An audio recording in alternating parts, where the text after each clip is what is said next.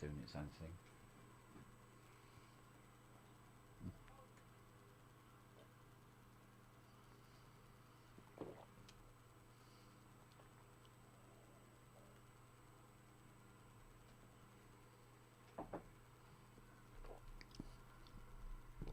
Let's have a look. Yeah, okay.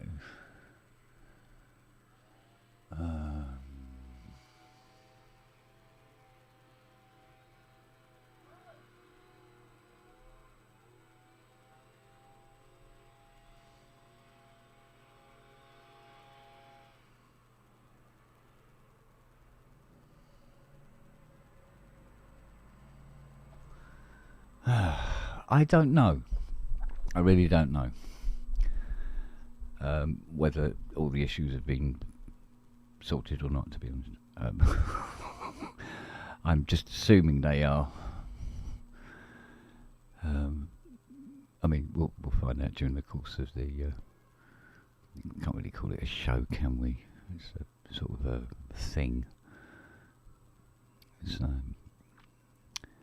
but yeah, hopefully, a lot of it is fixed, and see what occurs. So I might actually get round to doing some writing by the weekend. So I think there's a couple of little things that I've got coming anyway. I've got some speaker-on connectors that I've got to fit. I must admit I was unaware of what the hell speaker-ons were until yesterday. So never had to use them before, I suppose. So I'm going to fire up the Adam Audio monitors when I do mastering, but they need these speaker-on connectors. Okay, I'll get some speaker-on connectors. The other thing, hopefully is coming today, is the USB for the Rolly, because the USB I got for it, which is a 5 meter high data one, it's a normal straight one. I need a right angled one because there's no room between the mod wave and the rise for both of them. So teach me not to check before I order, which I'm renowned for, by the way. So yeah, so it looks like we're getting there, bit by bit by bit. The drum machines seem to synchronise now.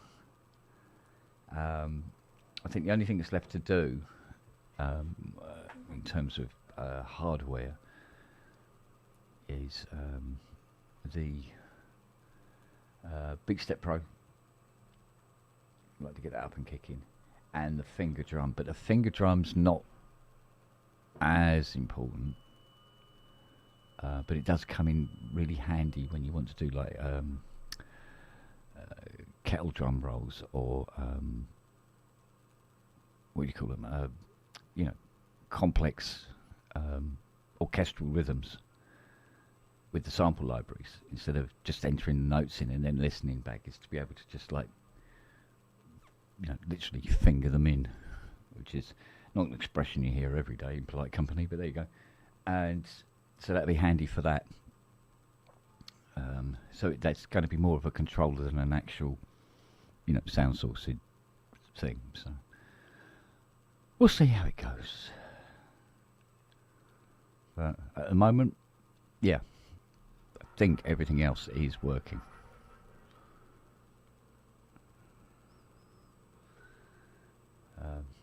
Although when I fired up the computer about 2 o'clock this morning, the camera image was upside down, which was a bit weird. But it turned out to be the camera software. I must have accidentally clicked on something that's turned the image upside down. So I'll get it all figured out. So it seems to be all right now. You know, hair isn't standing up or anything, so I'm clear. Obviously, it's the right way up.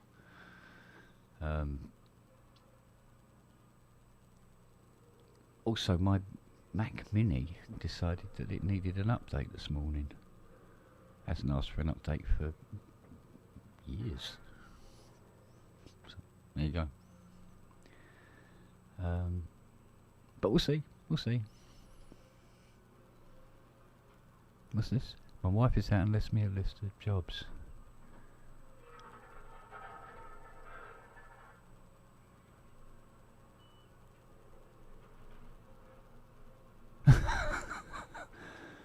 Yeah, well, it depends on what the jobs are, isn't it? I mean, it's getting the jobs done and sort of glancing over.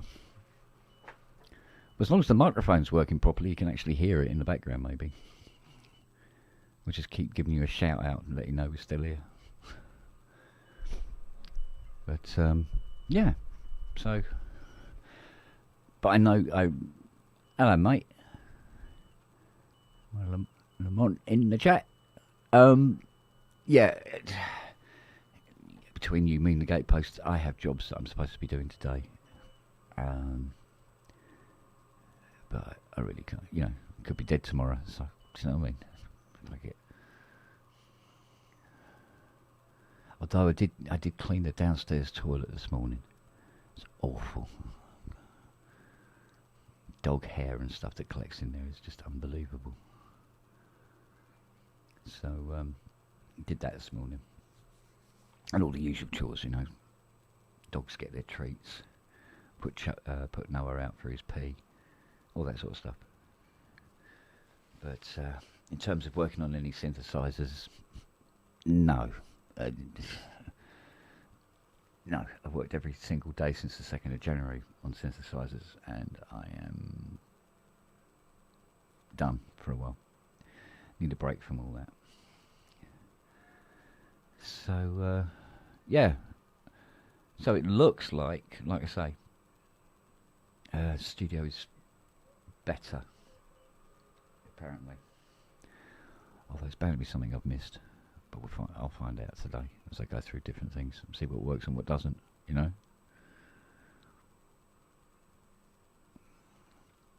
Oh, you've been through the same. Yeah. I must admit, every time I've done it, like, I really must do something in here about this. This doesn't work and that doesn't work, and that's in the wrong place. And I need to move this and move that. And then you start doing it and you go, why did I take this apart? Why didn't I just leave it as it was before? You know? But I think I'm at a point now where it looks like it's kind of there. So I feel a bit more confident about actually sitting down and doing some composing, and hopefully that will pay off. So I still think I've got to do something about the NAS drive though. It still feels to be unnecessarily slow, and I haven't worked out why. Did some reading up on it, and it seems to be connected up in the right kind of way. But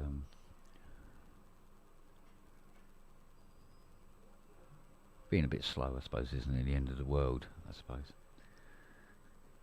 But, do you know, it's a wonder I can see where I'm going with these fucking things.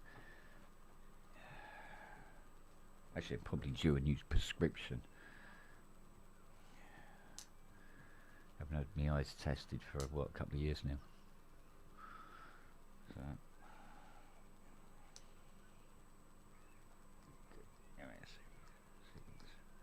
Right, I might be able to see what I'm doing now. So there we go.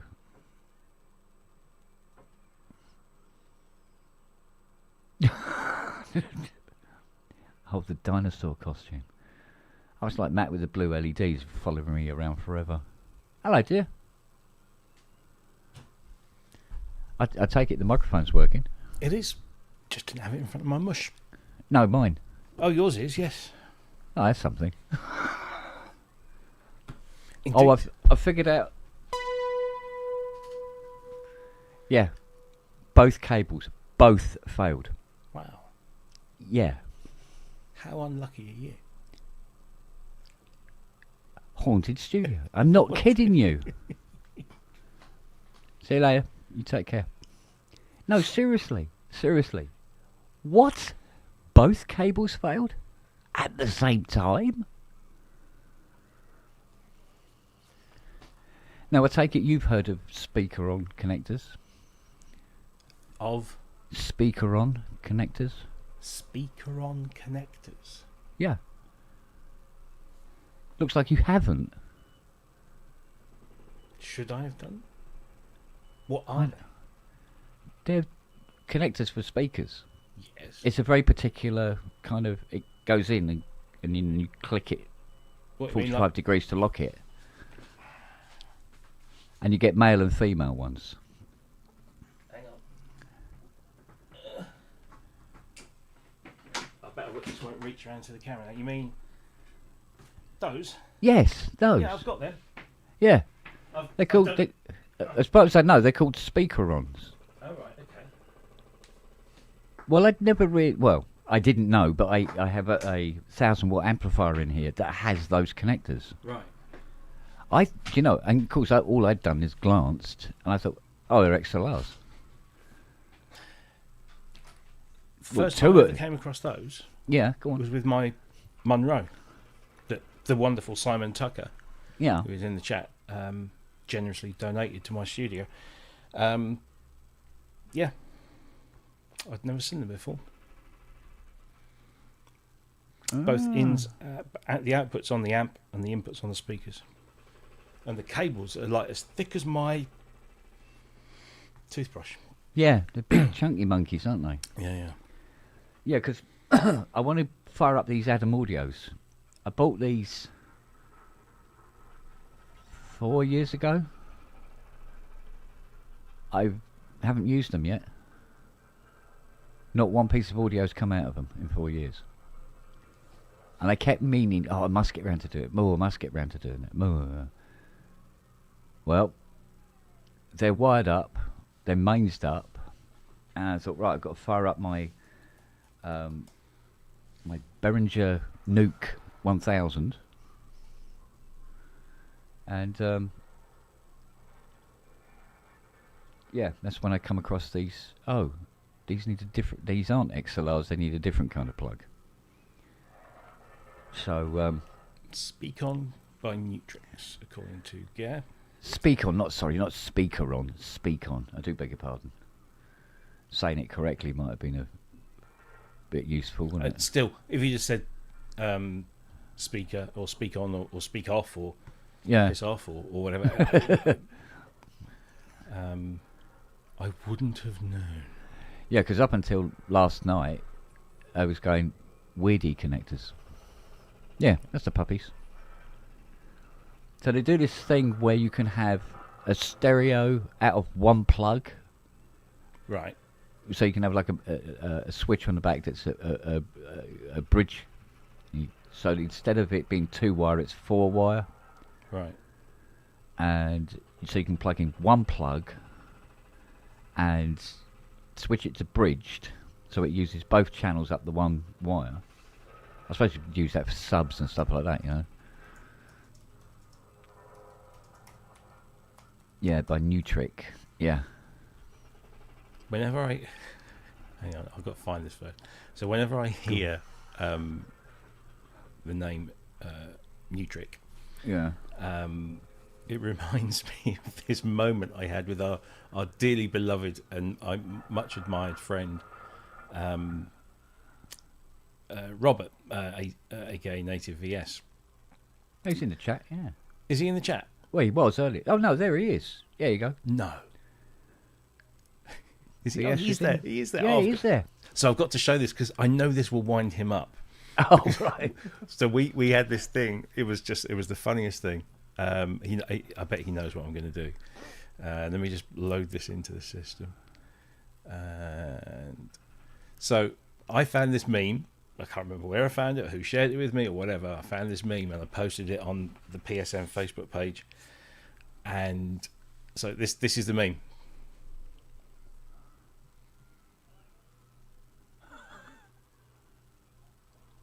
Right? You can't teach an old dog new tricks.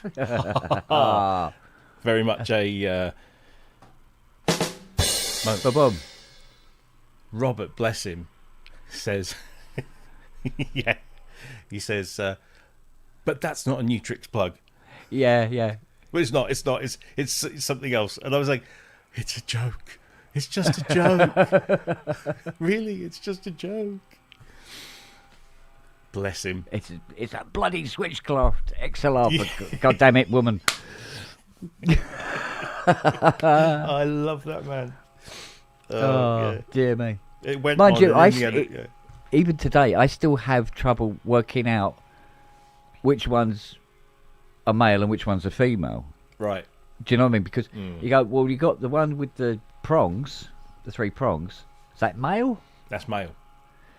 The one with And the then you got L's the one is that female. received it is female. I go, Yeah. I can see that. Yeah, okay, I got it. Yeah. I always have to look and go. I'm trying to remember the last time I had sex. What is the most sort of like familiar thing about this? I was just, funny enough, looking for male XLRs into a 3.5mm stereo jack, and it's the one cable. I've got the other one. I've got the female to stereo. Yeah. 3.5mm. Have you considered converters? Do you know, I had a bag full of converters of all sorts of shapes and sizes, and over the years, I stupidly lend them out to people or whatever. Oh, look at this! You've made him come in. Oh no! I'm going. That's it. I'm gone. See you later. Perfect. Hello, my darling. Do I need to leave now? No, because I got like XLR to 1/4-inch TRS, which came in handy in a few places, but yeah, I've got so many different. I had to buy a whole bunch of XLR to 6.4mm TRSs for my speaker correction box. yeah.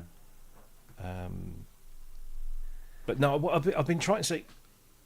I had this brainwave. I was looking at my desk today, thinking, how can I just clear some of this stuff off? And I realised that the 1010 Music black box, that little sampling thing there, would sit nicely on my Astrolab on the blank space where there's nothing there. Yeah. Just sit there nicely. I thought, now if I could hook that up, I can use that as a drum machine whilst I'm playing the Astrolab. And I can actually sequence the Astrolab from the black box as well, because it's a sequencer. Yeah. And so I've been and the Astrolab has a 5-volt power socket on the back, so it will power the black box. So I don't need an extra power cable. And it's really Okay, cool. Only problem is I'm struggling to get. I can't remember whether the audio inputs on the Astrolab pass through to the audio outputs, or whether they are just sampling only. I can't remember, so that's why I was just about to open the manual. Yeah. But I still can't get the MIDI to trigger, and I don't know whether that's probably because I've got 3.5 TRS to 5-pin MIDI, and it's probably A when it needs B, or B when it needs A, if you know what I mean. Yeah. So I might have to use the adapters instead. But just sat here thinking, yeah, that needs to go somewhere. Oh. Okay. Talking about fun plugs. Talk about what plugs? Fun plugs. Oh, fun plugs. I suppose that could be the same thing. You know what this is? No, yes. It's not an audio plug. No, it is. Is it? Well, I mean, it looks similar, and it's the same size. It's quarter It's got a inch. ball on the end. Yes. It's a lot easier to pull out. No. So it's designed that it doesn't short the jack when you're pulling it. So in the UK, this tends to be known as the GPO or phone plug. That's yes. Yes. Right. Okay. But Having worked at BT, I should know that. well, otherwise it's called B gauge with B gauge. with a normal one referred to as A gauge, or American and British gauge if you want to be. Yeah. Robert, you know far too much about these things that. It's almost like this is quite important, because if you plug a normal A gauge into a B gauge patch where you can fuck them over, you basically destroy the springs in it. Oh, okay. Well, isn't it anything to do with like maybe voltage? Like I mean, on a phone exchange thing, there's probably a bit of juice going on. Well, no, 48 volts. Yeah. That's where phantom power comes from. That's why it's 48 volts. Yeah. And there's me Because- thinking it was Andrew Lloyd Webber that came up with that.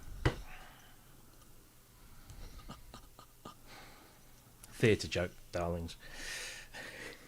I'm going to the theatre twice. Terrible. Twice in 7 days. I'm going to the theatre Royal Drury Lane on Sunday. And then I'm going to... What, I was going to say, Hercules? what, the hemorrhoid operation didn't work out? No, I'm going to Drury Lane to see Randy Feltface. Uh-huh.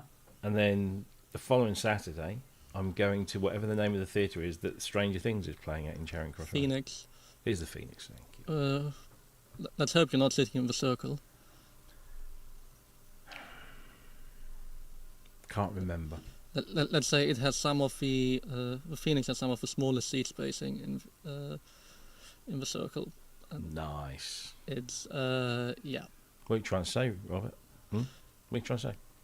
I mean, to be fair, you're not that tall, so you might not have that much of a problem with your knees hitting the row in front of you. But let's say it's not all very about the nice. girth.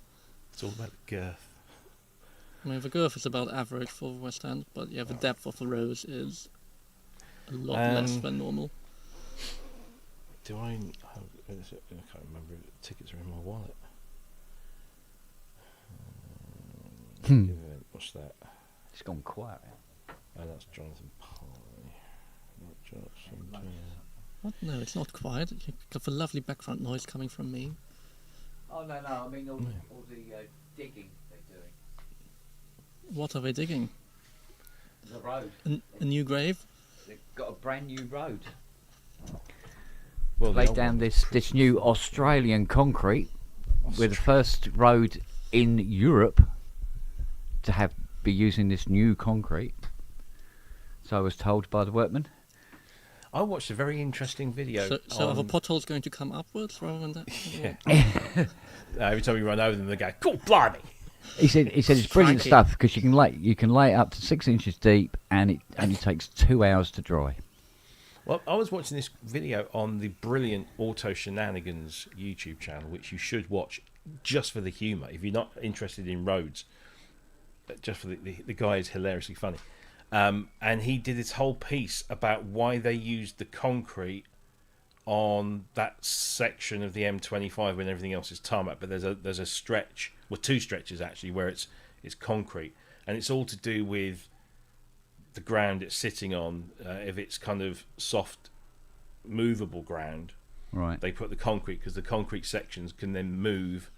But unfortunately, what they didn't, it's the best surface for that stretch of road, but they didn't factor in that things would move eventually, that the things would start splitting and the bits of the rubber they put in between start degrading and they can't shut the road to replace it because it's far too expensive and it would cause inordinate amounts of disruption.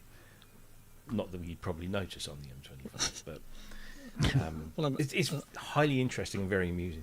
It's well worth a watch. I mean, you have similar things like in South Germany when it gets in the Rhine Valley where it gets suddenly very sandy, and you suddenly feel like has somebody replaced my tires with eggs, or why you have like these seams every 5 meters. Yeah. That is one of the ways of making it actually last. But Yeah. it's a bit weird when you go from very nice motorway to suddenly.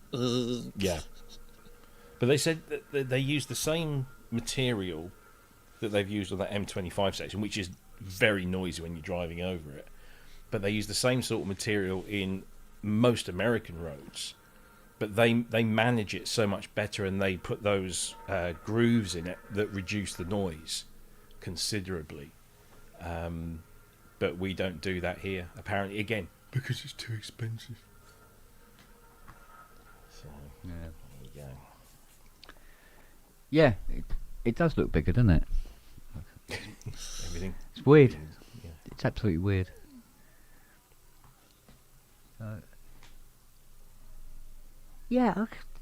Damn. What was it that happened last night? I was going, no, what? Oh, I know what it was. was playing the keyboards, and then suddenly they got slightly quieter, and then just started to distort like a bastard, right? And they were all distorting dreadfully, and we're going, oh, what's causing it? So I'm looking around the mixer and everything like that. Well, nothing's changed, nothing's been moved. All the levels are the same. Play it again, and it's all going like, you're playing it, and it's like over the top of it, right? So I'm looking everywhere. Do you know what it was? Lily had sat on the headphone cable and pulled it out slightly, so it was almost touching the other channel, and it was just going.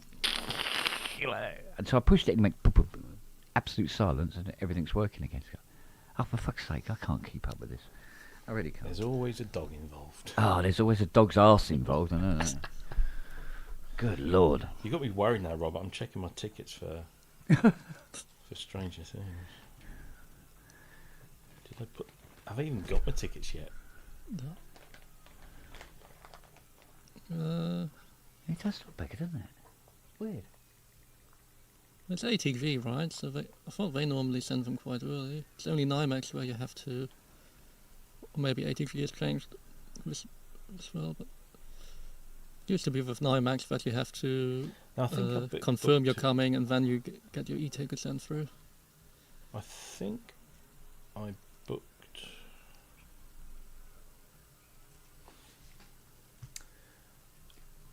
It's the same company I booked my tickets with through at the Palladium.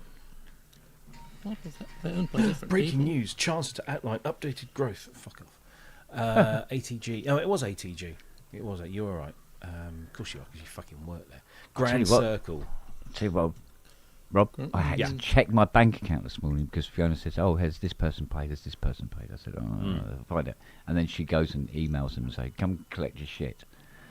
And I looked and I went, there is enough in my bank account now to buy a Leviathan. And A what? Sorry. A Leviathan. No. Leviathan. There you go. Okay, all right. Leviathan. It's a Leviathan. Like that's a Hydra. It's a Leviathan, And I'm going, yeah, there's enough. Well, to get the scent and the dog food for next month. Dog food comes second. So your Grand Circle, is that good, bad, indifferent? I think Grand Circle is third level, right? Which is slightly better. Okay. I think Yeah, Royal Circle is the worst. He goes and sits in his seat and goes, "This looks surprisingly like a cubicle in a toilet. What is going on here?" Yeah. Oh, wait a minute. What's that flushing sound? Yeah, I'm not in the dress circle. I'm in the... Grand Circle is a bit better because that was redone from the original Victorian, but... And I think I'm on the end of the row, so... So you at least can spread outwards. Yeah. So what? Are the rows squashed up a bit so you can get like an extra row in at the back? Yeah, sort of thing? I'm at the end of the row. Well, it was... The main problem is that many theatres, they were built to what was acceptable in Victorian times. Oh, okay. And people having been shorter. And also poorer, more smellier people higher up in the theatre. Well, no, that's the whole point. Yeah, absolutely. So That's why rises, that's why you have different staircases, so that the smelly people... For the smelliest people, you use the separate staircase to the posh people. Yeah. It's like, I think Phoenix only has 3 staircases for 4 levels, but like Apollo and Lyric, I think also Gielgud and Queens or Sondheim now, they have completely separate staircases for all levels. Which is then always a lot of fun when it's also very annoying when you're inside trying to go from one to another. You're like, on the wind time's always the best way, or the easiest way. If you're on the 3rd level, you just climb over the seats up 1 level. because it's such an arse pain to Yeah. go down 2 floors and up 3, 4 floors again to Yeah. go to the top level. When we went to see Stephen Wilson at the Palladium, I got a box, and that's another corridor and staircase down from the other corridors and staircases. Well, it's more of a Palladium when you're the other side, as when you have to walk all the way behind the circle, and then Yeah. you're getting around with a massive bar behind the circle. Yes. Yeah, So, and at then least it's I'm not in the chic seats. when you're that side as well, then the nearest exit is going past stage door at the back, which is always fun because you come out obviously a completely different side of the Palladium. Yeah. Yeah. Which, if that's where you want to go, it's convenient. If it's the wrong way for you, then it's very inconvenient because Indeed. you're probably quite lost from Oxford Circus. If that's where you want I've to. been through the stage door at the Palladium and got all the way into like that reception area to then be told, "Oh, sorry, we've reached our limit," because I got AAA passes to Stephen Wilson and Adam Holtzman, who plays the keyboards. I was his guest, and unbeknownst to him, there was a person limit for fire safety regulations, and they'd already reached it, and so we kind of stood there going, do you want to wait till somebody comes out? No, you're right. It's fine. It's the annoying thing about Lloyd Webber and now also the Delphont Macintosh Theatres and ATG and even NIMAX now is getting more and more professional. It's like you can't just walk in anymore. As I mean, 2 or 3 years ago, you just, I'm here for this and this. Yeah, walk through. Yeah. Or if it's the last day of a run, I'm here for the get out. Yeah, just go through. Down you go. Just no check, no nothing. Just come on in. Well, theatre people, they're generally okay. Well, I Generally. mean, it's gotten quite bad over the last 2-3 years. Really. Yes, intruders. So I think most theatres are now on some form of access control even. Yeah.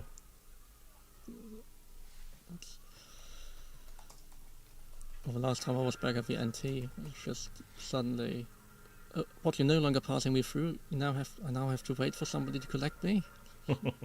Just to go for a booze upstairs? Well, this is disappointing.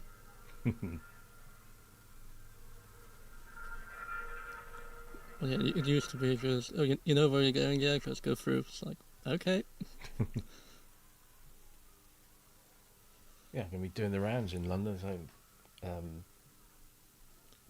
Drury Lane on Sunday, Phoenix the week after, Hammersmith, Odeon, Apollo, whatever it's called these days, the following day after. I think Apollo. But Is it the Eventim Hammersmith Apollo? Eventim Apollo, yeah. Yeah, it's just the fucking Odeon, isn't it?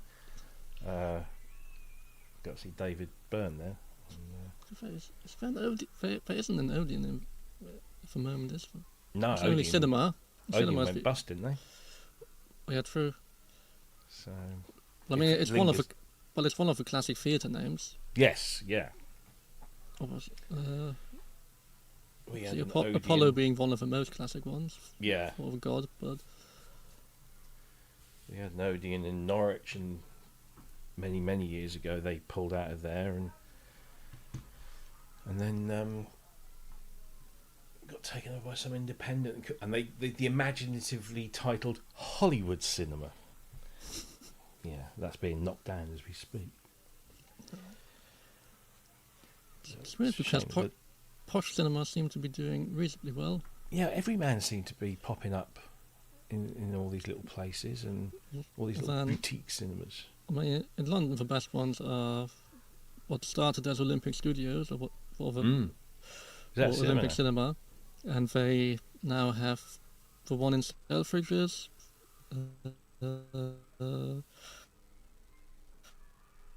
that's the power station, and one in the Arches as well.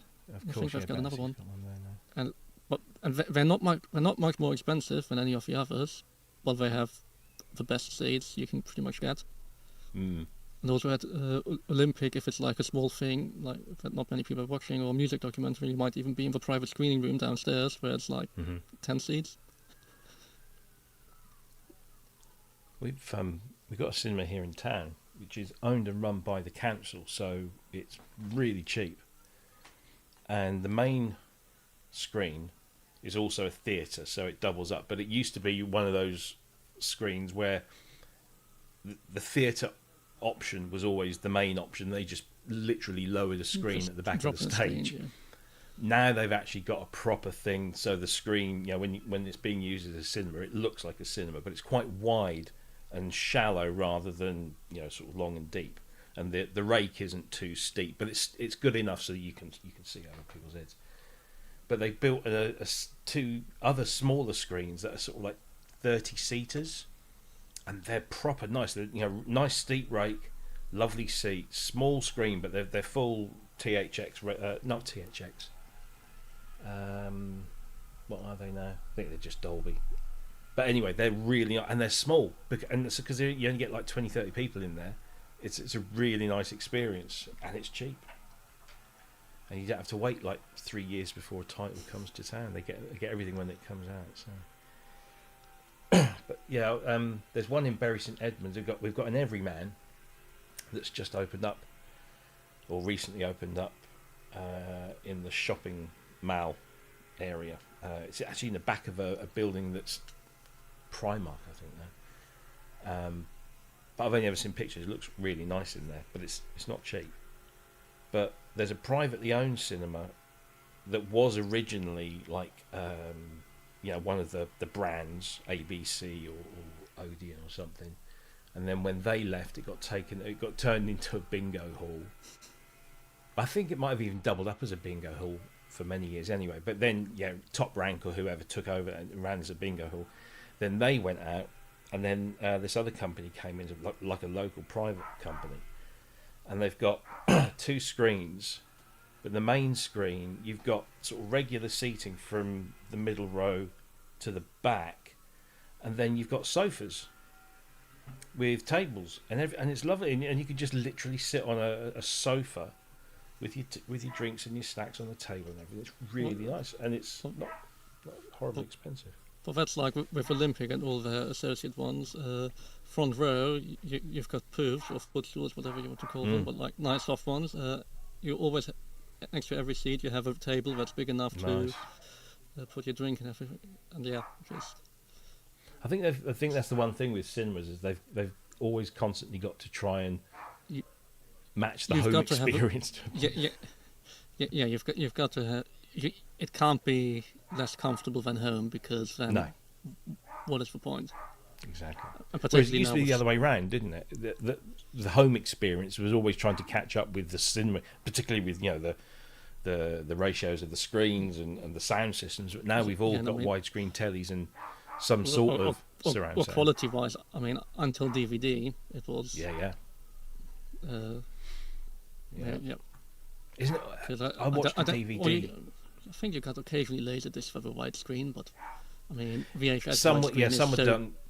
It was at that period pointless. In the early 90s that widescreen was becoming a thing. I remember I've not got them anymore because I literally threw them away.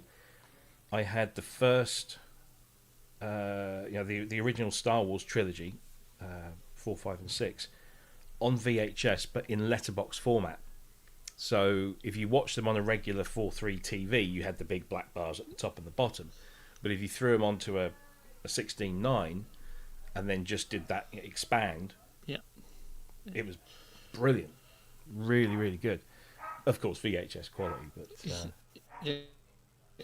from the quality that you're losing like a quarter of your resolution. But it was amazing. I mean, back then it just felt, oh wow, especially if you got. I mean, your alternative was that or not. Yeah, exactly. Or a TV broadcast, which are terrible pan and scans. So, yeah. Have you seen they've officially announced that the original theatrical cut of Star Wars, which has not been shown in cinemas apart from one occasion, I think it was last year at a special event, is making a commercial re-release next year. to celebrate the 50 years because it's 77, Yeah. 2027. Wow. And they're bringing it to IMAX. I saw this thing that says coming to IMAX in whenever I don't get the 2027. point because it's widescreen. Well, Why- this is what I'm thinking. Why are you just going to broadcast it 235:1 because that's how it was originally released? Are you just going to stick that on the screen on an IMAX? If so, yeah, okay, I get it because it's a big screen. To be Well, fair, have you it actually means fucked you around with means you can sit in the front third of the IMAX theater. That's always what I have at BFI. It's just if it's if it's something that's properly done in IMAX, then you can't be in the front third because you're just going up you're and like down that, aren't you? Yeah. all the time. Whereas with Oppenheimer, I thought actually front third was probably a better choice because you just there's a bit of eye candy above and below sometimes. Yeah. And Yeah, but yeah. then it wasn't as confusing when you're missing it. Whereas Yeah, I think I when I saw everybody Oppenheimer- who saw it for the back of a BFI just said it was so annoying when it's just like when it crops in and out and in and out. yeah, Whereas for me, further forward, it was just like, well, you see a bit more peripheral vision, and when you don't have it, then it's Yeah. fine. I'm not entirely sure I understand this drive towards IMAX, which is essentially getting closer back to the 4:3 ratio. Well, I can't remember what the IMAX ratio is now. It's 190 to something or other. I think for Chris Nolan, it's just he can and gets people into a cinema. It is a unique Yeah. selling point. Yeah. But I just think that the 235:1 is very close to a human's field of vision. It's about 160 degrees or something. So if you put your hands to the edge of your peripheral, and then up there, you kind of get a box that's around 235:1. So that makes sense because then you're sat in the screen. If you're in sort of like front and center, you're seeing your most of your field of vision is occupied. But this thing about it gives you extra height. Well, yeah, I get that.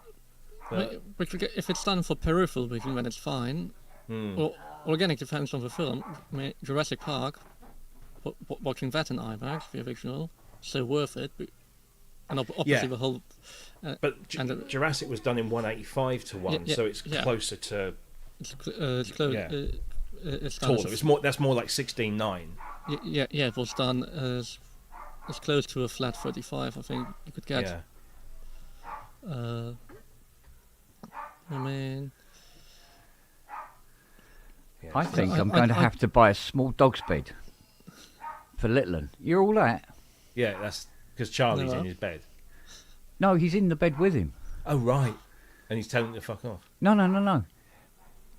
He's been given it all this because I've been at the bottom of the stairs ready to come back up, but Madam nattering at me. And he wants to come up. So it's still going on. Bless. So I thought if I get a little dog's bed for him, Yeah. he can curl up under there And drop next his to the guts. Naz, drop his guts. Dear, through dear. any orifice possible. Oh, we found out what that was all about, actually. Fiona goes, oh, well, you see, there was... she goes, you know that chili you had? I went, yeah. Well, there was some left over, and he was just sitting there going, oh, can I have some, please? So I gave him some chili. I said, how much did you give him? She goes, a fair bit. I said, well, he may have liked it, It came but through. his digestive unfiltered. system wasn't so keen. Jesus Christ, it was bad. She goes, so it doesn't happen often, thank Christ.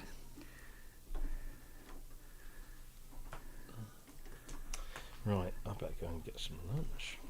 Is it that time already? It's getting that way. Good Lord. Overrated. Yes. I thought the nattiness might have shown up by now. He is busy. He said pub's on, but he said his exact words were, "Can't stand that fucking." His exact Sorry, I'll words. leave. Haven't even talked about blue LEDs Won't yet. be, and unfortunately got stuff to get done. So Ah. So he's Wait been a a minute. busy boy. he's a busy boy. Oh, so we can talk about blue LEDs. Yeah. Happy 303 day, everyone. Again? I know, it happens every year. Same day. My log if I want to know what your mic is, Robert. It's a AKV Working. D190E. It's famously featured on The Professionals. It's a mic that looks nice. It's got, do you know that design underneath the head, that kind of column thing.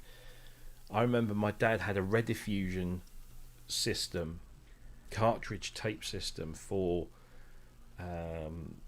playing back music in the restaurant, and it also had a PA mic, and it looked very much like that. I mean, yes, but handling noise, because wires in the shop is absolutely awful.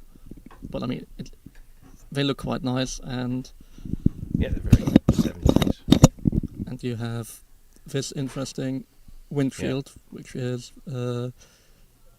it's these small metal beads that are assembled as a windshield. All right. That are mostly acoustically transparent, and that is about the coolest thing about it. But it is not a great microphone.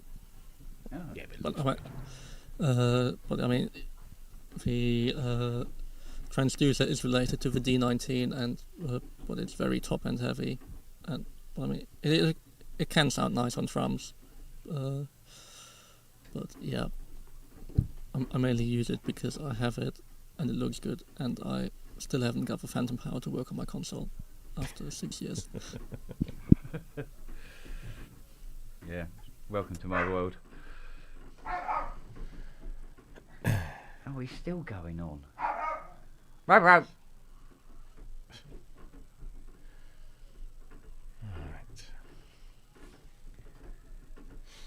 Good lord, the difference is actually palpable.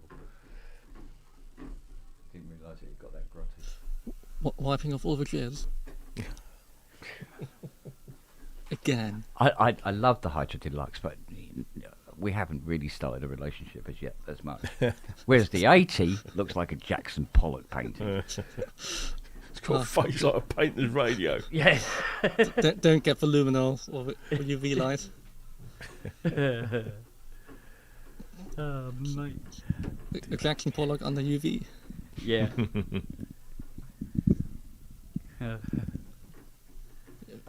Oh dear, look at that. Yes, so the actual reason I don't have Phantom working on my console though is because the fuse holder, out of the 7 different ones I've already bought from Shorter, it seems to be impossible to find. Oh, it's missing the top bit that holds the actual fuse, and it's like trying to find that actual model, which they haven't made since the 80s, I think, seems to be impossible.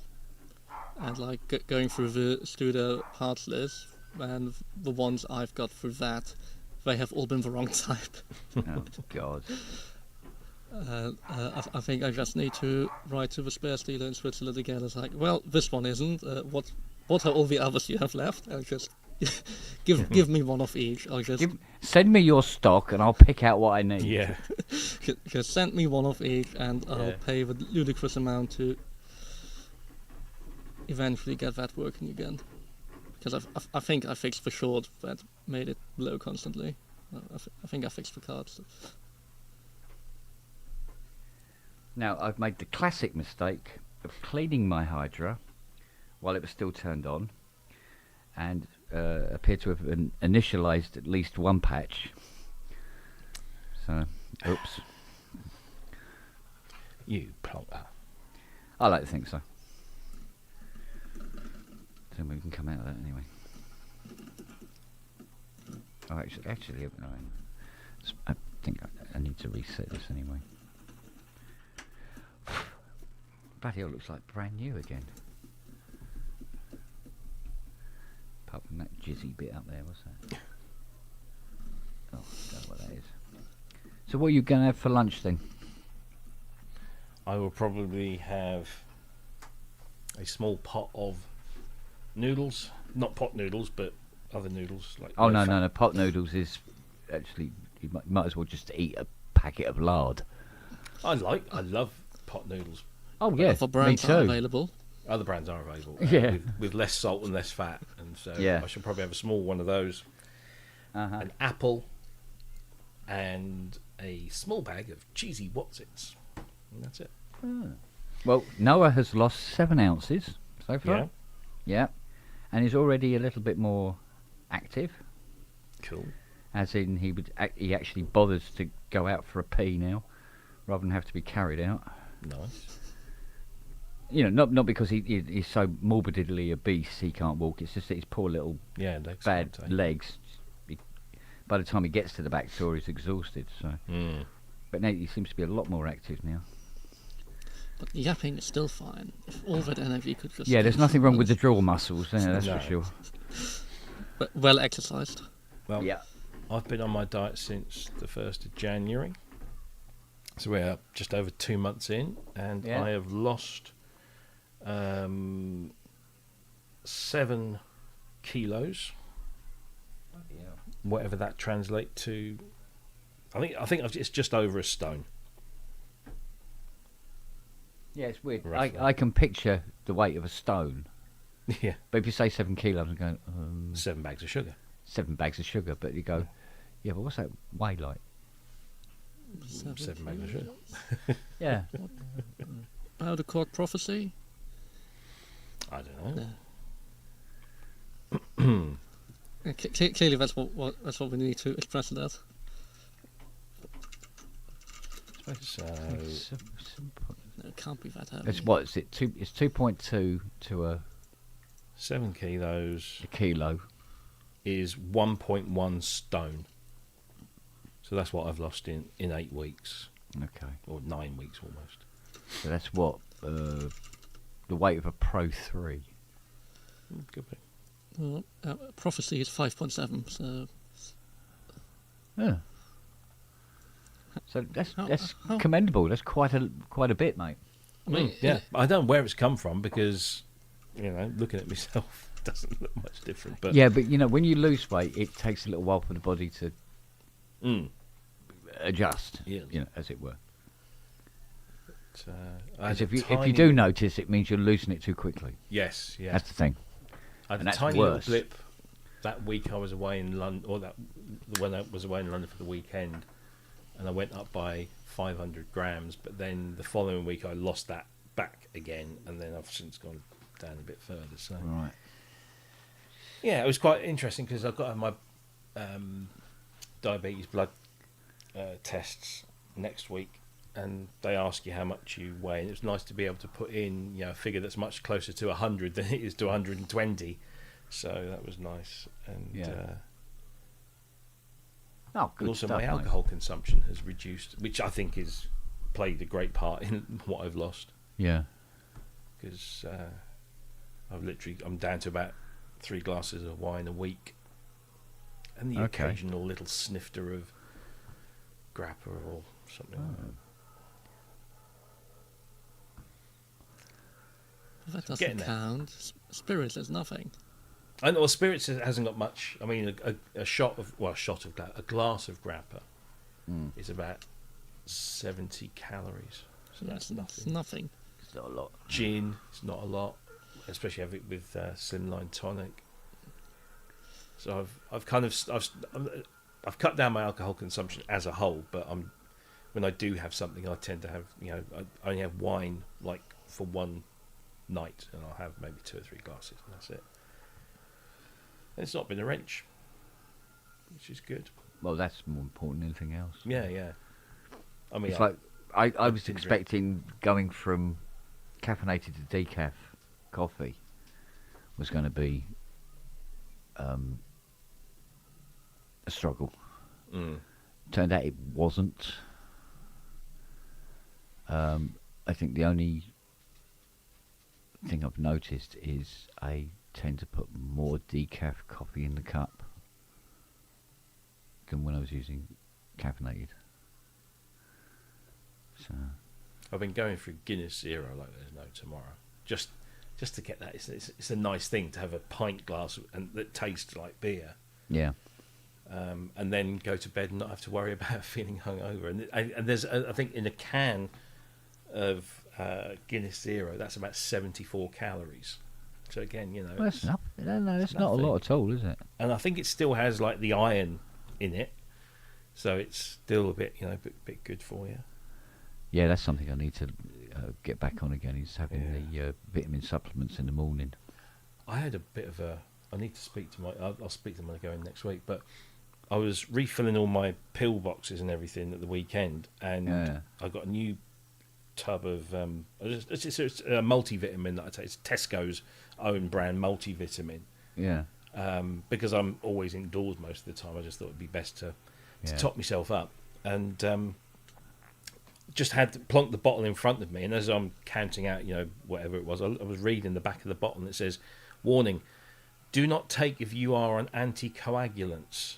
I'm like, I've been on anticoagulants for a few years now because of my heart condition.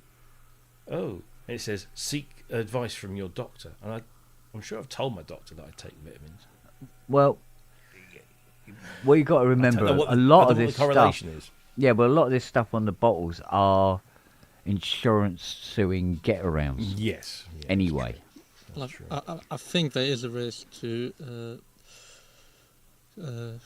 get cardiac arrest from it, but I mean that's normally one of the simple ways of murdering elderly people. Just give them lots of vitamins. Yeah. And interesting. But there's risk of getting run over every time you walk out the front door of your house, so it's you know. I mean, it is one of the classic things to get one's inheritance earlier. Mm. Jack, give us the vitamins. No, that's horrible. So you can inherit her shoe collection. It's, honestly, yeah. I mean, at $5,000 a month that it costs to in that home. Yeah. I mean, I know she still gets her pension and stuff, but it doesn't come close. Yeah, but when you look at the pricing of some of these homes, you go, hang on a minute. I detect a certain amount of piss taking going on. Well, we were sort of like bouncing the numbers around back in the day before we put her in there. And if you were to stay in a 3-star hotel with a light continental breakfast, and that's it for one night, it's around £150 on average. You can get it a little cheap, you can get it a bit more expensive, but it's about 150 quid a night. Yeah. Now you multiply that by 31 and you're not far off £5,000, except what you're getting in the old people's home is you're getting specialist care. You are getting 3 square meals a day plus snacks or anything you want. There's a free bar. Yeah. There's a free cafe downstairs with cakes and coffee and all this sort of thing. You get all of that stuff provided. You pay no council tax. You pay no TV license. You pay no water, gas or electric. There's internet and Wi-Fi there. There's a television in your room. There's a medical grade bed. I mean, you think about all of that stuff and then you equate it to just staying in a 3-star hotel. And actually, £5,000 a month isn't so horrific. So holidaying in an old people's home it is fun. Yeah. Honestly, if I get to that age and I can't be trusted to live on my own for whatever reason, stick me in one of those. I'll be all right. As long as my room's across the hall from the bar, I'll be fine. Yeah, plus there's the social aspect of it as well. Absolutely. Yeah. Instead of the home have got this. They've got a. I mean, it's a lovely building. It's a fairly, it's a pretty modern thing, but they've also got a separate building on site, which is like a summer house. There's gardens and everything. There's balconies that face, the sun during the day, sort of thing.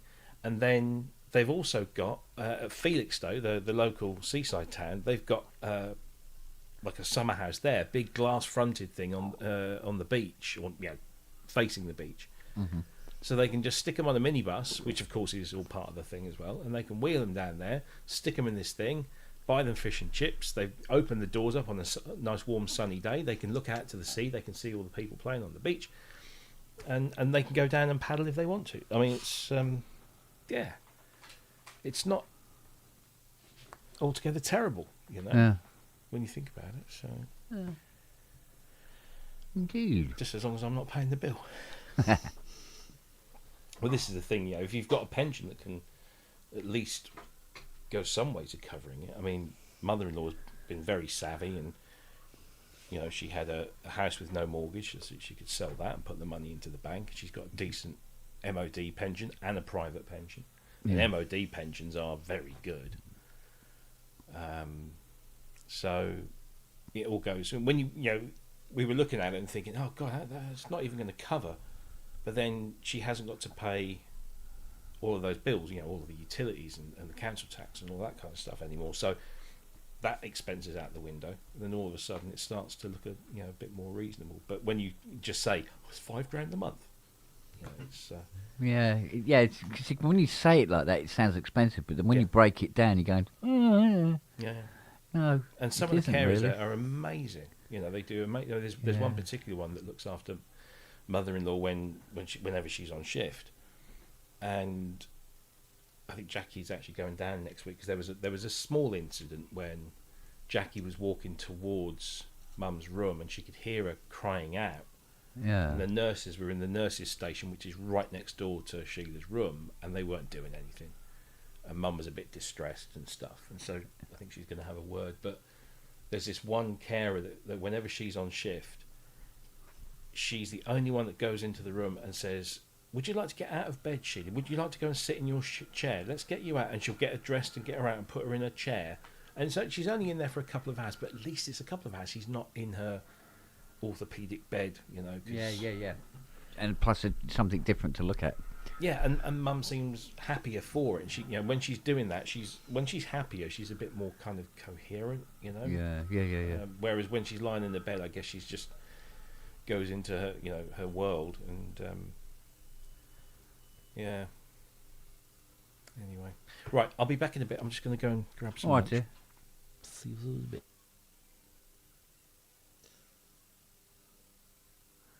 Oh, Matt's doing errands.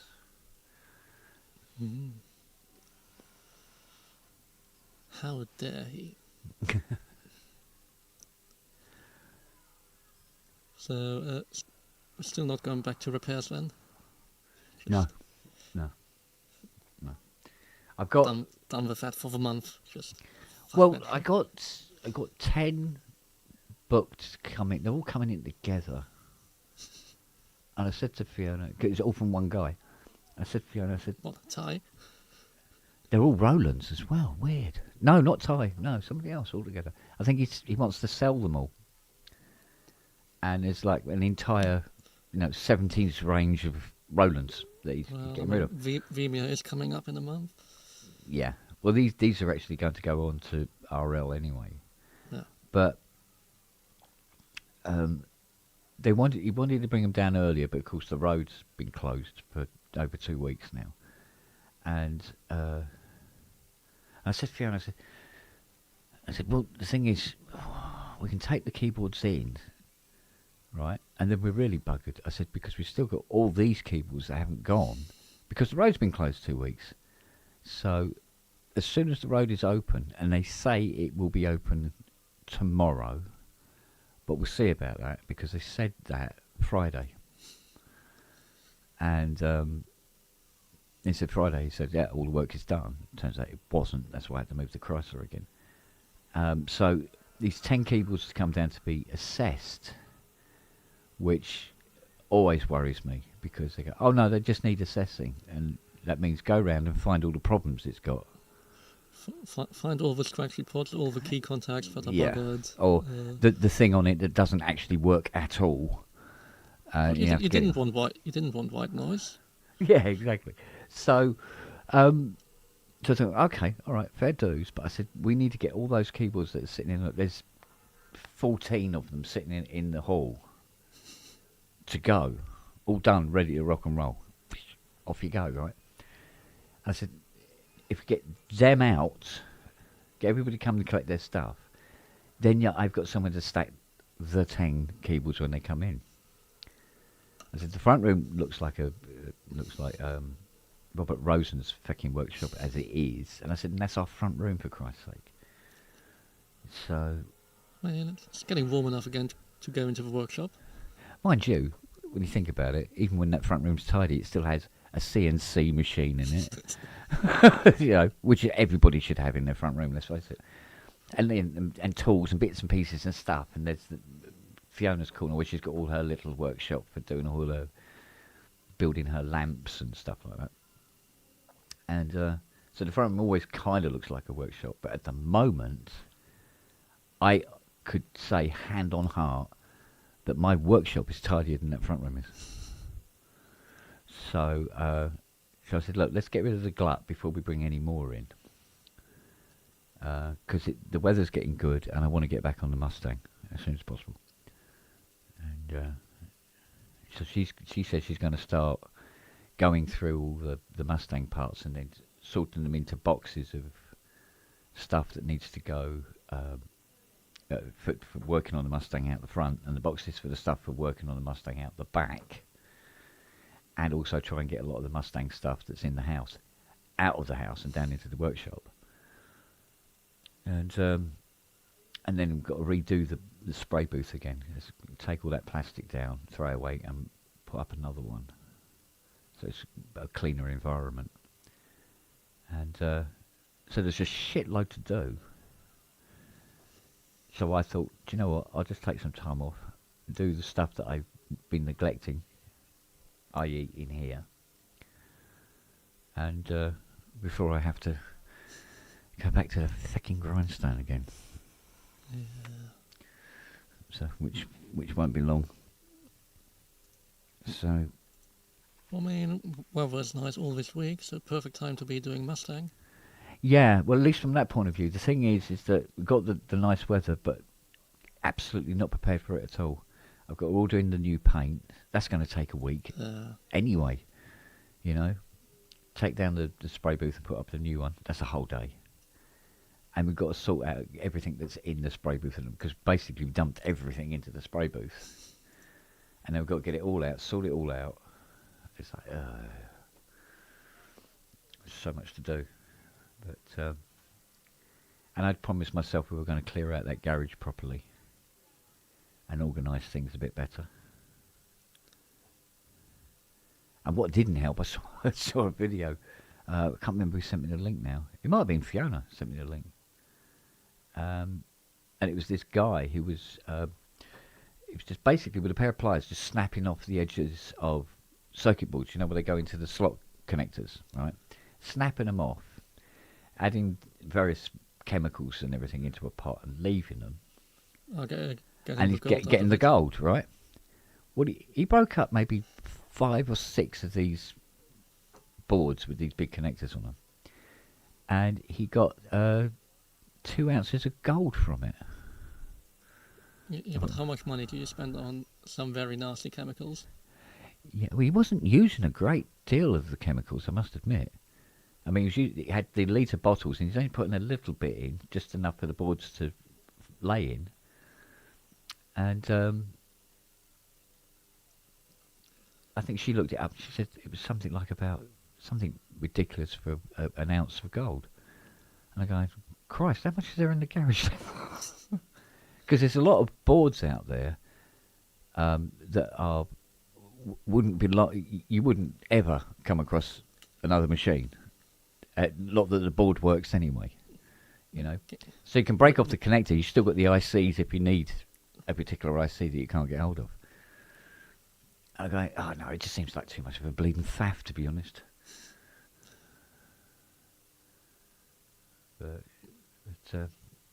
yeah, but that garage still needs to be sorted out. I still don't know what keyboards are actually in there. I still keep finding things and going, Ooh. who's this? Where the hell has that come from? And when Do you know at least what's in the attic and in the cupboard, or is it also? Ooh, didn't know I had that. No, I keep finding things I didn't know I had up in the attic as well. I must admit. See, I must admit, when my mum died, and then Fiona's mum died because she was living here as well, and a lot of stuff just had to go into the attic out of the way. And you know, you're pulling things out of the way, and then underneath, you know, there's a mirage there. What's under there? You know. So yeah, constantly finding stuff and going, cool, Oh, bloody hell, didn't know we had that up here. What was it I tripped over the other day? Yeah, this UMIG projector. In its box, all together and everything like that. I go, Christ, I remember this thing. We used to watch cartoons on it in the front room. And it's like, bloody hell. Actually, I don't think UMIG projectors would fetch much these days, would they? I mean, you never know. Because I must admit, I was approached by a chap who should remain nameless about getting into doing servicing and restoring reel-to-reels. And I go, reel-to-reels? Who's using reel-to-reels? Turns out... Everybody. Yeah, they're very, very vogue, aren't they?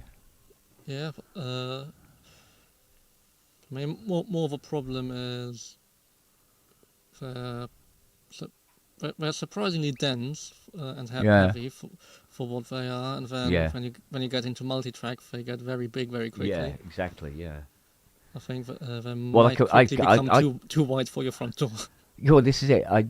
I mean, if it was a Studer A8E8 or something, it's like, mate, I don't know, we'll have to take the wall out. But I can remember, because I used to have a Tascam, was it 3440? Yeah, you have a classic. And I remember that sort of like around the room. It wasn't light. I'm getting a bit long in the tooth now to be humping great big things around. I mean, I now really actually I have to get Fiona to help me now to get a CS80 up onto the trolley. Whereas before I just like, right, up you go, boom, yeah, under, and off we go. Now I'm going, can you help me get this up? I'm there going, I can't get it up anymore. So it was the story of my life. So yeah, there's something for you to clip, Matt. Yeah. So fortunately you don't get a lot of 80s come in, but when like the one I had last month came in, I couldn't get it up on the trolley. I had to get Fiona to come down and help me do it. Well, assuming it was going to be fun getting that one down. Yeah. Oh, that, yeah. Oh, at least with that one, I can take all the keys out of it and the power supply, and that's then really manageable. Half a weight. At least. And, I mean, that's how I got it up here, to be in all honesty. Whereas when you're loading it up, loading it up on the trolley, take it to the door to actually go, it's like, I'm not taking it all apart again just to get it up there, to put it all back together and hope I don't disturb anything. So at least when I do it with that, it'll be in the front room, I'll put it back together, and then I can go through it because it's technically a workshop that I've left it in. So, and everything's okay, boom, bolt it all up and then stick it at the door. But yeah. At that point, do you want like the piano mover belts, where you just have to hook them on and make the lifting actually a lot more sensible without having to lean over as crazily? Yeah. If you've ever seen them, they must be, particularly in this country with tiny staircases, getting pianos up must be even more annoying. Well, I mean, I must admit, next door they got a piano, and I think it's a Yamaha. I think it's a black Yamaha one. Probably a U1. I mean, most in the world. In these houses, let's be realistic here. You wouldn't bring a piano up here in this kind of house. Yeah, you'd have it in the front room. It would be in the front room again very quickly, because this is just very thin chipboard on the beams, and the beams ain't wonderful. So, yeah, they got theirs in the front room as well. But I imagine they still had a little bit of a struggle getting it in, because our front doors aren't very wide at all. I mean, even here, getting the console in through a front door, that only it just about fitted sideways. Yeah. Without spinning it around, I think. I can't remember, or did we have it vertical and... I don't know, I might have actually had to do it vertical and then spin it through a bit, but the corridor is just about as wide as the door, so that wasn't helpful. Uh-huh. I think we took the door handle off, definitely to get it here into my room. Took the door handle off to avoid that part, because God, bloody hell. Although, looking at the door hinges, I don't think they're locked at the top, so actually it would have been easier to just hoink the door out. But Well, I must admit, we did struggle to get the GS1 out. That was a bit of a dodgy thing because of all the keyboards that were in the hall ready to go, where people hadn't bloody come and collected them again. They all have to come out of the hall. And I go, well, look, we've got the GS1 set up on the trolley ready to go in the front room. Where are we putting these keyboards? So we had them out the front on the driveway. There's about 100,000 quid's worth of keyboards sitting up against the walls out in the driveway so we could get this GS1 out. Which just it makes it all the more bitter that I never got paid for doing the bloody job. no. But and then I have to bring all these Jupiter 8s and OB8s and everything back in again, stack them all up in the front room, in the hall rather. So, Yeah. and I'd always get this thing where the doorbell would unexpectedly go to the door and the guy go, oh hi, I've come to pick up my Jupiter 8, and I go look at the line and go, oh, the Jupiter 8 is the one that is done, but it's in the workshop. Yeah, hang on a second, and I have to go off down to the workshop, and pick this fucker up and come in, fighting dogs and doors all the way. You know, it's fucking exhausting. So dragging dirty great big 4-trackers and 8-trackers around, it's not appealing. Must admit. So, I mean, they were offering good money. So I said, oh, no, if you'd be... And I said, well, the thing is, what I know about... The problem is it's good money. Reel-to-reels... Yeah, but what I know about reel-to-reels, you can write on the back of a postage stamp. I mean, I can learn it, but, you know, it's like... But you know your thing around electronics, and you know your thing dealing with mechanical. Yeah. Right? I mean, you know what a motor is, and you already know more than a lot of electronics repair people. Yeah, but you know those little tricks that you learn when you do a job? Every day, yeah. That missing, you see, when you start and you have that kind of knowledge missing, it draws out the jobs considerably. Yeah. You know, and it's that aspect of it. It's sort of like, because I mean, I can, like, I don't know, Jupiter 8 comes in, or an OB8 or something like that, and I know all these little tricks. Well, so when it's repaired in less time. Weird things when you. Well, yeah, exactly. Yeah, but when you've got a Jupiter 8 that wants to do this really stupidly weird fault that you'll never ever see again, and go, yeah, well, I know how to fix that fault, but you'll never see it again. You know you won't. But yeah, but it's all these little things. It's like with the 80. There's thousands of little things that you get. Oh, if you do this, you won't have a problem with that later, and so forth and so forth.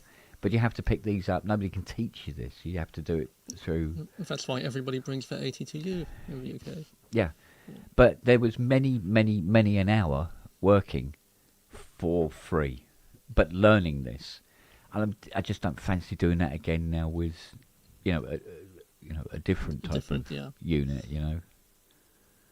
So I don't know. But also with reel-to-reels, I mean, the money is there if it's the bigger ones with the expensive name on them. Yeah. But then also they are the bigger ones that are heavier and annoying. Well, you see the other aspect of it as well. The big studios that have the big machines, they either have a tech on hand that they know of in their Rolodex or whatever. Nobody uses Rolodexes anymore, but you know what I mean. Well, I mean, yeah, in the past they used to have somebody in-house. Yeah, they'd have somebody in-house. Or if there is a tech, they would prefer them to come to the studio to repair their machine rather than have to unk it out and then drag it halfway across London. Drag it out and then get it broken again on the way back. If it's like an Ampex or a Scully. Yeah, exactly. But I mean, yeah, that's... I mean, knowing my luck... That's the thing, the beautiful ones that are very broken, they are also the ones that, when you move them, they're the ones that break. Yeah. I know my luck, I'll get the little 4-track TX and Tascams and stuff like that. To be fair, Little cassette ones, you know. Well, but they're like 4-track, like 3140s or whatever. Yeah. They're like grand upwards if they're semi-working. Yeah, there's certainly money in them, for sure. Yeah, it's obviously if it says Studer on it, then I mean that is like the Moog Yeah. in terms of brand name. You just put that name on it, and everything becomes more expensive. Yeah. Yeah, but I must admit, I mean, from what I've seen anyway, it looks like the arse is beginning to sag in the vintage synth market, in all honesty. Or the fact that you see Jupiter 8s for less than 10 grand, and it's just like, what? Yeah. Yeah. That's been like, at least 15 years that they've been above 10. Oh, God, yeah. I mean, they peaked at, what, 35? For an exceptional one, you know. It must have been 2008 or 9 the last time I saw one for like €8,000, and it's now come down to like, I think there was some for like £8,000. I put a lot of it down to, you know, reissues. Software's getting better. The hardware's been getting better. There's more opportunities to, you know, grab something for, well, peanuts in comparison to the, you know, the actual jobs. And the difference is so minimal, so marginal. It's like it's not worth arguing over almost. Well, also better new stuff. But that is because I mean, Jupiter 8 is very boring. Prophet 5 is very boring. I mean, they sound good, but they are ultimately very simple and boring stuff. I mean, if Jupiter 8 had, you know, USB and you could have CC controls for every control on the front panel, maybe, and the auto tune actually really didn't need to have the auto tune and stuff like that, slap your arm off. So when something that's very, very similar to the original Jupiter 8 comes out and it's a 50th of the price, hand it over. I'll have one of them, mate. I'm a bit surprised that Prophet 5 Rev 3s still are as high as they go for since the Rev 4 came out, because I thought it would have killed the market more. I mean, it dropped massively, but I thought it would have been worse. Or maybe it's people still clinging on to, well, it's a Rev 3. How they're just like, yes, but the Rev 4 the difference between the two, in terms of sound, you don't really you're not really able to tell the difference at all. It's got the same oscillators. It's got the same filters. Yeah, exactly. I mean, the AA series. The envelopes are all digital, fine, but so Rev 2 I can still understand because the oscillators. Oh yeah, no, it's a completely different kettle of fish. But of course, the Rev 2 comes with all the shit. Yeah, it has the sound, but it comes with the crap. And then the Rev 4 does have a filter of. Well, that does have an SSI filter in it. I think it's a 2144, which isn't. Well, no, it's 2140, but it's not quite 2040, but close enough. Oh yeah, no, it's close enough. But like I said, AS do a 3340. Yeah. And you can't tell the difference. You can't tell the two at all. Yeah. Right. But you can take an AS one, pop it in the socket in a P5. And it doesn't stand out from the rest of the VCOs at all. And the same for the filters. You put an AS 2044 in, 2040, you wouldn't know.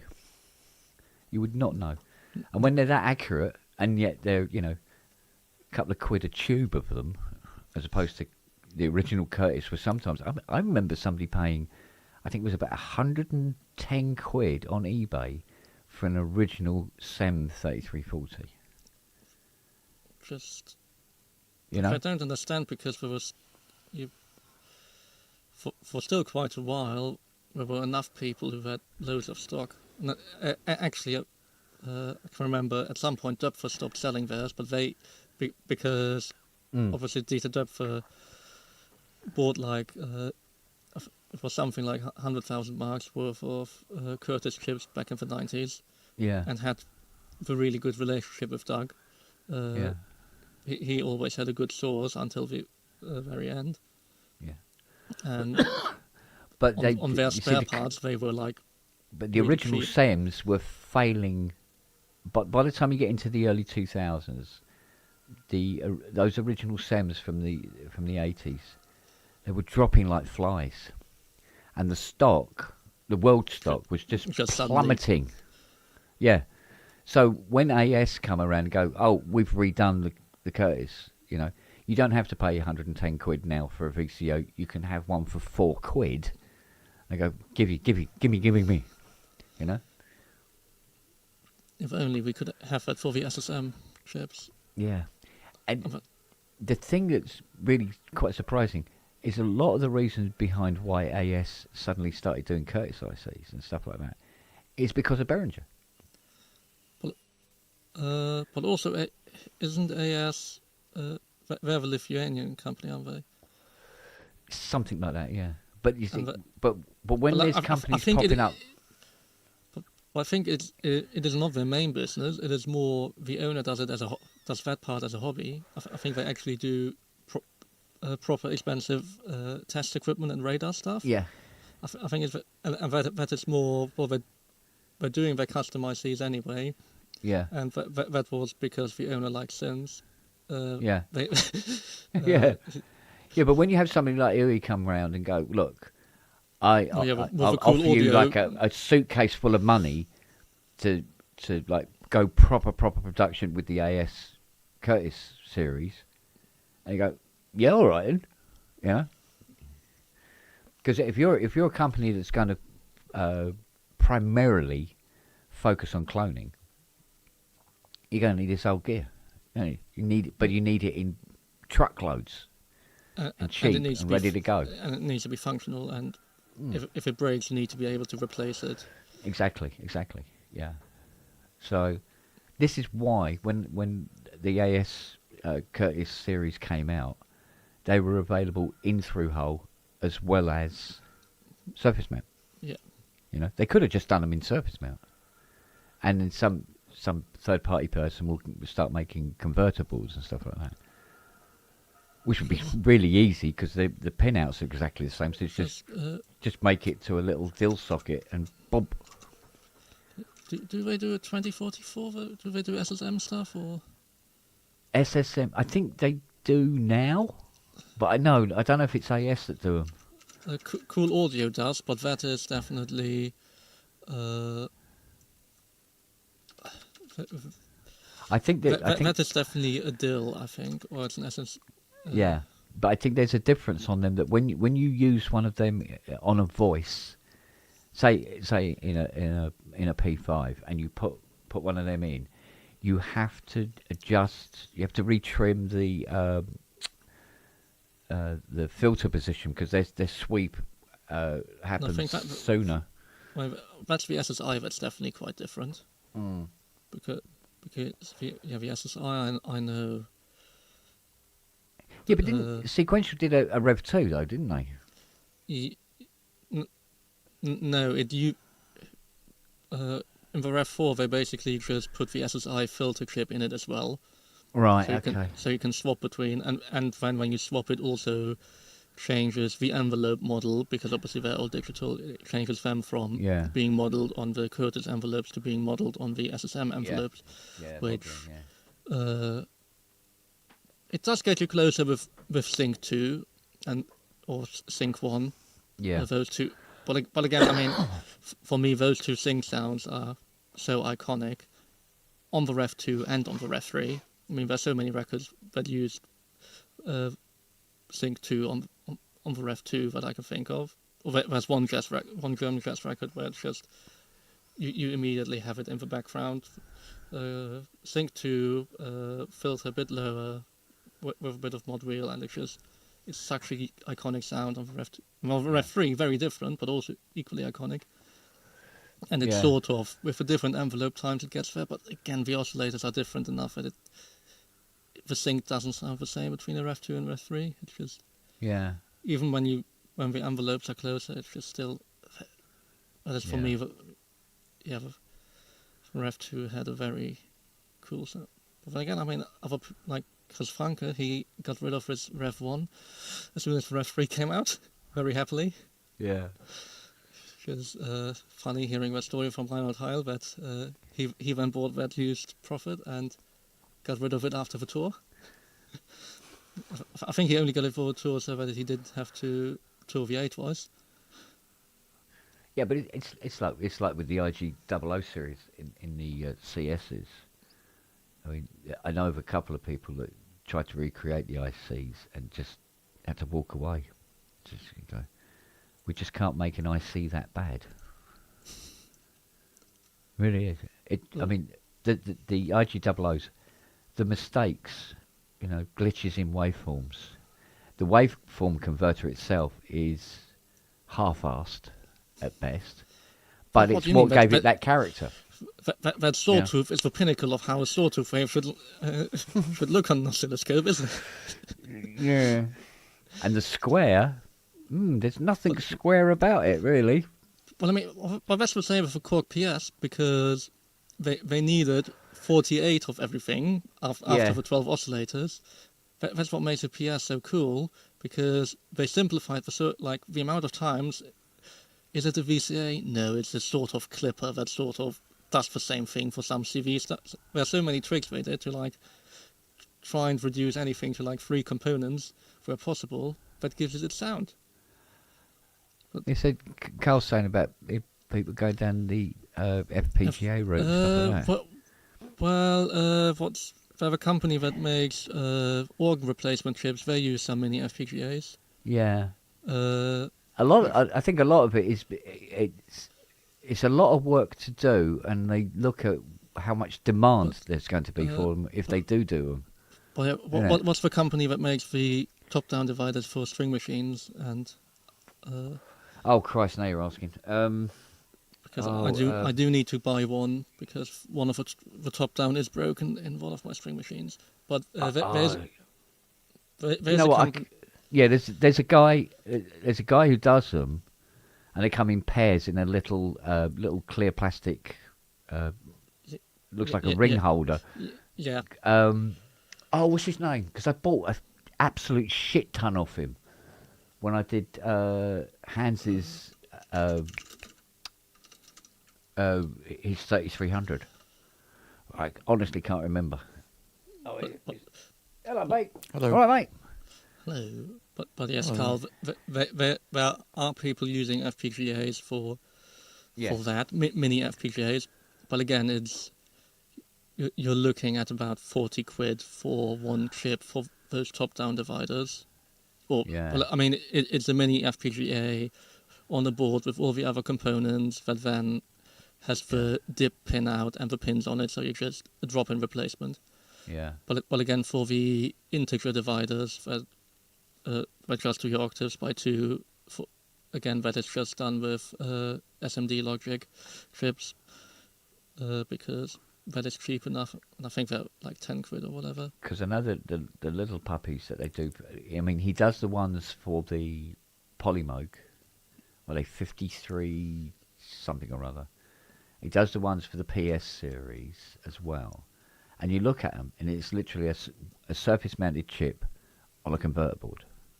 So they were making the chips; they were just not making them in through-hole. Mm. Not doing them in deal packages. Sometimes it's just it's a different pinout because the original pinout was not how you would do things nowadays. Where you would put power rails nowadays normally. Yeah, you're right. And all those things that. Yeah, because if I remember rightly, the output pin is different from the original. For whatever reason, they decided to do that. Flat keys, that's it. Flat keys, yeah. Right. Well, yeah, what was that other thing I used to about? See, DACs is another one. DACs are such a massive pain in the arse. They really are.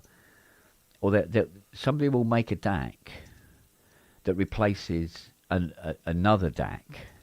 Well, it's a different pinout. But the pins are all over the shop. And you've got to go into a converter board and then into the socket. And then it needs some different capacitors for the filtering and other stuff. It's just like, ugh. Yeah. It's like trying to find these 3140 DACs. Obviously, 3140C. So far, I've spent 2 months scouring the entire planet, and I found one on eBay. And the guy said it's so rusted, he can't sell it to me. I go, well, take it down off eBay then, because I think there was about 38 people watching it. So he gave me my money back, right? We cancelled it all and all the rest of it. And funny enough, I did look on eBay, because I do it every 3 or 4 days and go, right, 3140C, see what comes up. And it's still there. And he's dropped the price. I go, what are you doing? What? Either it works or it don't.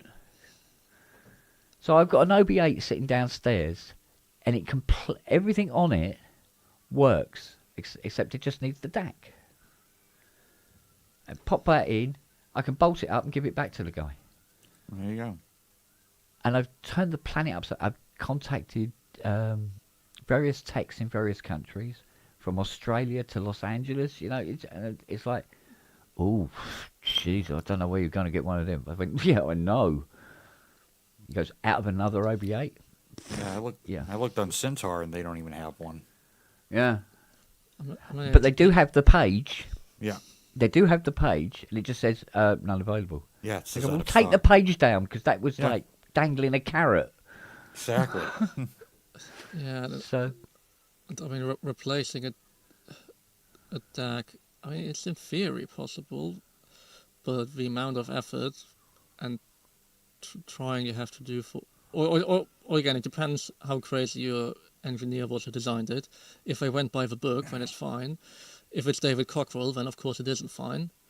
I.e., Mr. Ooh, this chip I can tri-state this chip in certain scenarios, and I can build a sequence out of it. It's like, thanks for the KS sequencer that uses a bug in a chip and where it tri-states under certain conditions, but it.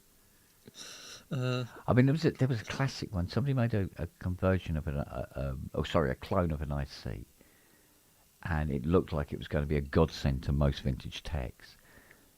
And when it did come out, we'll rush to the website. All these techs around the world going, yeah, like that, and they go, oh, it's got a 5-volt feed, but the sense that it's supposed to go in is a 15-volt.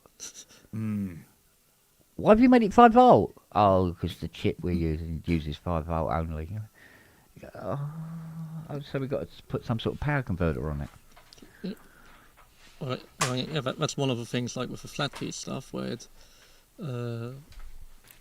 half the stuff you have on it is on the FPGA ones is boosted to get it back to the 8 volts or whatever it's supposed to be.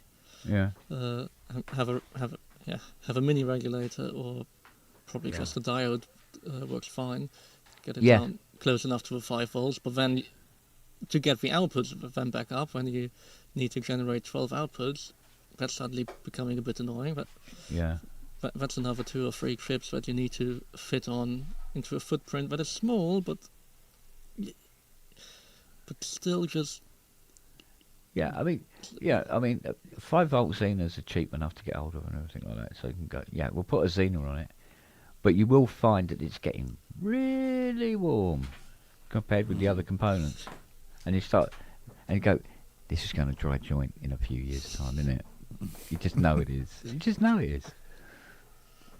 And lo, it comes to pass, and go, oh yeah, my octave dividers don't seem to work in my PSA 200 anymore. Oh. Yes. Yeah. So I don't know. Yeah, I do need to repair, because there's nothing like having too many string machines around. They all sound different and lovely. But the other aspects were always good. I mean, when I started out, none of these companies were doing any of this stuff. I used to have to do it myself, which was fun and interesting. But when other people started doing the stuff, and it was just I just order it and have it turn up, it made life easier. Like, for instance, brand new Jupiter 8 end cheeks. At one time of day, if I was doing a full restoration, I used to have to make them, which was easy enough. Micrometer, work out how thick they are, buy the aluminium in that thickness, To be fair, out of all Cut the them out. antiques to be doing, it's a relatively trivial process. I mean, expensive, but Yeah. uh, It gets a bit different when you get to things like the Juno 60s. They were a nightmare. that particle board with the laminate. Yeah, they were a nightmare to do. There's no two ways about it. But they were doable. But actually, I don't think any company actually bothered trying to recreate them at all. They just went, nah, fuck it, leave it. No, I think Synthwood used to make nice wood antiques for Junos. Yeah. Oh yeah, well, you could replace them with wood ones. Fine, yeah. But I remember actually getting the laminates, which was an iron-on laminate. But because these end cheeks was, these end cheeks had big lumps missing out of them, like they'd been attacked by a fucking shark, right? Did the Equalizer used to make end cheeks? You said Woodwood. Oh Jesus Christ! Are you standing in for Andrew? I guess so. At least I'm funny.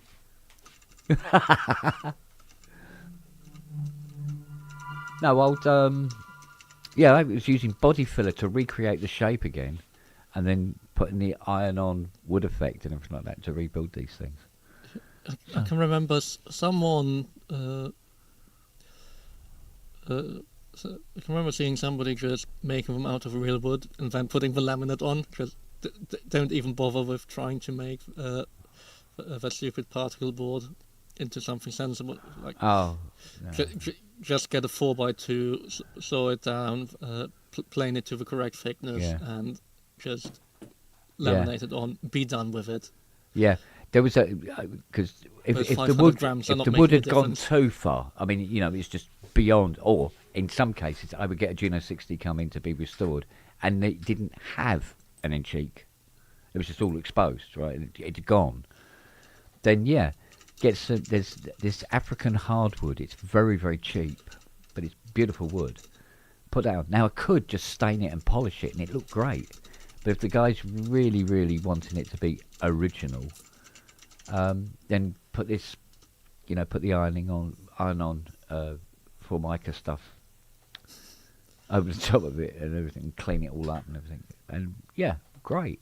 To be fair, that's the solution. Yeah, just get old countertops. Yeah, yeah, just have some of that, mate. So, Oh, you need some filler? Yeah, I just because it's weird. It's hammer weird. out some bit from a countertop. It makes you think so. I mean, back in the day when you could pick up a Juno 60 for 390 quid, right? Nobody was really interested in them. Nobody was really buying them. But there was a shit ton of them around, right? So, between me, Richard, and Custom Synth, The white ones. do them in white. We couldn't do them fast enough. Twice as much. Well, actually, a bit more than twice as much. I think by the time it was, book price on the website, and they were going out the door faster than I can do them. It was crazy. I mean, they were quite beautiful. Absolutely, I don't. I mean, the wood case for it, the white front panel, and everything, they did look the part. If anything, all that red and blue and stuff, and the silver and the black knobs stood out more because of that white background. And I think we did them to the 106s as well, and they were sold. Some of them were sold before I'd finished doing the bloody things. It's ridiculous, just because they were white. And then the next thing you know, Juno 60s are $3,000. And you go, well, we can't restore them now because you have to buy one in for say 2.5, and then do this all on top. And now it's starting to get closer to 4, and people are going, $4,000 for a Juno 60. Oh, I mean, how would you strip down the metal and then complete repaint and resilk? Yeah. It's all stripped down, powder coated, and re-silk screened. New case. I really upset my mum because she was going to do a roast chicken one day. She goes, "Where's the aluminium foil?" I go, "Oh, I don't know," because I'm you put the aluminium foil in the base, and gluing all that down. So these things were built literally from the base up, and everything got done, everything got cleaned, caps replaced, the works, you know. So you literally are having a brand spanking new Geno 60, and still sounded exactly the same as a 250 quid Geno 60. Do you know what I mean? But it was white. But it was white, yeah, and it had lovely wood end cheeks and all this sort of thing. So, but I must admit, I used to love doing that because it didn't take too much brain power to do it. If you know what I mean, there wasn't, fault finding. It's like your head's there going. Whoa. This was like la la la, and I'm out in the sunshine, got me benches out on the lawn, and la la la. Do this, not like do a that. lovely CS70. Yeah. I did that. CS70s, bastard things. I should just say sorry doesn't work and give back the one that's in the garage. I know. And I mean, like the CS70 that's down there at the moment, it's decided, for no reason whatsoever, I'm going to drop my -5 line from the power supply. Bye. Okay, why? Oh, I'm not going to tell you why. I'm just going to do it. Yeah. So which one of you components on this huge power supply is it? Oh, we're not telling you. Yeah, let's play a guessing game. And after that, you're getting to the point of that half the wiring is crumpling, and that's why you're suddenly randomly losing stuff. Yeah. The amount, like one of the modules on my desk, I spent so long trying to work out just why isn't this working anymore? And then like took it apart, and again it's like, but had the boards out in pieces, and it's just like, but it works, it measures fine.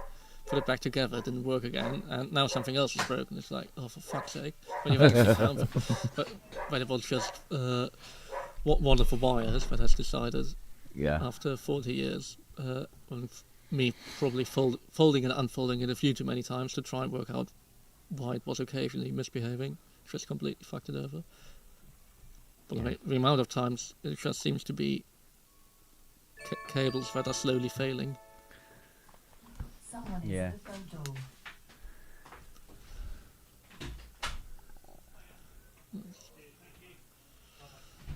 I know who's at the front door. It's Noah, ready to, fill Do you know his what would whole be office more with a Rama. Do you know what would be more impressive, though? If Alexa turned around and go, oh, it's blah, blah, blah at the front door. He's married with 2 children.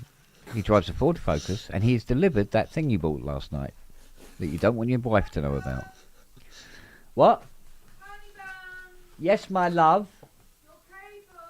Oh, thank you, my sweetness. And, can you throw it up so it lands on the landing, please? Thank you. Siri, bring it over. Yeah, Siri, could you collect the package for me, please? Unpack it and connect it up to the Rolly Rice, please. And don't let Noah anywhere near your office. Oh dear. No, I'm gonna have Noah in here. I think I'm getting him his own little bed. He doesn't like being downstairs by himself. More stickers. Whee! I'm sure you wear a gas mask and a hazmat suit. Do you know what? It's just a little over 2 weeks away, isn't it? 2.5 weeks. Or is it 3? Yeah, no. 25. Yeah, because I mean you're going down on Friday, so let's include Friday as being, that's all part of the Dawlish thing. So yeah, it's 2 and a lump. Yep. God, remember when it was like 12 weeks A away? year away. Yeah, well, yeah. And suddenly it's just around the corner now. I know. Right, let's go get Packages arriving daily now with goodies and stuff. I thought that was going to be the badges today, but it's not. It's We don't need no stinking badges. stickers. They came all the way from Treviso in Italy.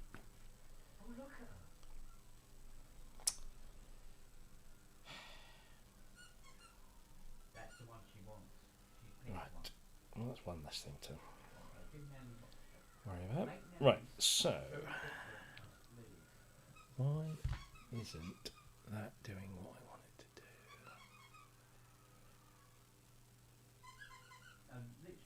Kent's got his toy again. Yeah. Which one? Fiona? Why would you add a No, she- squeaker to a dildo? I say Fiona doesn't make that sound when you squeeze her. It's usually like "Oi!" followed by a swift punch to the back of the head. And Ken going, "Oh, sorry." Yeah. Oh, sorry. Sorry. That was fun.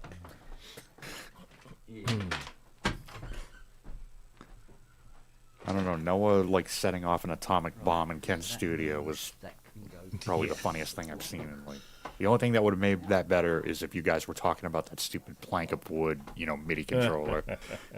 Yes.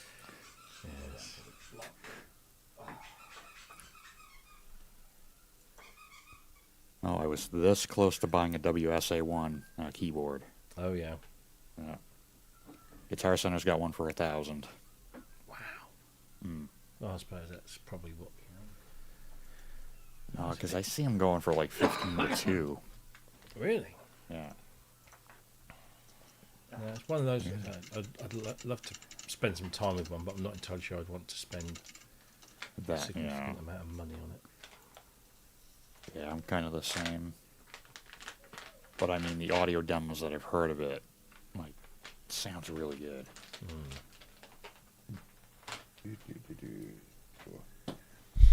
I must admit, I'm noticing now that USB cables that used to be £4 are now £8.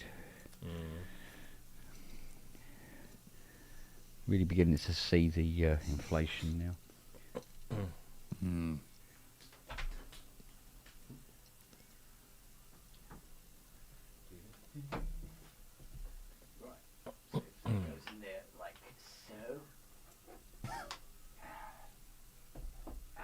There you go.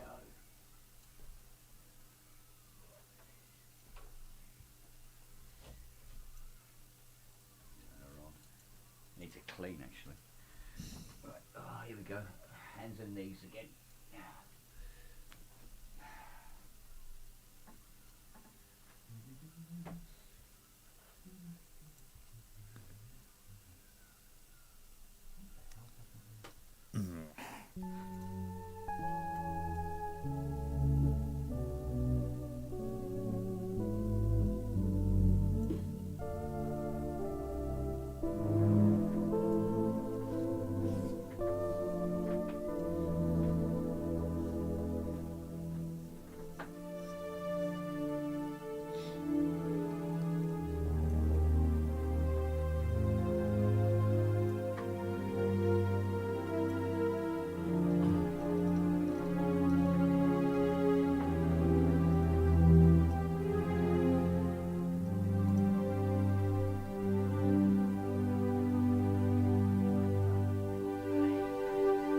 Now resolve to the Picardy third major, please.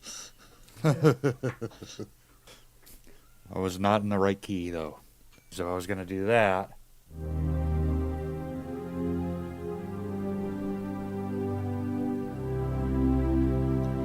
There you go. I was going to a major 5. No. And I was already in...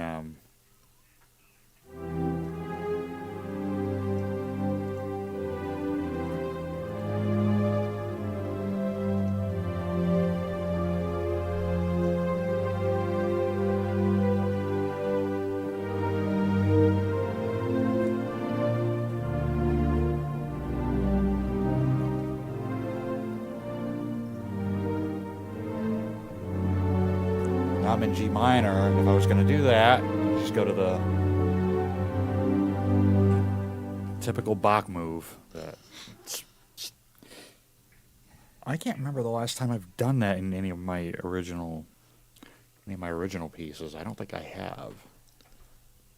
Yeah, I'm more of a classic Tangerine Dream one. Yeah.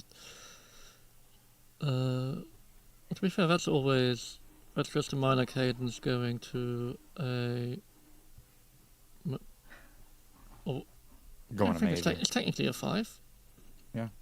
Yeah, because I mean it's just what 176 5 major rather than 5 minor ultimately for the standard Tangerine Dream thing. Yeah. So what is 1 6 1 7 6 7 5. I think it's the one chord sequence that half the 70s Tangerine Dream stuff uses. Right.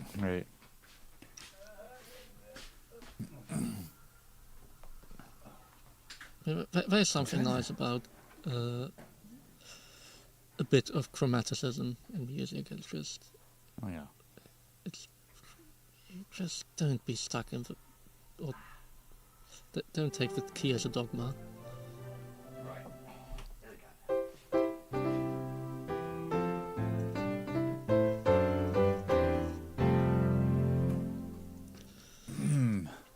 Or obviously go for the chromatic median to make all the gospel fans happy. Yeah. One of my favorite moves to do is I just used it in like the last piece that I released. This one, so I'm going 6, 2 major 7, no, 2 dominant 7 to 5, 1/3. If I wasn't gonna invert anything, it would sound like this. So I'm basically like just quickly switching modes and then going back. Again, it still very much like a Bach thing. Yeah. Oh yeah. Very much like an invention. Yeah. There's one Dirty Loops tune that they do that's just insanely like.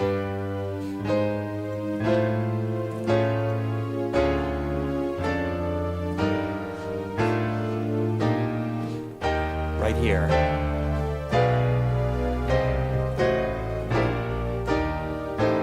It's when it first goes to that diminish, from here. Right here.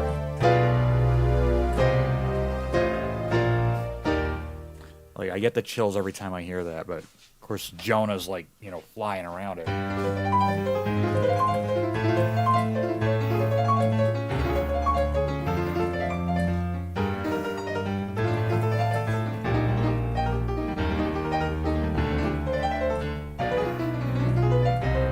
It's almost Chopin the way he plays anyway. Yeah.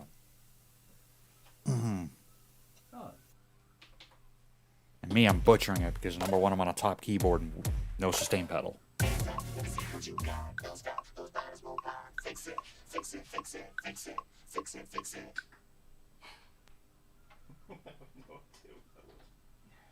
iRobot. What are you playing?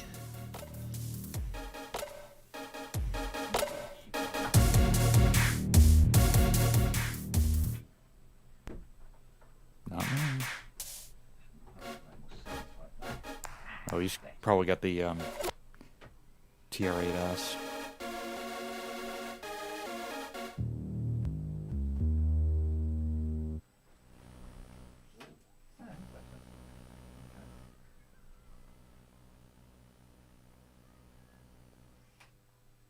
I'm just waiting to hear all hope is lost.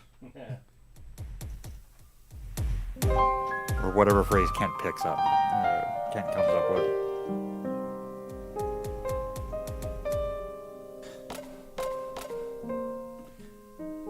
Now I gotta pull out mine.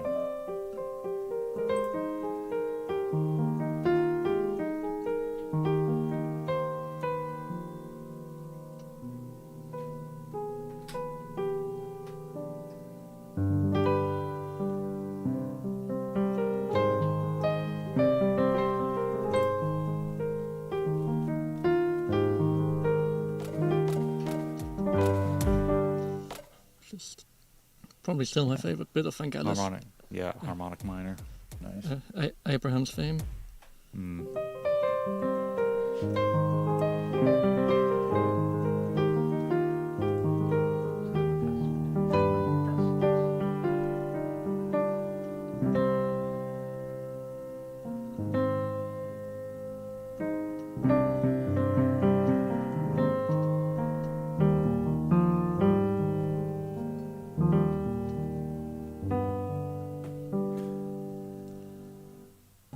That's not showing up.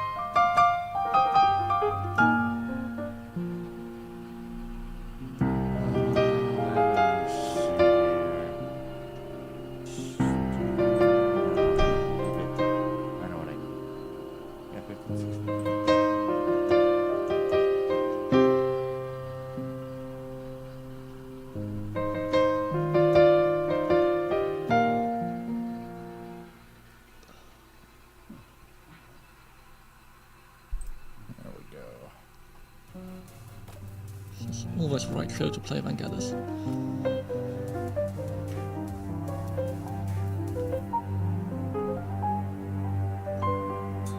Oh, somebody's in G.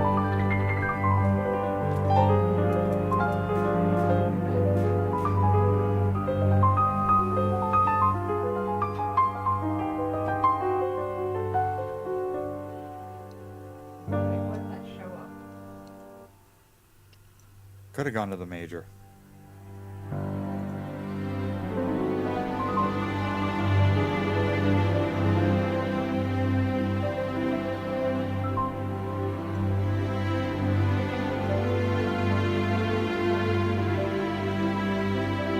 Show up there. What's going on, man? Why are you not showing up, man?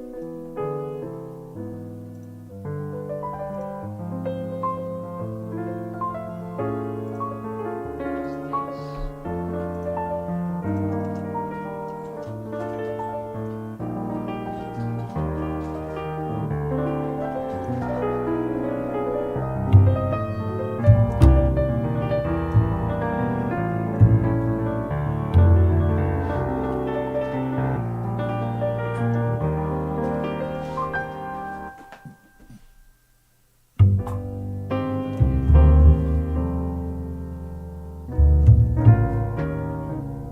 Don't like this video.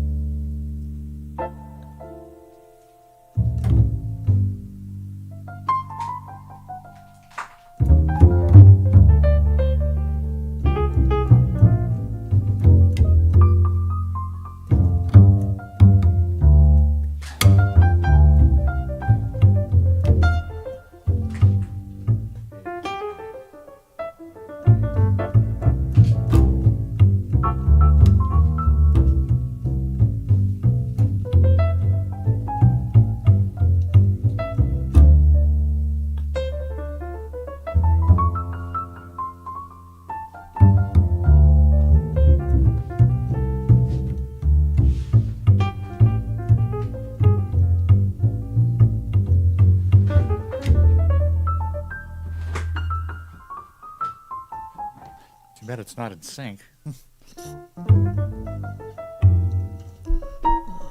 Robbie, What you've done now, Kent. which is the downloader for Philharmonics? Is it Pulse? Yes. It is.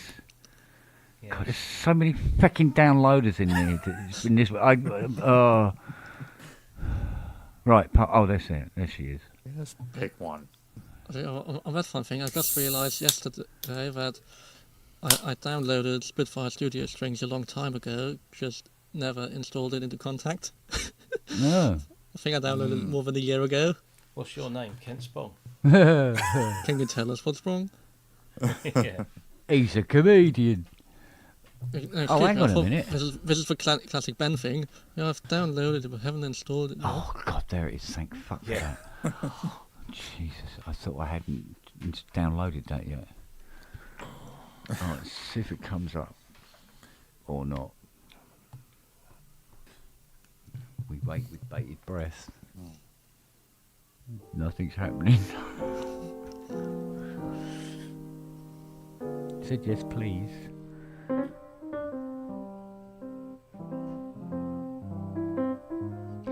You do not have permission to open this document. It's my document. I'll open it if I want to. Contact your computer or network administrator for assistance. Matt! Matt, Hello, Mac. Matt! Yeah. Matt, where are you? Matt! Where are you, Yeah, Matt? yeah. He's out running errands, I guess. Yeah, I guess.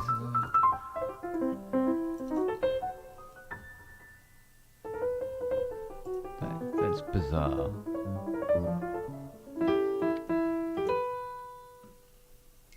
Okay.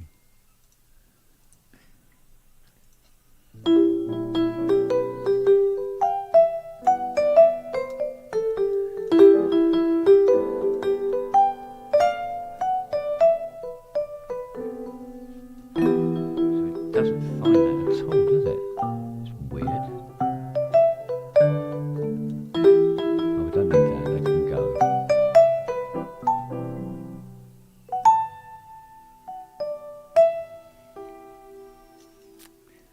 Okay. If I call up. Oh, wait, where am I? Oh, I haven't called it up yet. Where is it?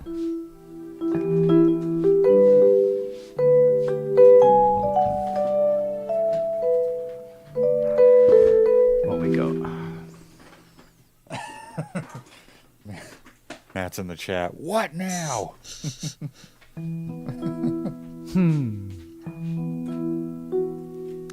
here we go.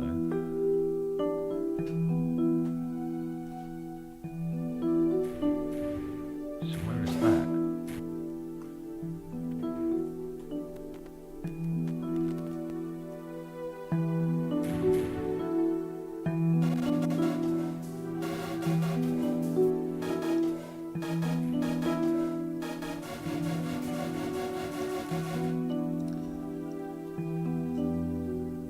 Sounds like my Chrysler trying to start.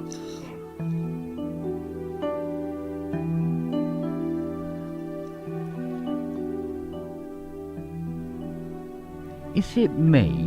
Yeah. Or the way your shorts or your t-shirt is hanging and you're just off camera slightly, it looks like you're wearing a short skirt. No, he is wearing a skirt. It really looks like a short skirt from here.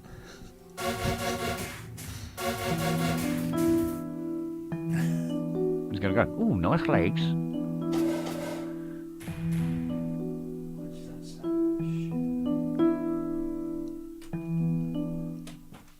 No, it won't show up, you little bastard.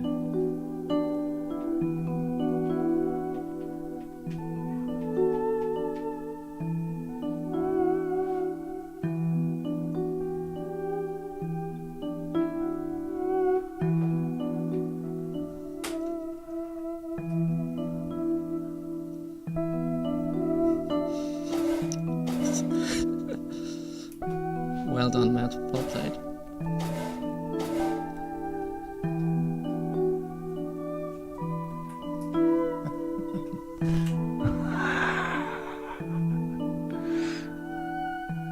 Does it really look that bad?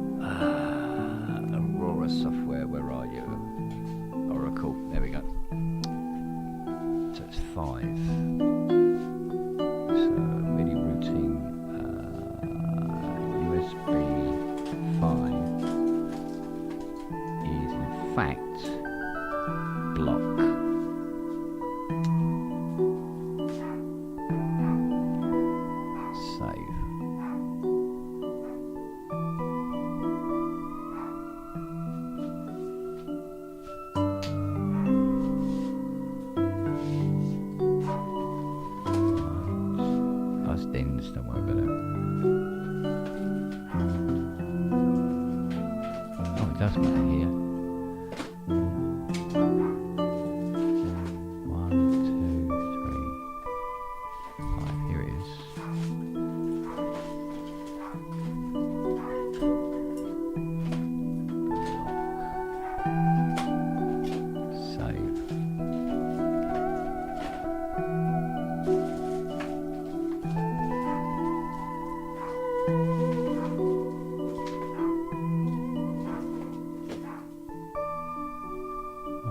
access block.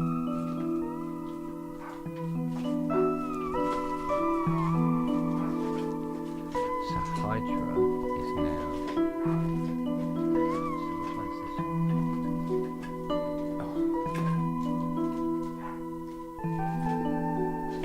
Let's see what that is.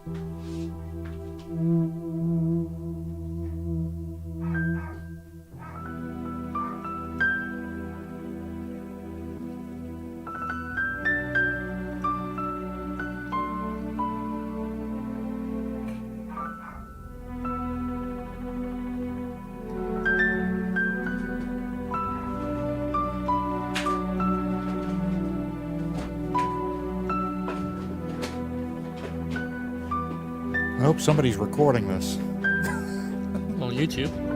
Yeah, there you go.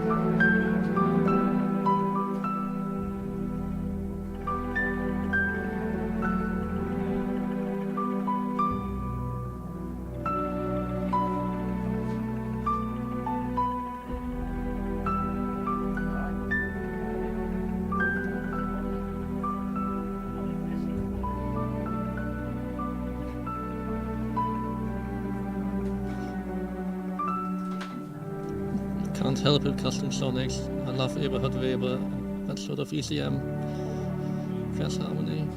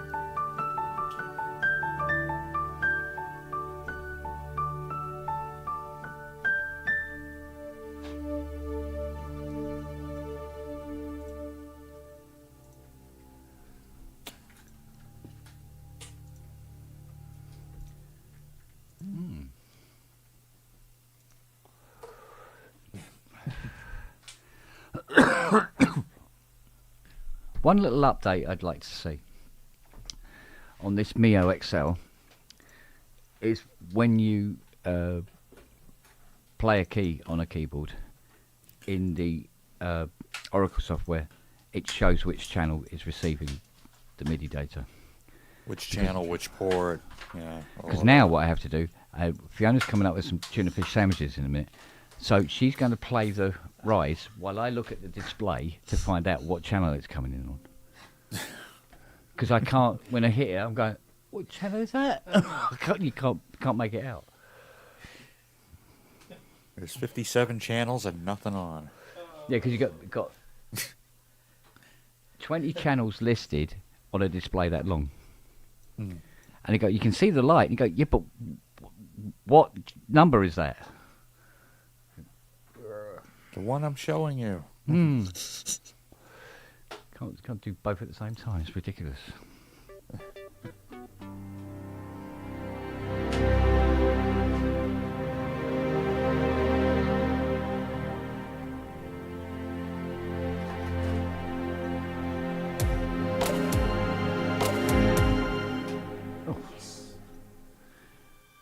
Oh, it worked.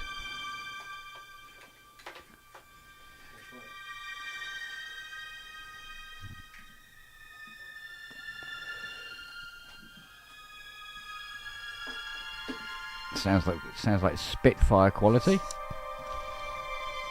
How could you tell?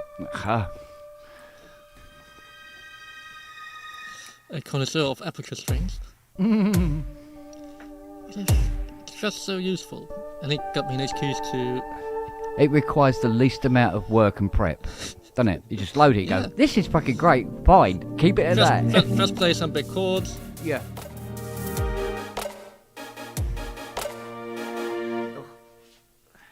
Or some very narrow chords.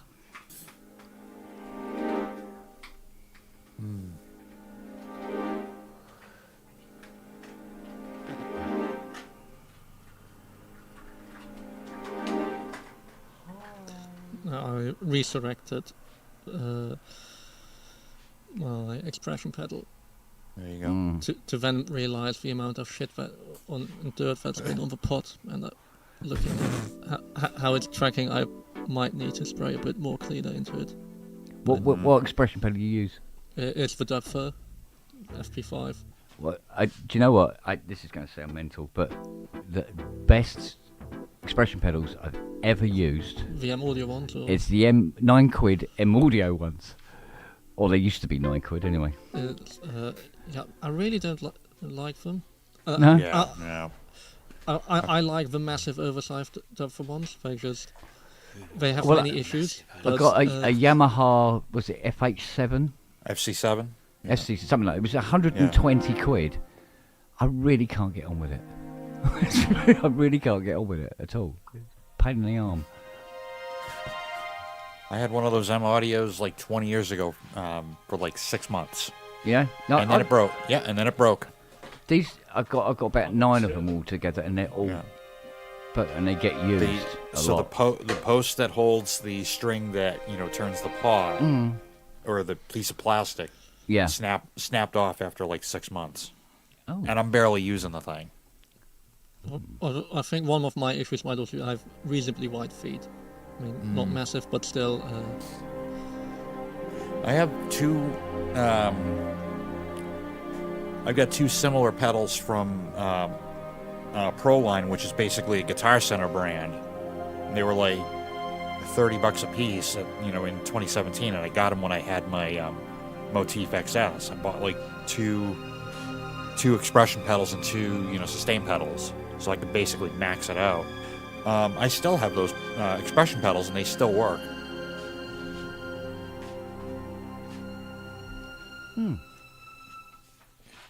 I don't know. I don't know what it is. I've got one of them on my one of them's on my V combo organ at church, so that I've got expression pedal, and then I've got an extra one that I haven't set up yet. Yeah, but that's the thing, it's horses for courses, isn't it? Yeah. I mean, otherwise there'd just be one type of expression pedal on the market. Right. You know? Yeah. But yeah, I mean, the audio ones are definitely, I think, among the best. I don't like how they feel, and I think it's again more a thing to do with the size of my feet. Yeah, everyone's different. Yeah. Yeah. Anything else? Well, I mean, anybody who's seen the depth ones, I mean, they're ridiculously large. I mean, Yeah. they're the size of like what pedals tend to be on pipe organs. They're that sort of like just very wide. But then you've got a bigger range of motion with that big pedal too. I mean, Again, it depends on the pedal. Yeah, Rob. Rob, What's that? this is typical Noah, right? Got a cushion down for him, right? Where is he? He's over here. Right, there's the cushion, and there's Noah laying on the carpet beside it. He's just waiting. Really? I'm waiting for the right moment. Yep. I'm gonna jump up on his lap. I will get him the. He's not got a gas mask on. I'll get him a little bed if it's got, because although the cushion's very comfortable, he prefers something with a ridge around it that he can lean up against, sort of thing. So I'll get him a little. You want a little bed, yeah? You can go under the AC, nice and warm. Yeah, keep you toasty. Yeah, until you got to deliver the 80. I'll just bring the polymoke down. That'll make up for it. Oh yeah, there you go. Put the YC45 up there, same size, basically same. Or actually, YC45 have the lid on, and it goes like looks like an 80. Mind you, I suppose you could bring the polymoke down, but we won't play it. We'll just put like a radiator guard around it. Yeah, there you go. It'll be exactly the same thing. It's about as useful as they are now. They work, just don't turn them on. Exactly. Oh man, I just like all the stories from people around Kraftwerk, how there's what they already did to make them work back in the day. It's, not one of those things that has aged finely. Yeah, no. It was already winning when it was released. Have you ever read the Amazon stories about the development of it beforehand? When it was the Apollo? Oh. Do next. Constellation? Yeah, but I think it was called the Apollo, wasn't it? The first version or something like that. Yeah. Which is why when the Polymoke keyboard, the prototype was called the Apollo again. To try and... Did you notice, Rob, that Mr. Macaulay's patches always seem to be like 11 million decibels louder than the factory patches? Yes, they are louder, but They go, I think 11 million decibels might be a stretch. all right, 10. Yeah. All right, you want to split hairs? Meet in the middle, 10.5. Yeah, 10.5 million. There you go. Leave that over there. No, don't. Siri. No. No. Not I know you time won't yet. eat it. You just want to go and see what it was, don't you? Yeah. It's a little plastic washer for the amp when the plugs arrive. All right. Good girl. Good girl.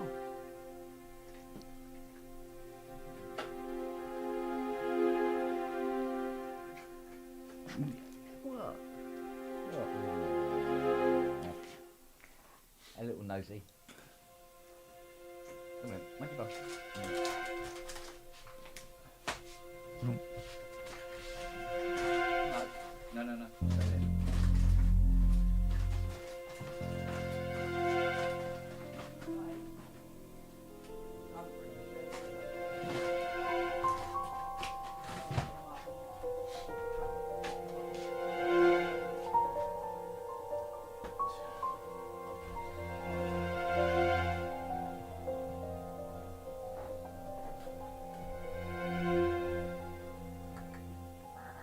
Coming this Friday. Night of the Living Polymoog. Yeah, Fiona's going to come up and poke me roly. You might want to turn the camera off for that. Yeah. Oh, I say. I say, mate, from there. You know what material it's made out of.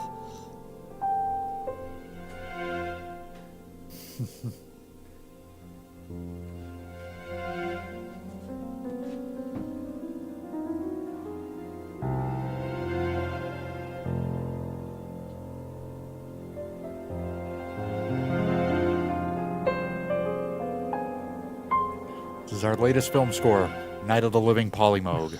Yeah. Oh, you can't call it that because we can hear something.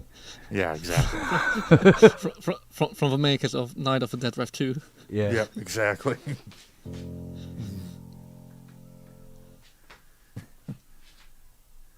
Yeah, from the synthesizer that makes more background noise than actual voice content. Hello. Well, but then you know it's working. If you hear the shimmer of all the voices coming through, then you know they must be working. Yeah, that's true. Yeah. And if it doesn't have a discordant sound of all 12 nodes, then one of them must be broken. So it's a very useful tool to tell you whether it's fully working or not. There are two blackbirds giving this crow such a hard time. No, look, see over there. There's a crow, and there's two blackbirds chasing him like fighters around a bomber. Are you imagining shit? No, up there. There's nothing there. They're up there. Nothing there. Oh, I can imagine right. it. Poke Change me your Rolly. glasses. Poke me Rolly. Ah, ow, no. Ah.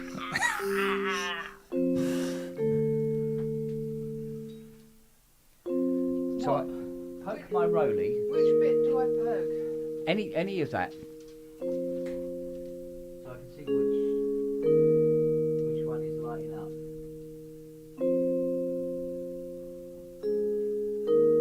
Hold it down.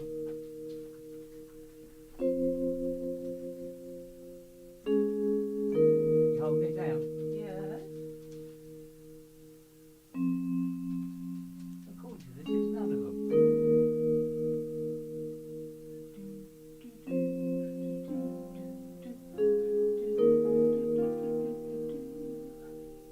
Right, let go. Push down. Let go. Yeah. Thank you. Channel 6. Dusty. Yeah, I know. It's got to be all cleaned up. Yeah, a bit of sex toy cleaner and it should be fine. Absolutely. Yeah, I will be back momentarily.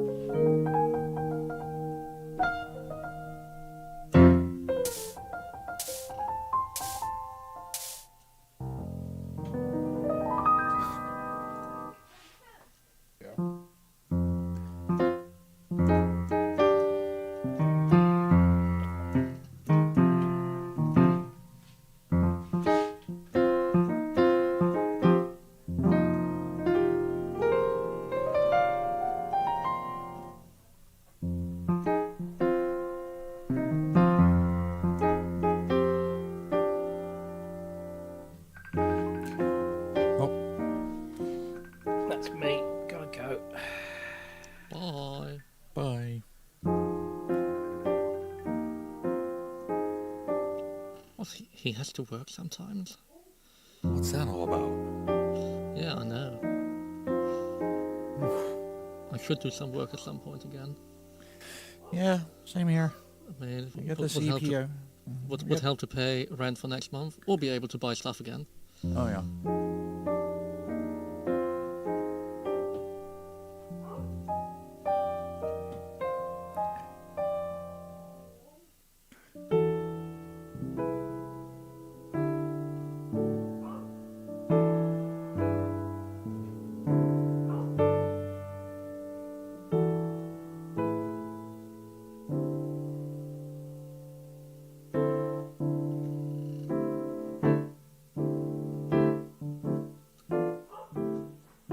Is that Asia?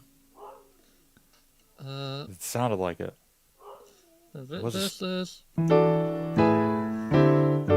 it's something on Pretzel Logic. Might actually be Pretzel Logic, the song.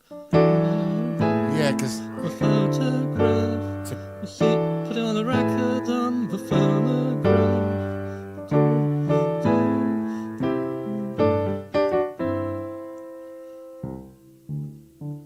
it's one of those albums.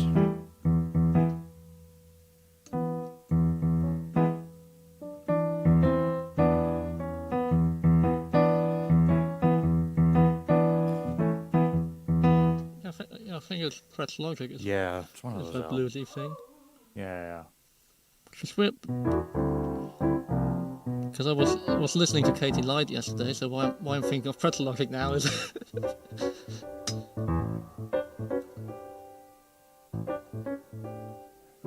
I haven't played that one in a while.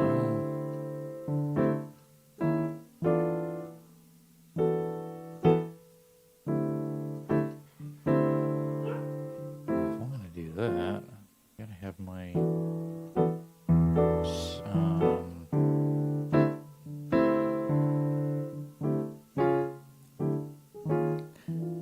yeah, because I gotta pull up the montage plugin, and I don't want to do that.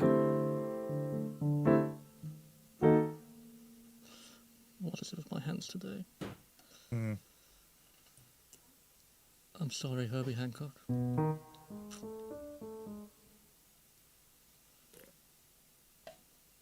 I mean, that maiden voyage thing. Oh yeah.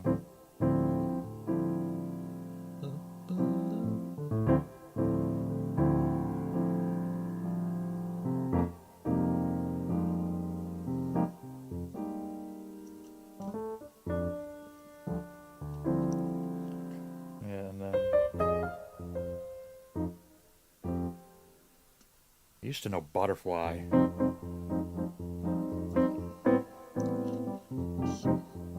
Same era, isn't it? Like Yeah, roughly the same era.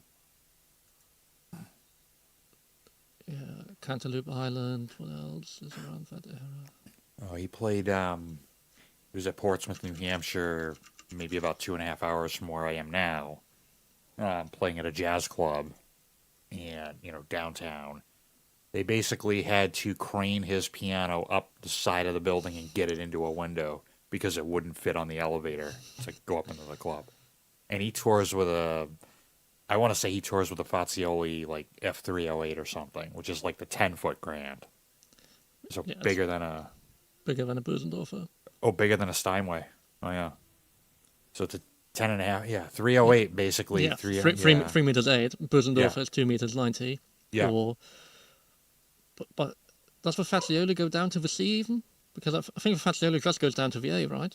Yeah. So Fazioli is still 88. Yeah. Whereas the Bosendorfer, the 280 is the Full. one that. Yep. 290 is the one that goes down to the C. Yeah. The The 280 the 280 is the one that goes to the A. 280 I think goes to F. I think one of them goes to F. Or I'm thinking of it. I might be thinking of Stewart and Sons. Like they make a 102 key piano, which is just absolutely ridiculous. But I can see why it works on the 290 because it gives you that extra resonance. Even if you don't touch those. If you don't play it, I mean, as soon as you have a pedal on and you're hitting, It's like. Unbelievable sound. I can tell you, it is something to be put lying below one, putting out mics when somebody's playing it. Yeah. Oh gosh. Yeah. I would wholeheartedly recommend anybody to like lie underneath a piano when somebody's playing it, quiet and loud, and just like work out where to put mics below it as well. Yeah.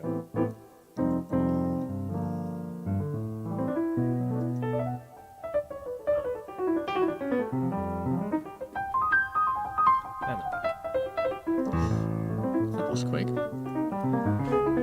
Yeah, it was unwin. Oh, what have we done now? It was that lots of dinosaur want expletives and. Oh, he got mad because I did this. No, it was details about his performance at St Southwest. So So it's going to be an R-rated performance with a ton of expletives. probably, yeah. Yeah, he should definitely have a microphone. Yeah. For the edit. Well, it's only a small place, so I'm sure he shouts. But we are recording it. We are recording everything. We're going to have everything recorded from the desk, Nice. and then there'll be an ambient mic in there as well to pick up a bit of the crowd. So yeah, if he does swear, it will get picked up. Next up, Ty Unwin. You might want to hide your children. Not only for that reason. Yeah, exactly. Complete with bathrobe and all. Well, I've now successfully integrated my black box into my Astrolab, which is There you go. rather nice. Did that come out right? But for some reason-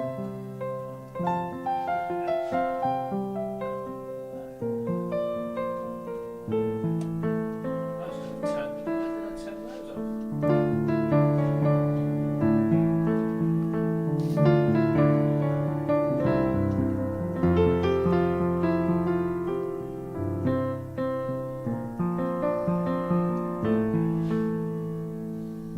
Strange.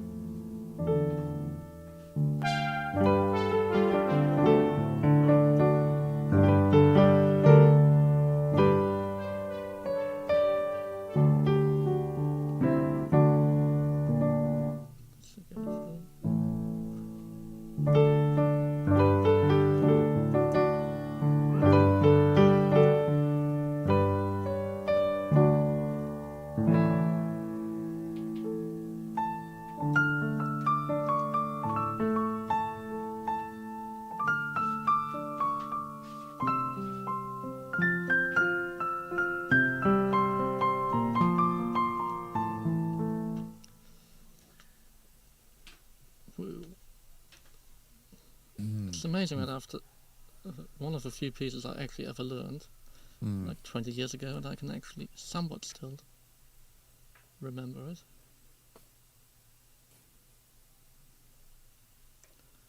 If only I actually ever put effort into playing piano and practicing properly. Oh well.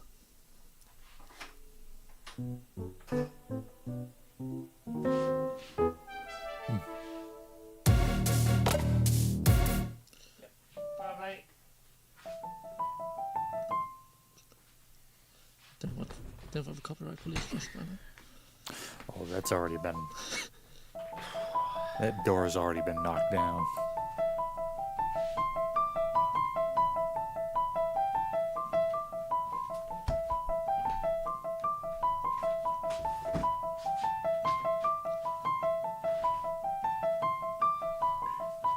Simon Phillips tells a really good story about producing Mike Oldfield. Yeah.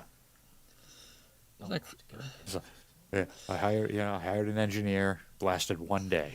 Then Mike comes in with a manual for the 8108 Neve, plonks it in my lap, says, "Hey, I'll be back in 3 hours." well, Mike didn't like having unnecessary or people he didn't want around. He didn't want to have around. Yeah. Like, if he wanted somebody to have around, then sure. But if he didn't, then. But there was an amazing interview done during Discovery Yeah. in some German magazine like some German language magazine, might have been Austrian, because it was with Hubert Burgnermeyer. Yeah. Obviously, him and Harald Sulschrader collaborated on that, on the Fairlight programming, and they did all the Fairlight programming for the tour, and Harald Sulschrader played the Fairlights on the tour. Or more importantly, when one of the Fairlights was playing backing tracks, he was busy trying to make sure the other one would read the floppy and load the backing tracks for the next song happily. And then maybe when one of the Fairlights wasn't working. Yeah. well, apparently it was fine. It was a joke. It was a joke. There was enough time between songs that if it failed to load, it had the spare floppy to load from. And then Everyone wants a spare floppy. yeah. Yeah, we've got floppy in the chat as well. Exactly. But yeah, it was an amazing interview, going into a lot of detail about where the album was at, and how the recording was set up in that chalet he rented. Somewhere on. I mean, I don't think it was Neon technically. It was already on the outskirts. So I mean, maybe Egler or some place like that. It must have been, but yeah, it went into a lot of detail. How apparently him and Simon spent a few days building the kitchen out to be the drum room, and Yeah. that is very much the drum sound. Is that plus, a bit more, and also interestingly, he bought a new multi-track for that. So he took the Neve out of the studio, but left the Ampex Yeah. in his studio. But then he bought a Studer, which he then sold again after the record, and clearly went back to the Ampex later, which I find interesting, because the Ampex, pretty much all of them have quite a long gap between record and erase head. Yeah. So you normally have quite a delay from pressing record. So if you wanted to punch ins, it's Yeah, you had you have it's a lot more skill required than, well, probably similar to early Studer A80s. yeah. So if you've ever seen an A80 Mark 1, the head block assembly compared to the Mark 3 onwards, which that is like the heads are as close as possible, whereas on the NA or the early Ampex, I mean the really early Ampex is where you have one head on one side and then I think the playback head on the other side even. Because obviously the Ampex had the notch going down where the tape went like over, down, and then around. Which is a bit more like the IBM tape drives. Yeah.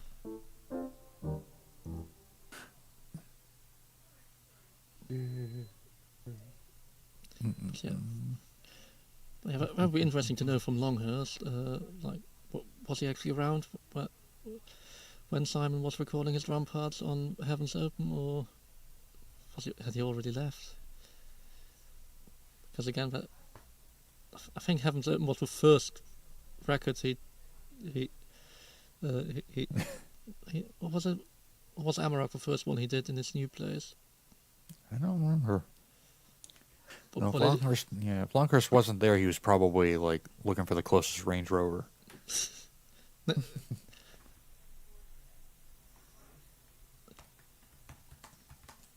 Might have been a Rover back then. Yeah, could have been. Hadn't quite gotten up to the Range Rovers yet.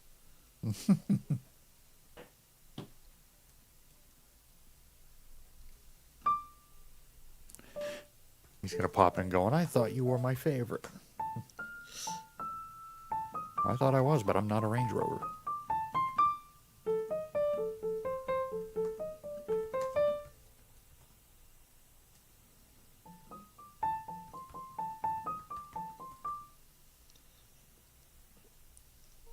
Well, that's when he's going to say, actually, he prefers Jeeps over Range Rovers these days.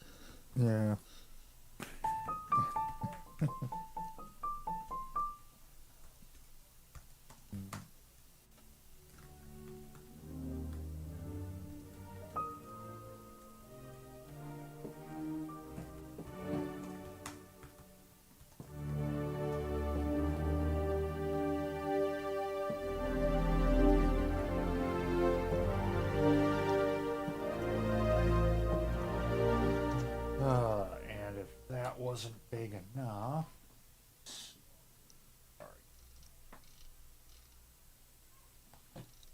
If that wasn't big enough.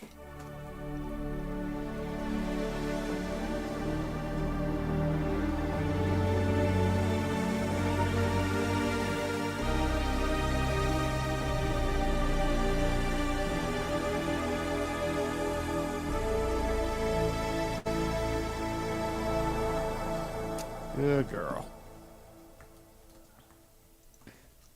I almost bought a third one of these at one point.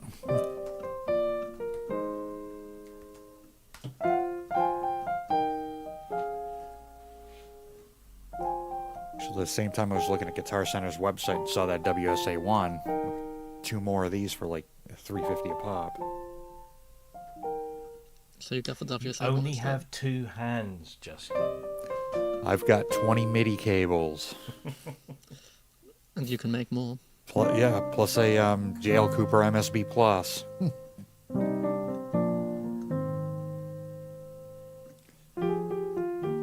Well, I can get MIDI cables on the cheap.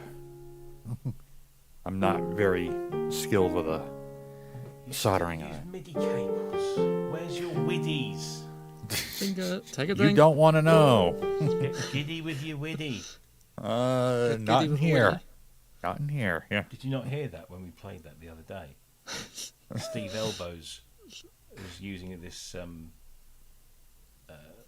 AI tool and generated an entire song called Giddy with Your Widdy. Giddy Widdy Blues. Or No, because then the Bluetooth's going to add all kinds of latency and all that crap. No, it doesn't. well, no, it does. Yeah. Yeah, but not I can hear it. noticeable. Oh, I can hear it a No, mile you away. won't. Oh, You yes, I can. won't. No, again, but the problem is cumulative latency. It's Jitter is the biggest problem. But you've got to have a lot of these things operating. but to avoid jitter, it needs to buffer, so it needs to introduce latency, more latency than. Step out of the Stone Age. Widdy is the way forward. Everybody knows Cables are the way forward wherever possible, or a dedicated phase shift keying system. Actually, now that's the beauty if you're working in live events with analog, where you realise that your analog RF might be arriving before your cables, because weirdly the speed of electrons speed of electricity tends to only be about. Right, half you're speed, ready. right? Yep. There we go.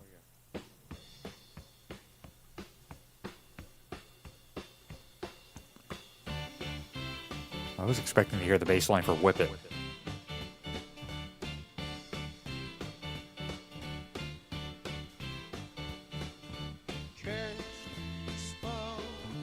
Tangled in the wiles, he fights a silicon monster. Hot plastic smells like funeral pyres. USB, deadly snake, lighting a port until it starts to break. My studio is a graveyard, a digital mistake. Oh, Kemp, the witty major giddy, witty major giddy. Not up ghosts are in the room, beating on the glue, scanning for a signal, lost in the tune. Loop back the enemy, feeding a scream into itself. Bluetooth stains my soul, tearing the hell from my shell. NASA's a rash, red lights blink, data turns to liquid in the sink. It is rotting, it is gone, the backup failed before the dawn.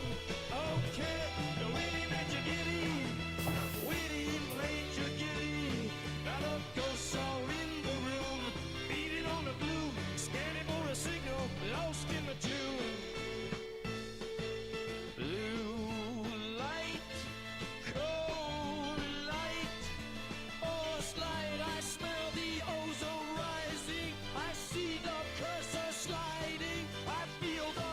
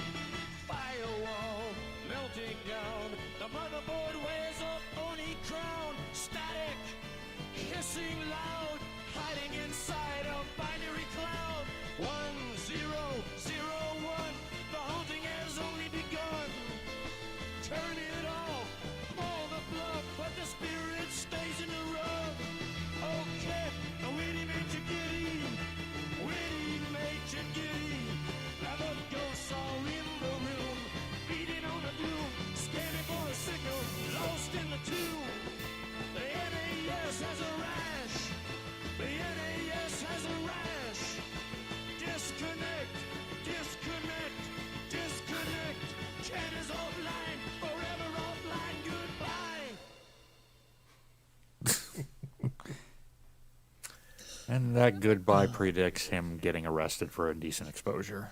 And on that note, I think it's time for me to leave. Yes, I've got a call to jump on as well No. at the top of the hour. So, Not the same call as me, hopefully. That would be awkward. oh, that would be funny, wouldn't it? Anyway, lovely to see you. Yeah, you Yeah. too, mate. Are you coming to sit in Southwest? I don't know whether I'm in a rehearsal room or not. Ah, right. I know it's a That bit of a is- trek for you, but Yeah, it Easily ultimately reached by depends. Whether if you I'm can busy bring or an not. S6000 to Kent's on the bus, you can make it. Well, making it is the easy part. It's just not getting away of work when I should really do some Yes, work of again. course. No, is the harder completely part. understandable. Anyway, Oh, mate. Well, gotta go. Have See you later. fun. See ya. y'all. bye. Bye. I'm going to have to leave you on your own, Justin. So you're just going to have to, I don't know, entertain Oh. the crowd. Oh, I'll give him my best. I don't can know always about rant. I Kent's can always do another rant about Fender. But them I so have much. to jump on this call. Do.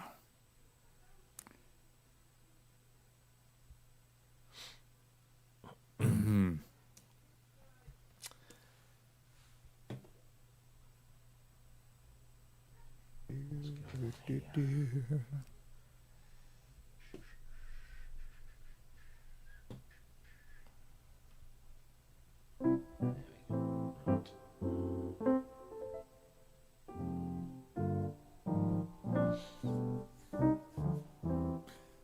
I might be getting FX Collection 6 soon. Yeah, it's good. Yeah. It's very good. I want to try that transient shaper out. I was very close this morning. I'm putting myself on the timeout at the moment. Toon Track have just released the Tony Visconti drum library, I saw that. and I'm like, because I still haven't bought the Kevin Killen one, which was all done at Real World, and I really Yeah, I want haven't that. gotten that one. Yeah. And then I'm sat here thinking, well, if I get both, yeah. So, and then you think, oh, if I get both, that's the price. Well, what could I buy with that? Yeah, really. So I've just it's on hold. It's not an unlimited offer. They never do deals on them, so it's not like I'm going to miss a price. Yeah. Anyway, right, and I right. will be back hopefully, but I will leave you to it. I'll right. stay in. I'll turn everything off, but just in case Kent gets booted, that'll keep the thing open. Okay. Right, see you later. Yeah. All right. Well, just you guys and me.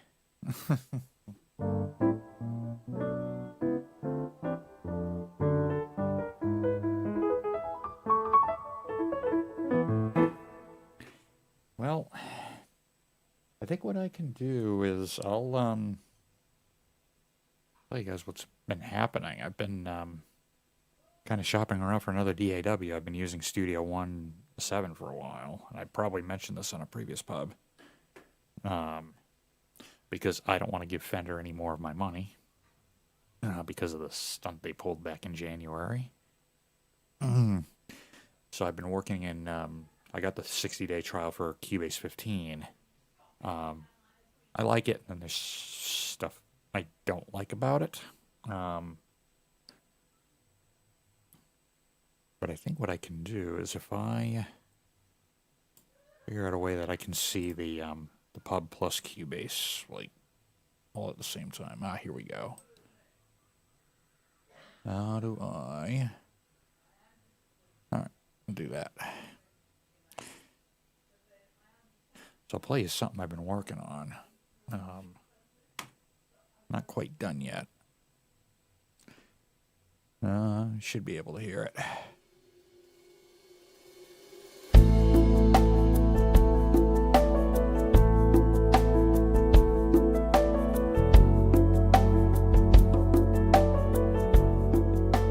Turn it down a little bit.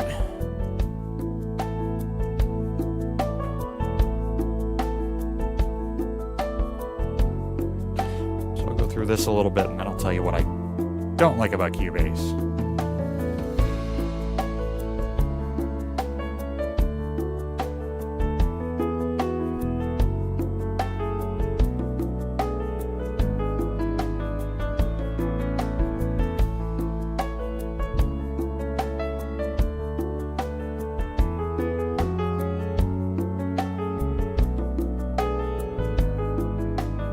Yeah, I tried 14 last year.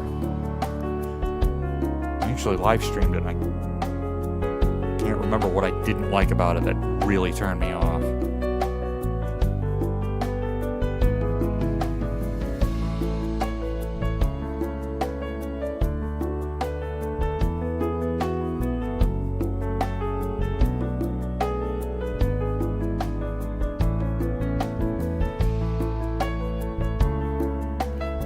Yeah, there we go.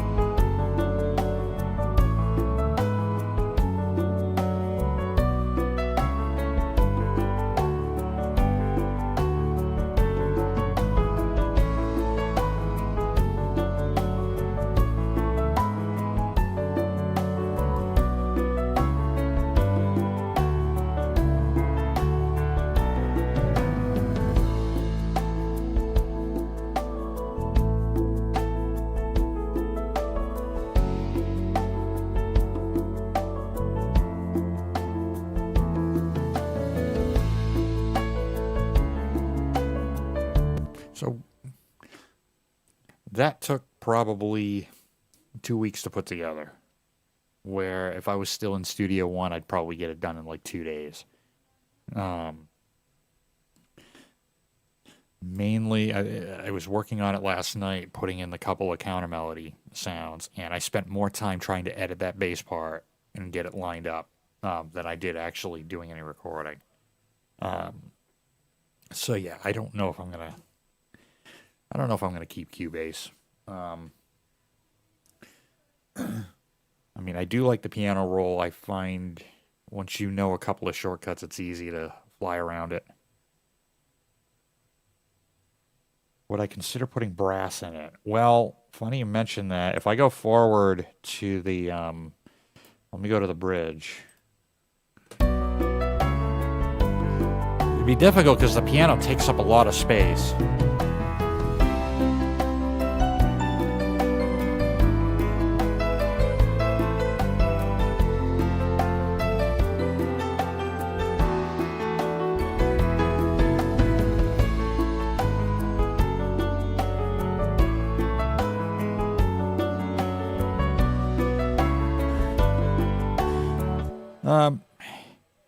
It's quicker because there's less stuff on the interface.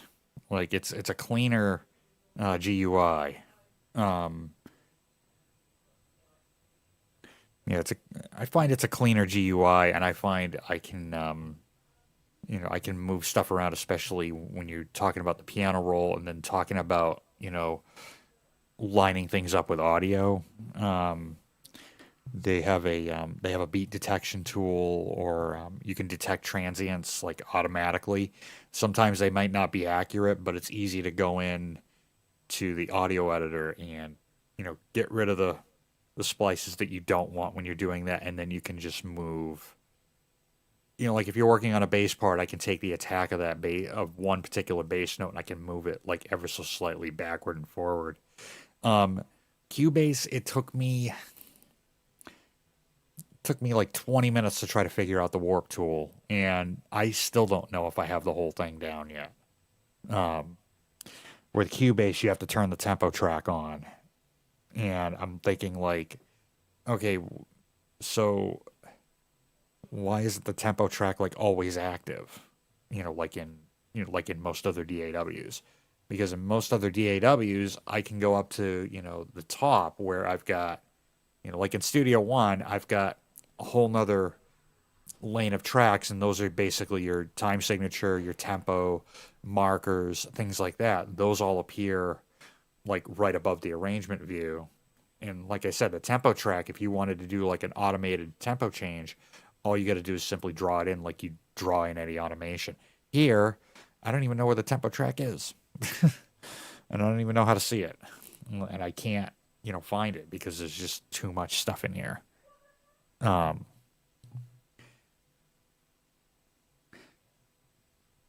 Yeah, I've got. I have reason. I've got. I've been using it off and on. To be honest with you, I was using it. I've been using it since version 4. And this was back when I had Cakewalk as well, and this is back in the 32-bit days, where you could run Reason within. You could run Reason via Rewire, and then run the two DAWs together. Oh God. Hey, Oh, that cool's quicker than I thought. nice. Fiona was just been telling me about some of the complaints she used to get when she worked for British Airways. They are incredible.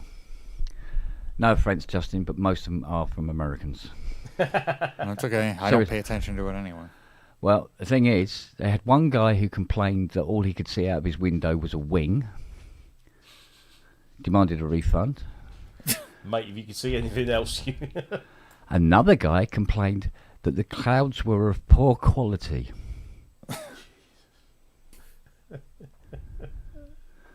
That's like somebody calling up Moog in the 70s. My keyboard's messed up. It only plays one note. Yeah. What? It's funny you should say that. That happened a lot. That's happened. Yeah. That's how Rick Oh, yeah. Wakeman got his first mini Moog. Yeah. Because the actor, was it Jack? Is it Lord? No, was that was the Hawaii Five-O guy, wasn't it? Yeah. But the guy who played the Artful Dodger in the Jack, film musical, Yeah. Jack, somebody other. Yes. Wasn't Jack Benny? No. No. He obviously came into a bit of money, and he bought a mini Moog, and then Rick Wakeman gets a phone call from his manager saying, "There's some guy who Wild. wants to sell his mini." Yeah, Jack Wild. Jack Wild. There's some guy that wants to sell his synthesizer because it's faulty, it doesn't work or something. So Rick goes over there, and this Jack guy says, "Yeah, it's bloody faulty. He only plays one note at a time." So he let him have it on the cheap. Yeah. Oh, man. True story from Yeah. Rick's mouth himself. Yeah. No, that happened quite a few times. Now, there was another one. What was it? There was a woman in first class that complained that the literature on board to read contained some lowbrow magazines, and it spoilt their experience. Another one complained that the captain sounded too confident. Somebody else complained about how going through the emergency procedures at the start of the flight was tempting fate, and said that they should stop doing it. Another guy said that they should be installing TV monitors or murals on the wings so they got something to look at. What was another one? There was another weirdy one. Oh, one guy went into a tirade and tried to sue the airline because he said the stewardess was too pretty and made him feel bad about himself. It's like The people, they unbelievable. walk among us. Yeah. So yeah, I mean, but complaining about the quality of the clouds. Oh, one guy flying to Las Vegas said he couldn't see Las Vegas until he got on the ground. He was expecting to fly over Las Vegas. The trouble is, when you're flying, Las Vegas is going to be in front of you, Yeah. not at the side of the plane. Mm-hmm. So he complained about that and tried to sue him. Well, it doesn't matter where you're coming from. You still have Las Vegas in front of you. No, the airport's in front of you. Yeah. Oh yeah, no, but yeah, no, agreed. Sorry, I'm Agreed. picking. So another guy tried to sue the company because he said the flight was very, very bumpy and the pilot should have been avoiding the lumpy parts in the sky. Not quite sure how lumpy parts in the sky actually were, obviously. It's like driving down the roads here in Vermont and in Newport and be like, hey, avoid the potholes. Yeah, exactly. Not So happening. he thought they were visible out of the cabin. You could see where the air pressure differences were. Cheese on bread. He said, "Oh, with their short hauls," So there was a guy who complained that the engine was making too much noise, and he couldn't get to sleep, and asked the stewardess to ask the pilot if he could put the engine on a different setting, so it was quieter. What? So, sorry, that's what keeps the 300-ton aircraft in the air. Oh, That was another one. It was really, really I've fucking got weird. a cure for that. Oh, that's it. Noise The guy- cancelers. Yeah.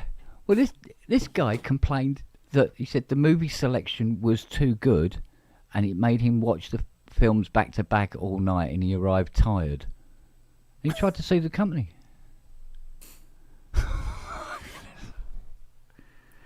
Wow.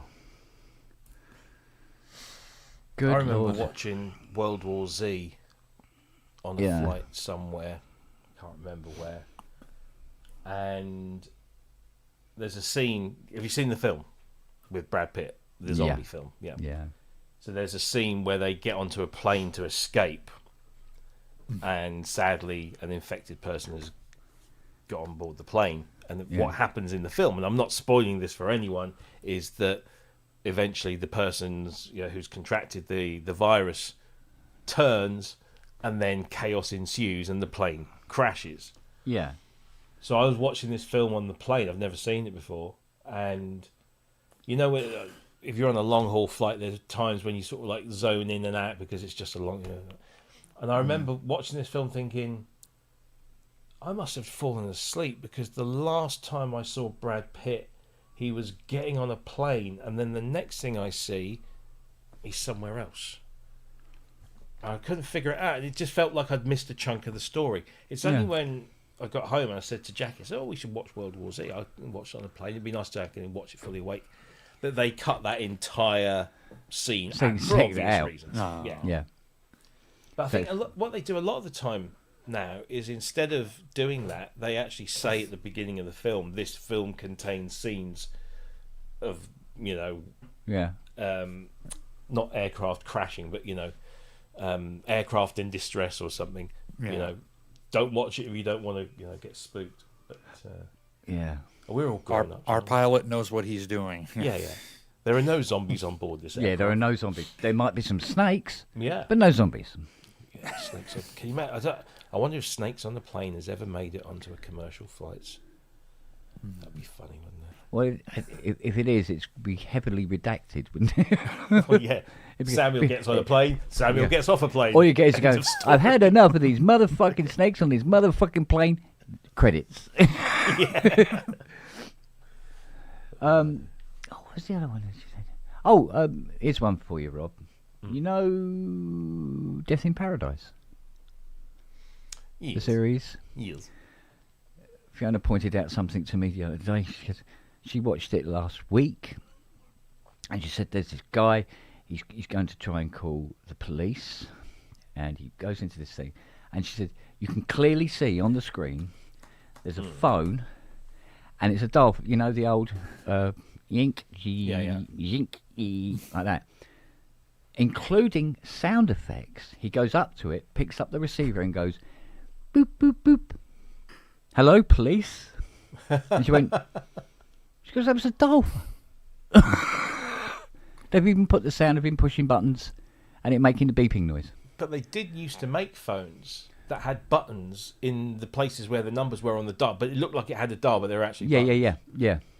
But yeah, no, it's that's a series that just keeps. It's like you got Death in Paradise, which was the main series. It just won't die.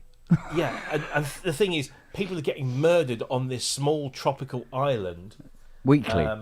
Weekly. Oh, fuck, it's like midsummer. Well, it's like that. There can't What's be that other one? left. Murder Cruise. Yeah. Yeah? Yeah. With the geezer who won X Factor or whatever it was. Yeah. And every Every week. cruise they somebody's do, getting- somebody's murdered on board. You just fucking wouldn't bother, would you? And then the entertainer singer guy is the guy who always solves the murder. Yeah. Okay. But there's a spin-off that takes, because obviously with Death in Paradise it's a bit like Doctor Who. The detective doesn't regenerate, but he changes. Yeah. So he'll fly off back to England or Yeah. whatever. So the Chris Marshall version of the detective went back home and married his girlfriend, who was also in Death in Paradise, and they now have their own show where they're solving murder mysteries. Yeah, somewhere but down here, in Cornwall. yeah. Now there's another one. Really? I can't remember what it's called, but there's also. I came in the other day into the front room and Jackie's watching this. I'm going, Yeah. do you know what? That looks like Death in Paradise, but they're all Australian. She goes, yeah, it's the Australian Alien version of Death in Paradise. Fucking hell. Yeah. Whoever came up, I mean, tell you, if you can come up with an idea like that and franchise it, you are minted. Oh yeah, absolutely.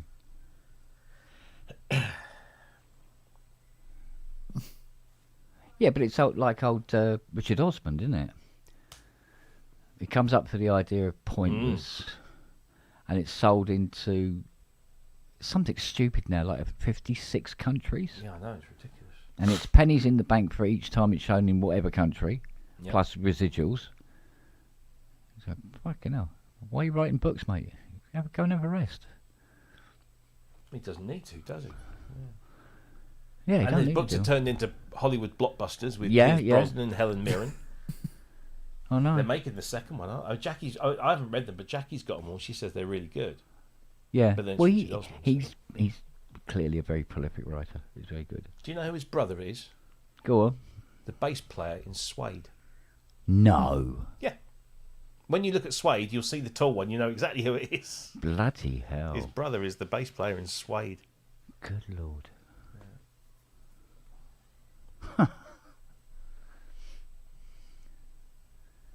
Was it talking of famous people? Right, you know where Epsom is, don't you, Rob? I do. Right, so Kingston is what, In 3 miles Jamaica? up the 3 miles up the road, right? So if you go down Gaston Road out onto Ruxley Lane, go up Ruxley Lane onto the Kingston bypass, drive up there towards Tulworth, the roundabout, go across the A3, go past the shops, and I think you turn left. There's this huge place, beautiful, big train.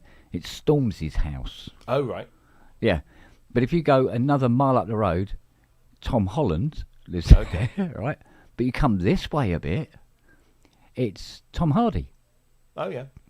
Yeah, they're all fucking living over there. Oh, yeah. now. I mean, the last fair light that I picked up was from a guy, and it was it was round about your way, Surrey. Yeah, And it's a lovely kind of picturesque, biscuit tin. yeah, I know. Village. Yeah, out that way. And then there was a left turn up this lane, and this lane then all of a sudden became very covered by trees, and all of the driveways had huge fucking gates. Yeah, And I got to I was driving this fucking great extended long wheelbase van, because they didn't have the small one, so I had to take the big one. I went there. And trying to get into his drive, he opened up the gates, and the gates very fucking slowly, and then trying to reverse this van in so that I could then just drive out again. But yeah, I know the place you're talking. I think I'm trying to remember, I can't place remember the name begins of with it. A. Yeah. It's one of the largest gated communities in the south of England, and everybody who's there is a billionaire or immensely famous or whatever. But even as whenever I used to go to see mother-in-law in Chobham, Yeah. birthplace of Peter Gabriel. Whenever you go on that road from the M25, so you come off the M25, and is it what's the name of that? Anyway, you get on the road that goes to Chobham and then continues on to Woking through Horsell. Yeah. The amount of properties there, Where the Martians landed. where the Martians landed, yeah. the amount of properties there with big walls and gates and everything, not so close together, these ones. But then as you get on that road from Chobham to Woking, there's some lovely like Art Deco buildings, again all gated. Yeah. Yeah, one day. Yeah. In the very distant future. All I want is a house with no neighbours. That's all I want. I don't Yeah. care where it is. I don't care how good or bad it is. I just don't want fucking neighbours. Well, then all you need to do is you move to Surrey, because it doesn't matter if you're in a terrace building, you hardly ever see your neighbours. Well, many years ago when we were really struggling financially, one of our options was to go onto a council house list. Yeah. And Jackie said, "Oh, I was born in Chobham, or she was born in where was she born? Sheerwater, but she was Ran the that family, bump. Yeah. the family lived in Chobham when she was born, so Yeah. she has the ability to go onto the council house waiting list in Chobham, Yeah. which we said, well, we've got nothing to lose." And we never got that far up the list for Yeah. them to turn around and say, "Hey, we've got a house that we could offer you." Yeah. But I imagine that we would have been in the raggedy part of. There is a raggedy part of Chobham. Oh, everywhere has a raggedy part. Yeah. Look at here. We Not a are lot the of it. raggedy part of Surrey. I mean, Chobham nowadays is all estate agents and nail bars and little artisanal bakeries, Yeah. and that's about it. It's But there is a nothing like- place, a cafe at the end of the road, we can get like like a banging avo on toast, you know. Yeah. and a frappuccino. Yeah. Yeah. No, it's not what it used to. I mean, I've only sort of known Chobham for the last quarter of a century, really. But Yeah. even when I first went there, it was. Surprisingly not like Cobham. Well, do you know, I had an argument with a woman once. I just started a job, and we went for a training session with a hotel just off the M6 near Walsall or something. Yeah. And we were all sat in the bar one night, and I know what's coming, by the way. It happens a lot. I know. Well, she said, she said, "I'm from Surrey." I said, "Oh, my wife's from Surrey." She goes, "Oh, really? Where?" I said, "Chobham." She goes, "Oh, no, you mean Cobham." I said, "No, Chobham." She goes, "No, Cobham." I said, "She comes from Chobham. I've been there. I've seen the fucking signs on the outskirts of the village. It's Cobham." I said, I was born and raised in Surrey." I said, "Well, you clearly don't know your fucking geography." Yeah. And she wouldn't have it until the next day when we were in, because this was before we had mobile phones with maps. Yeah, on you couldn't and stuff. go. Yeah, we went Yeah. into the office, and I just called up. I said, "Look, Chobham, Yeah. Peter Gabriel was born there." Yeah. Now, that is the equivalent of living in New York and not knowing where Fifth Avenue is, Yeah, essentially. Mind you, I suppose there are people in New York who don't know where Fifth Avenue is. It's right past the fourth one. yeah, Yeah. just before you get to the 6th, Yeah. It's right there. apparently. Can't miss it. So I'm told. Mind you, I mean, It you might don't be a have 5.5. to. I mean, you call a cab and you go, "I need to go to Fifth Avenue." And they go, "Oh, I'm here." I didn't need to know where it was.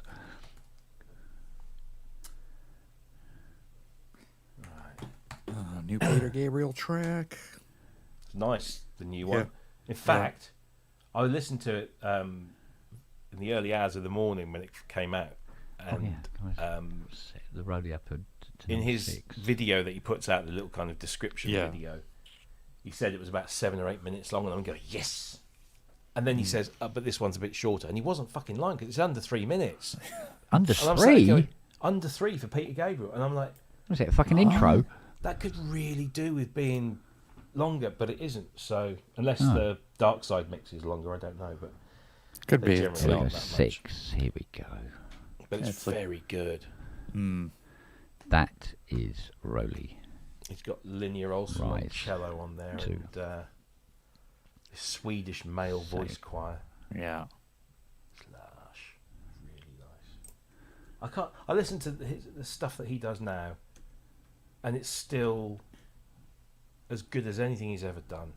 Oh yeah. He just doesn't get worse, or doesn't get some old legacy acts tend to get a little bit cliched. They tend to get either they try and stay trendy and hip with the kids. He just Well, does what he does. He does what he does, and it's always It's always good. fresh. Oh yeah. It's not like he doesn't Thanks. hark back to the old days, and he doesn't try and do what the kids are doing these days. Just does what Peter Gabriel does. Love him. Oh yeah. Oh, we need to get rid of that one. That's right. So make that HST 8, I think it is. No, 10.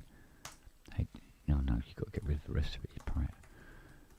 Right. HST 10. There you go. Yeah, that's better. So it's 1, 2, 3. So I've still got four ports to account for. Oops. Or do I? No, I don't need to, because they're only receiving sync.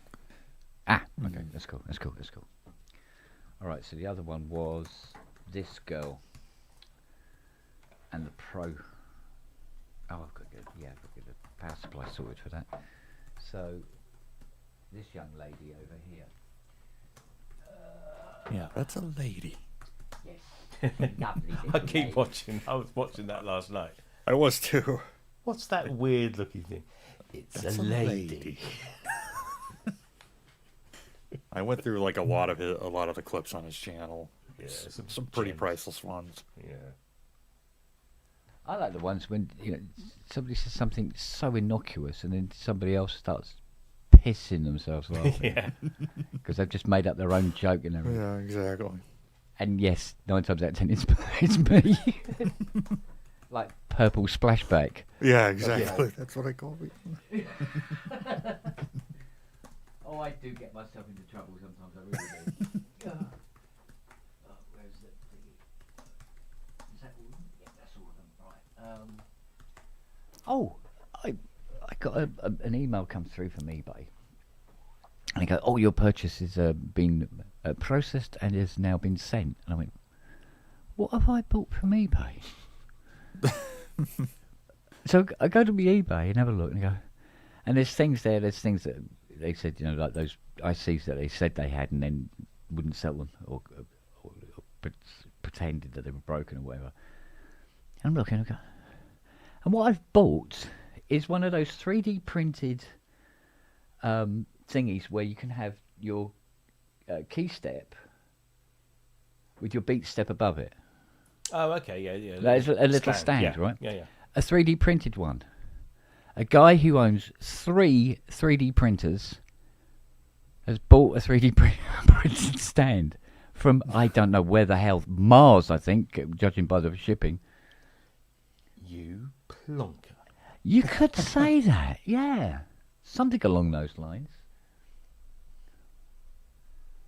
So, Yeah, but I do that. I go into record shops, and most of the time I will pick out. I'll flick through and go, yeah, have that. yeah, And what I used to do was just go to the counter, pay for it, and go home. yeah. Go on to Discogs to log it. Oh, I've got that. Oh, I've got that as well. So I try and if I can remember, I use Discogs in the shop. Unfortunately, when I'm in the bowels of my local record store, the signal's not that great. So Yeah. sometimes I can do it, sometimes I don't. But I'm doing that all the time. I'm buying stuff. I've got copies of records. I've got duplicates of them. I can't be bothered to go back and swap that. So I believe I've done that a couple of times. I've done that with a synthesizer. yeah, I think I have, yeah. I have, haven't I? I bought one, and you go, "You've already got one, I think." No, I haven't. Yeah, you have. And I go, "Have I?" Can't remember what it was, though. It wasn't anything, massive. If it was a Polybrute 12, I think I remember, though. Yeah. Got a Polybrute 12. But it was some little thing or other. Oh, hello. You come with toast, Mrs.? Yeah, I did that with a couple Kansas albums. Right. I'm trying to, because I never remember the ones that I have. sometimes I've been lucky and I've got like an alternative pressing that there's something fairly interestingly different about it, and then I go, yeah, okay, I'll keep that. But there are certain albums, or mostly albums, that if I find them in a record store and they're not stupidly expensive, because I'm such a fan of them, I will buy them so that nobody else can ruin them. And then every now and again somebody will come round and I'll say, oh, do you want to, here you go, have a copy of that. And I'll give it to somebody who I know will appreciate it. But I will buy albums to rescue albums. Mm-hmm. So, yes. Yeah, I sometimes will go go through and need to replace that one. Need to replace that one. Or It's the yeah, only other there's time the case of I've got a copy of that, but it's a bit tatty. This one looks better. I was in my local record store last weekend and just flicking through, and I came across OMD's organisation. 7. I could have swore blind I had that, and luckily I stood out the front and got a signal and found out that I hadn't got a copy of it, so now I have. There you go. Beat step. Maybe I don't know. But the thing is, when we were kids, we'd lend each other. We'd do this thing where, like, one week I'd buy an album, and then the next time my mate Brian would buy an album, and then we'd swap the albums and record them and give them back. So we'd both eventually have a copy. And I know that's wrong, and home taping is killing music, but that's how we were poor. So that's how we used to get all the good stuff. And I swear that over the years I might have had organisation and lent it to Brian and just forgot about it. I know I've still got stuff in my collection that I borrowed off people, and I can't even remember who I borrowed it off. Like, I've got a 12-inch copy of Rock Me Amadeus by Falcon. Right. And I know that I borrowed that off a girl at school. I can't even remember who it was. One day she'll come knocking on my door. I want my record. Yeah. Well, it's like I lent Substance, New Order's Substance. I had that as a double cassette pack, which had a cardboard sleeve. It was really nice. And my girlfriend's best mate at the time said, "Can I borrow that?" And I was like, "Yeah, but I've got to have it back." And she goes, Yeah, no problem. So I lent it to her. And 1 week, 2 weeks, 3 weeks goes by. Can I have my New Order cassettes back, please? Yeah, I'll bring them in tomorrow, she said. And it never happened. Eventually, I kind of metaphorically cornered her and said, I want my New Order tapes. Can I have my New Order tapes now? And she goes, "Oh, I lent them to someone else." Oh, for fuck's sake. This is why you never lend music out. Yeah, exactly. I know, this is how I learned. I don't do that anymore. Yeah. He goes, I'll chase it. I said, "No, I'll chase him." And he said, "Oh no, I gave it back to her." Right, so I go back. I'm not going around. I said, "Look, you either give me my tapes or you go and you buy me another one." "Oh, I'm not buying you another one. No, no, you. Eventually, they came back. Son's cardboard sleeve that had gone somewhere else, and only one of the cassettes. Oh, jeez. The last time I recounted that story, it was on a pub some while ago. Andrew Brooks sent me a message. Said, "I've got a copy. I've got that. I'll send it in the post." And he sent it to me in the post. So I've now got it again. There you go. Yay. Bless him. But yeah, horrible. After that I used to say, "You want a copy of this? Give me a blank. I'll do it." Yeah. Right, I've got to buy another USB cable. Oh, fuck's sake. What's wrong with the one that you've now got? Oh, no. It's one I'm going to need. It's a USB to USB. Type A to Type A? Well, B to B, isn't it? Is it B to B? B's the square one. Yeah, B's the square Oh, one. A B's is the square one. A is the Flat one. flat A is one. the flat. Yeah, big so it's flat A one. to A. Okay, yeah. Thank you, Yamaha.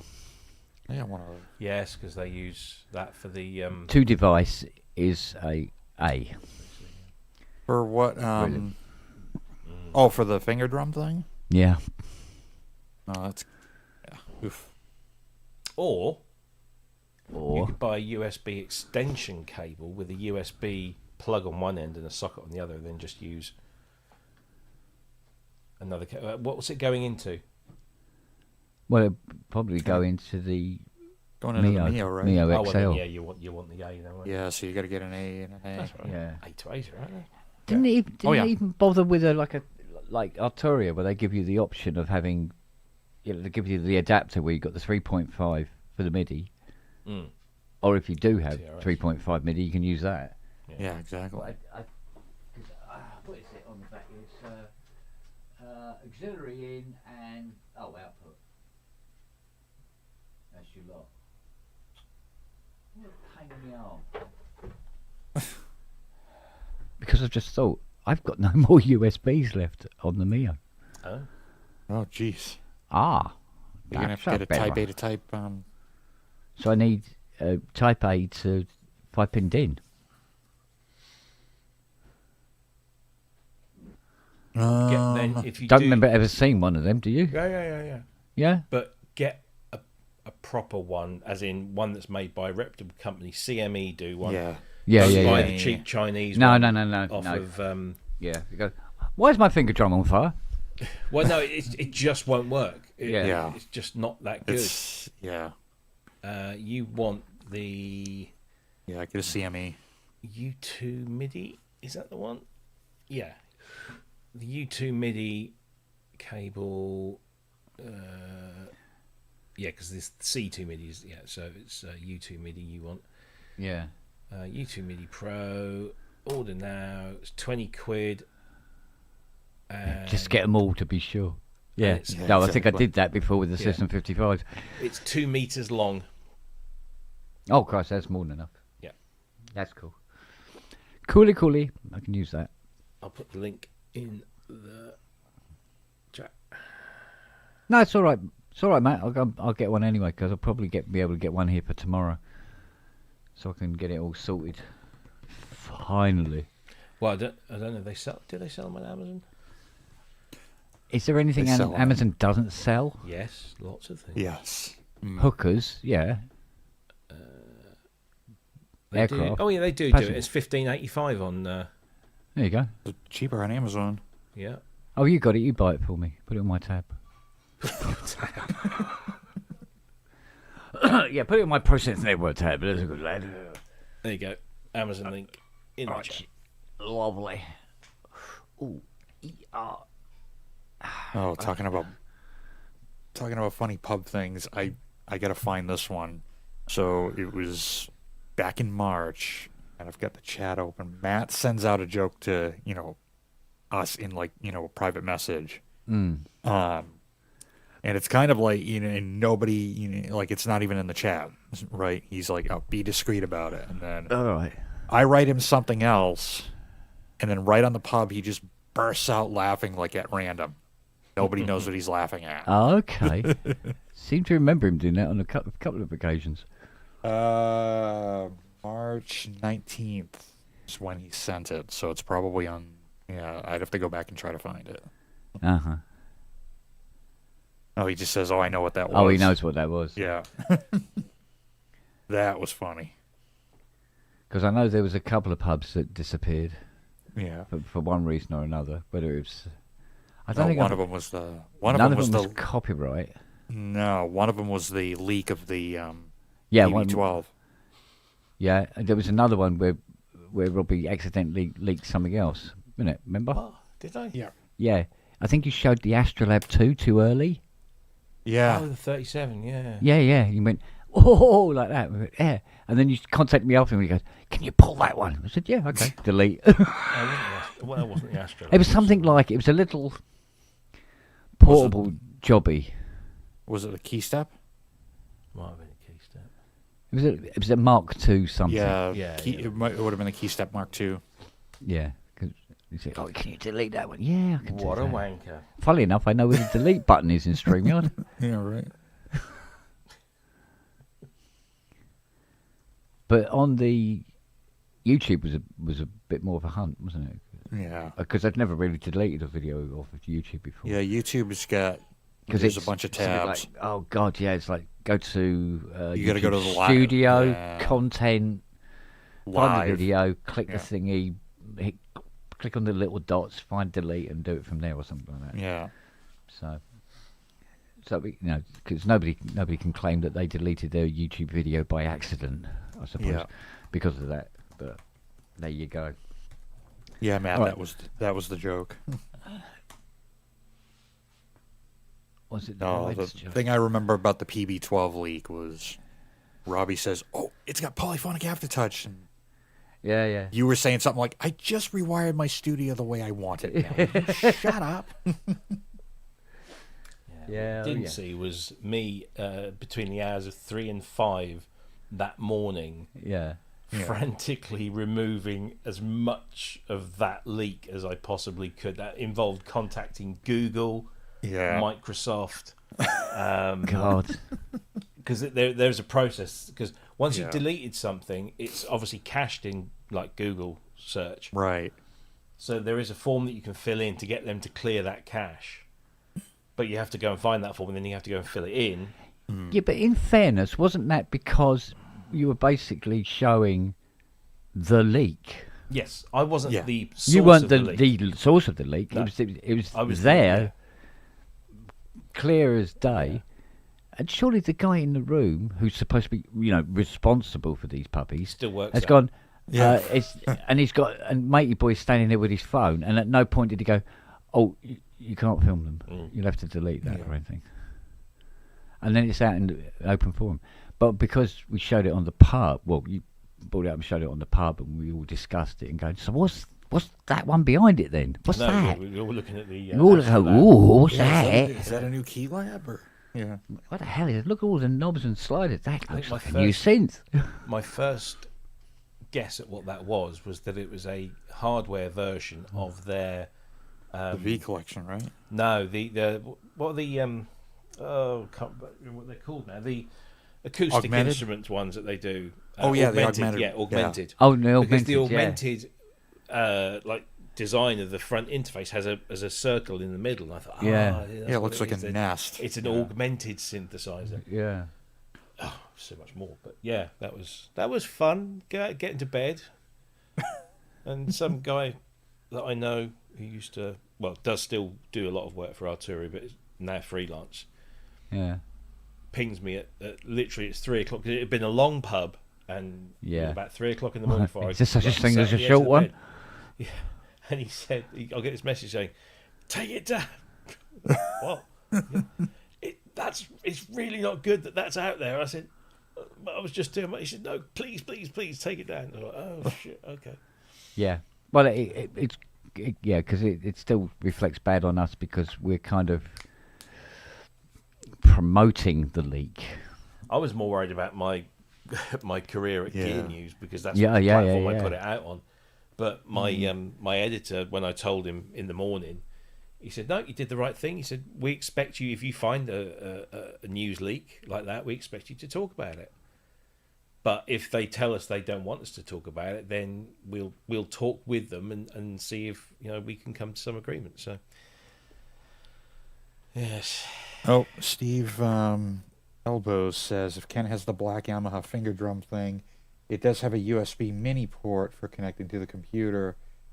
It's hard to see, but it's there. The A port is not for connecting to a computer.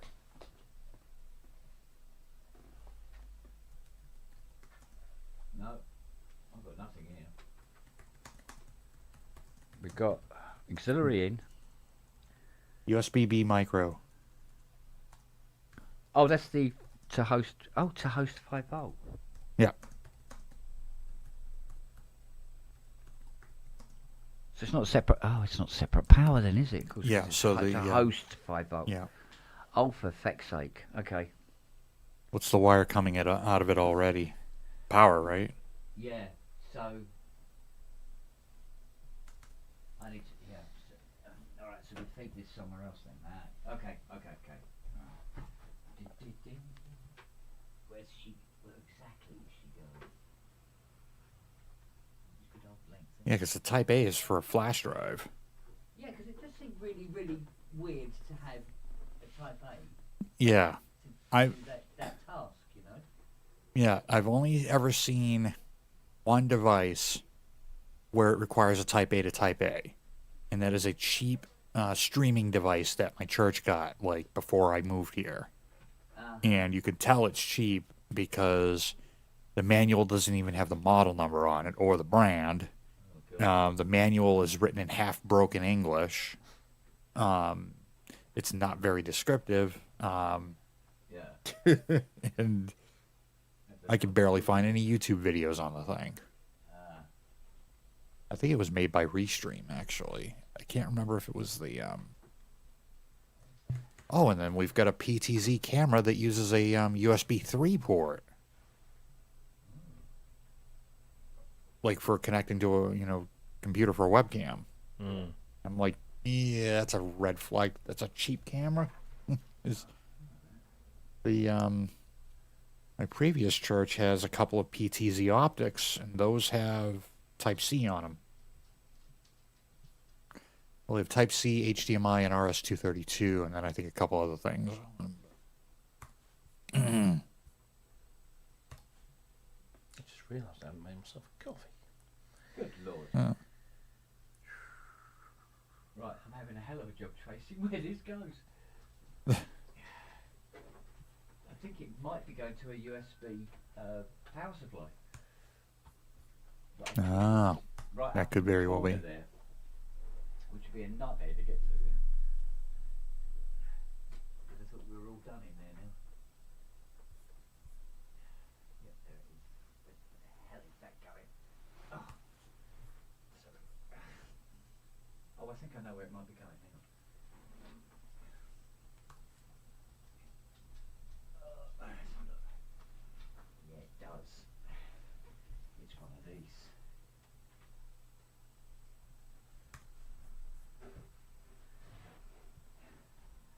But which one is it? Gotcha. Out you come. Come on.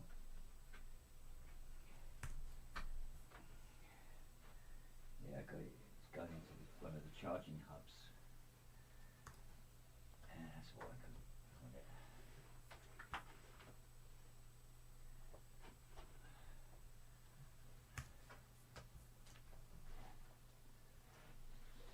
Oh, thanks for that. It's a good old length for one of them. Right. Let's feed this through.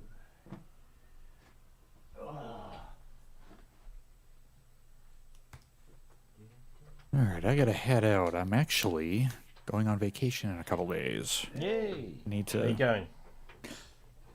Doing a 8-day cruise from New York to Nassau, Bahamas. A couple of stops down there, and then coming back on the 14th. Awesome. Yeah. Need to get away from this like white crap on the ground Yeah. and Yeah. sub-zero temperatures up here. Oh, well, you have Yeah. a great time. That'll be That fine. So yeah, if I'm not here for a couple of weeks, now you know why. sounds- Yeah. Send us a Alright, buddy. postcard. Yeah. Do they still Oh. have postcards? I don't know. That's No, if e-cards. so our last stop is at Cape Canaveral on very nice. Wednesday. So if I've been there's yeah. So if there's a pub happening, I might stop in. Good man. Only if they're launching something, Justin. We don't want any, we want to see good stuff. Oh, I was gonna go to a record shop. Nice one. Or yeah. All right. All right. Cool. Catch everybody later. See you later. Bye. Bye. There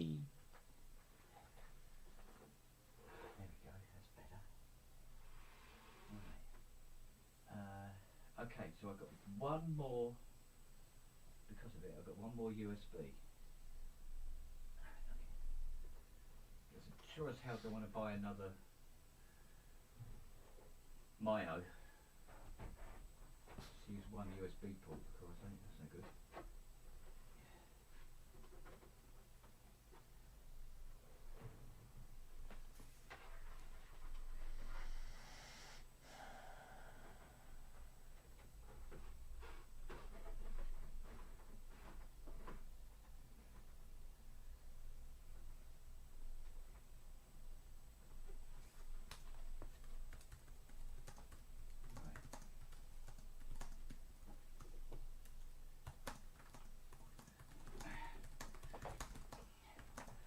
So who was the genius that came up with this again? With what? About this actually being not a separate power unit, but actually the MIDI as well.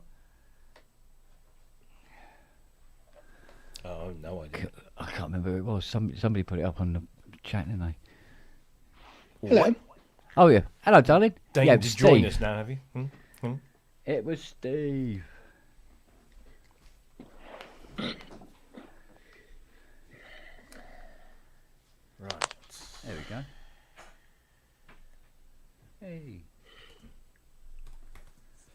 Oh, have you got it sorted? Well, thanks to Steve, yeah. Nice.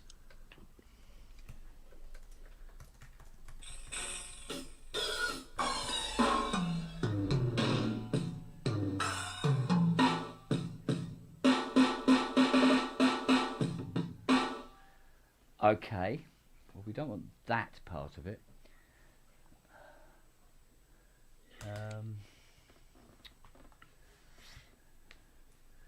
So that's, what's that coming in on? 8. There you go. So we put that on 8.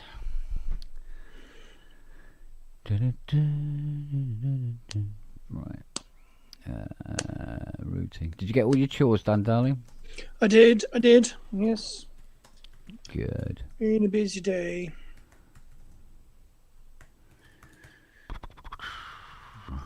That's still one of the best names on it. Hello, Floppy Winkle. That is a good handle, I've got to admit.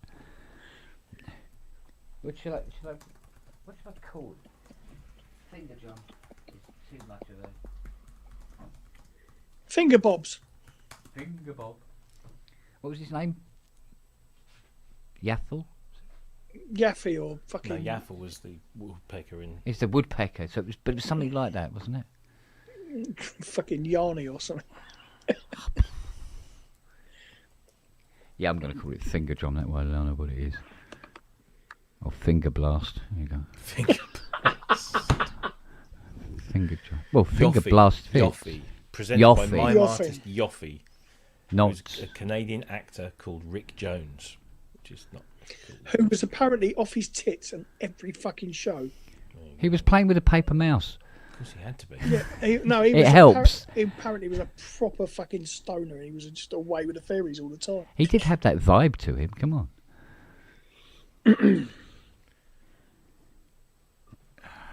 Oh, hang on a second. No, we can have that. I know we can have Apparently, that. they It's only 8. ever made 13 episodes. Yeah. And after filming the last episode, Yoffie destroyed the mouse puppet while the camera was still rolling. Murder! Bastard!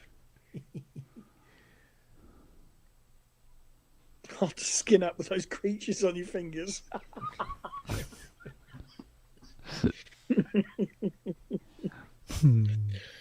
Oh dear. Yeah, there you go. So it's... Big Step only goes as far as Big Step Pro. 7, 8 and 9 are not listed in the input chart. Why? They must be power or charging or something. No, they're all official ports because they are listed in the network porting. But it said, oh, you have 10 ports, but it doesn't say anywhere in the manual or anything about, but you only get those extra 3 if you use it as an RTP configuration. So, although here I can add it. That explains why I've had to log in this way. Ah. Because I'm on fucking Safari and it shouldn't be able to do this. Ah, okay. I shouldn't be able to do this on Safari. Hang on.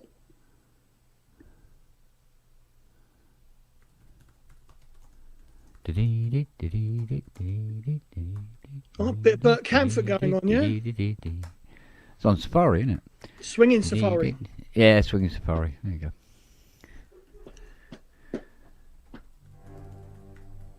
Right, okay. I can't ever help but every time I hear that, a swinging Safari, I think the fucking Spashy and Nicey. Oh, it's a swinging Safari, mate. It's just how it goes through my head. You know what?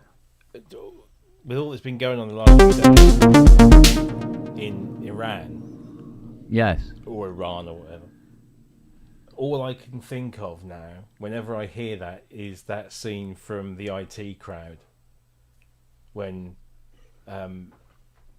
Renham is dating that woman and she tells him over dinner that she used to be a man, and he goes, well, I don't care. And then after they have performed the deed, she said, I can't believe that you accepted me. And he said, well, why would I care if you come from Iran? Doesn't bother me. She goes, no, I used to be a man. And it's, Yeah. brilliant scene. Flock of seagulls, isn't it? And he goes, And I ran. what does he do? At the end of it, he just, what does he say? Is it just, oh God, or something like that? I don't know. It's, yeah, it's a brilliant clip.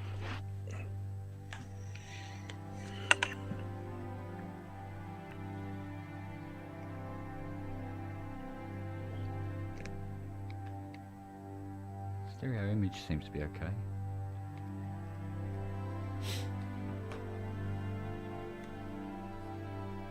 This is different to Sonic Talk, but still quite interesting. Wow. There's a compliment.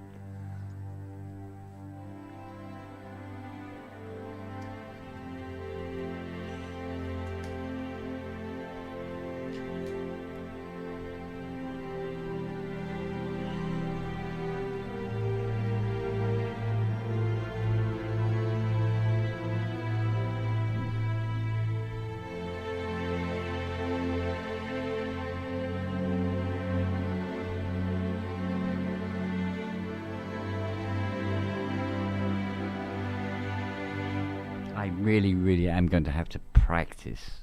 I learn and then practice it.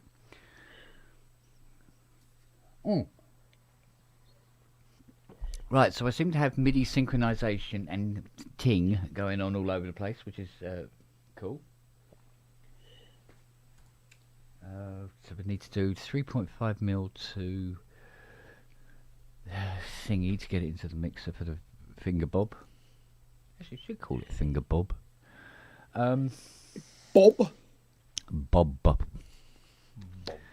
Bob bob. Bob. Bob.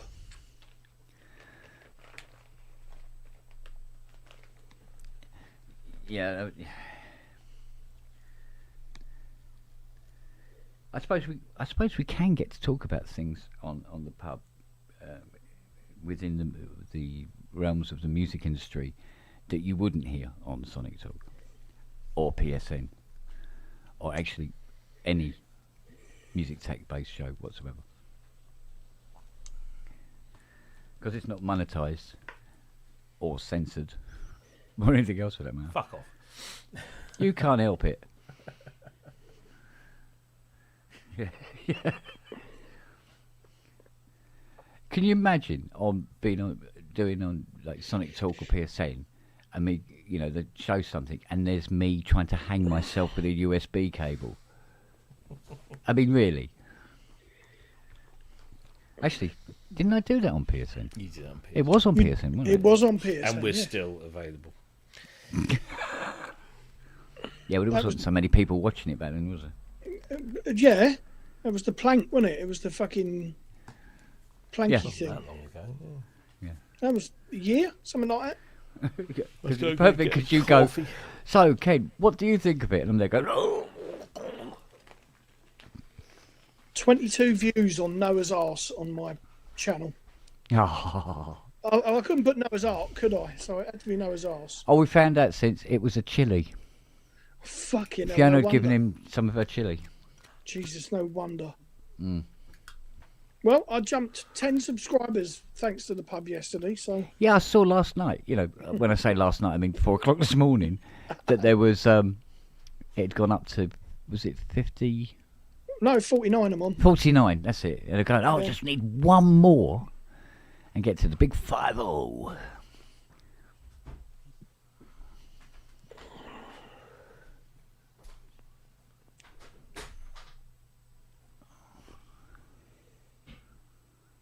Yeah, so anyway.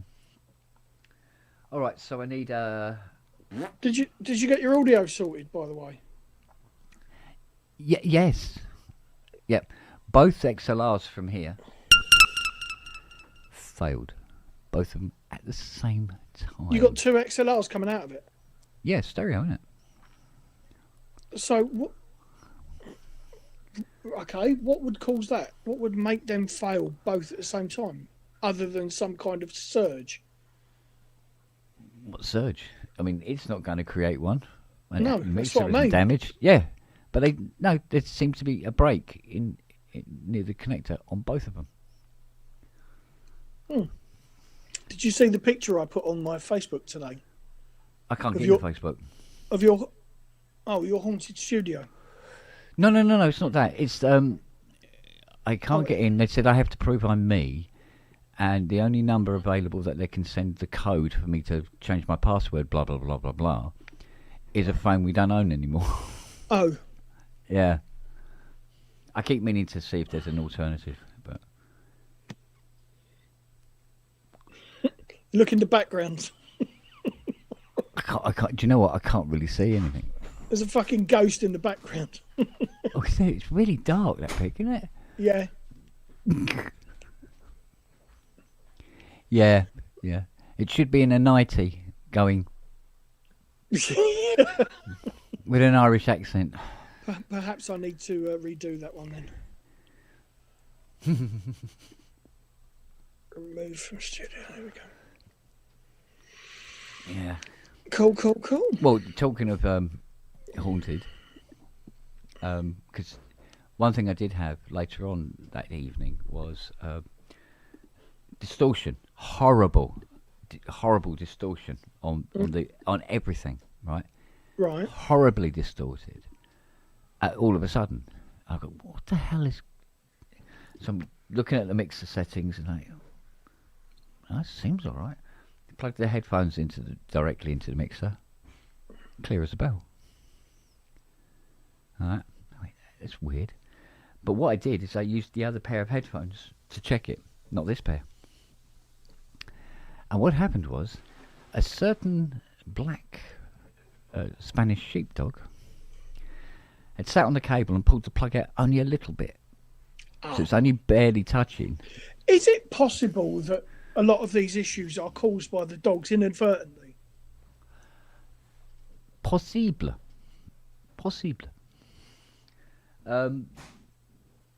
There could be some of this stuff has got, is susceptible to dog hair. Well, not Lord only that- knows that there's enough fucking dog hair around in this house. Well, you talk about those XLRs. If somebody sat under that desk on the cables and pulled them both at the same time. No, that's the thing. They're not under there. They come round here, behind this desk. They come up onto this desk and run along the top and then go into the mixer. Right. Okay. So, Well, no. again, I'm just No, trying yeah, to work out. I know. Yeah, no, so dog related, no. Wow. So, le quoi? Who knows? So, It is a pub, Keith. You're quite correct. it Well is. done. 2 points. Have a red LED for your picture. Not a blue one. Not a blue one. No fuck blue ones. No blue ones.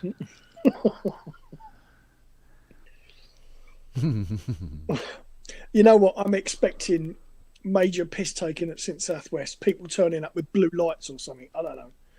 You never know. You never know. I'm expecting it. And it's just like, oh, fuck it. I don't mind. Yeah. It's open to wild humour. Yeah. Well, that's because it's... I mean, that's why it's called the pub, because it's like... It's everything, anything. Yeah. Like if somebody came in and they were feeling depressed or something like that, we would all chip in and find ways of cheering you laugh. the fuck up. Yeah. Yeah. That's what it's about. I mean, talk serious stuff as well, don't we? But, after a while you got to eventually go, oh, do you know, we better put a fart joke in here. Isn't it?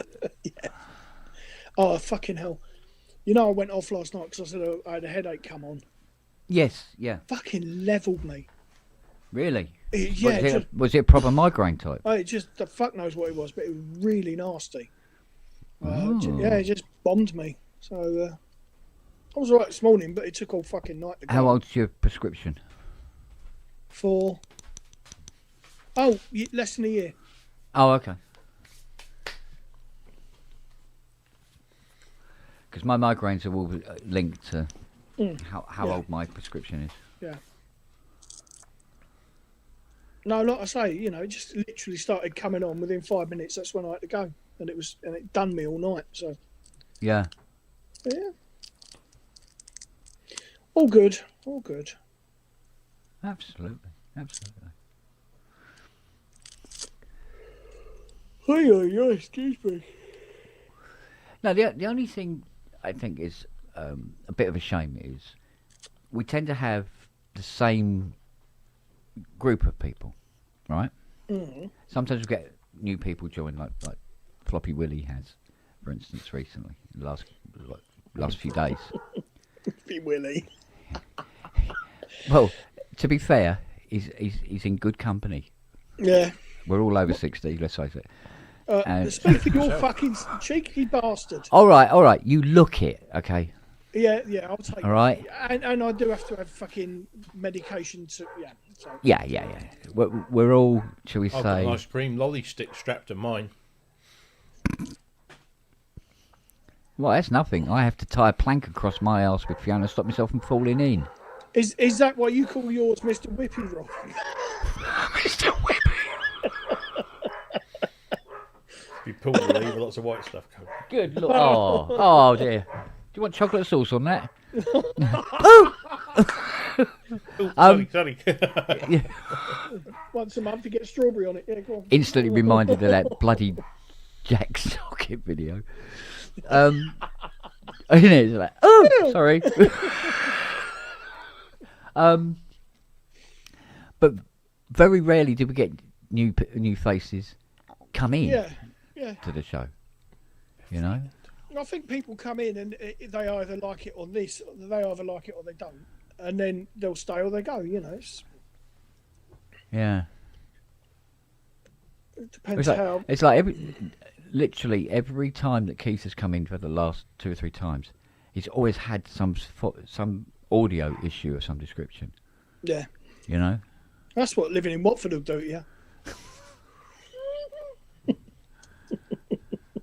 I mean, I was just going to say people in glass houses, but... Yeah, I know, but that's the thing. That's the thing. So they can come on with audio problems, and they don't have to feel embarrassed about it because... You're amongst friends. Hello? Keeping good company there. Eh?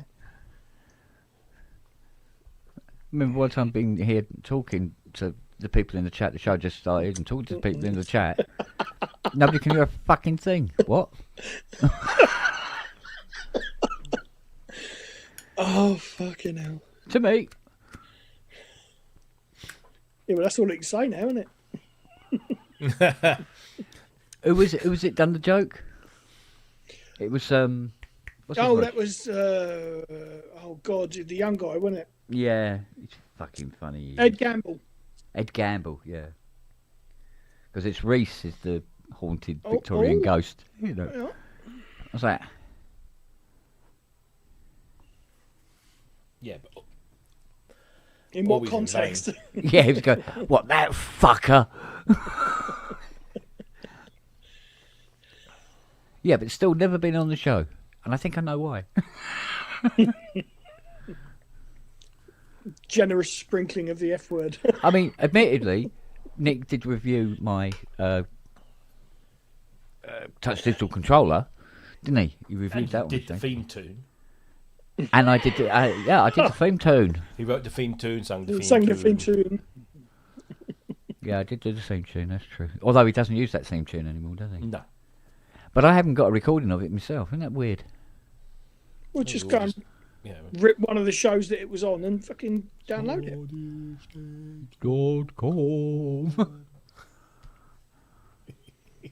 And everyone in the chat would, at the end of it, would go, call. Yeah. Boom, boom, boom, boom, boom.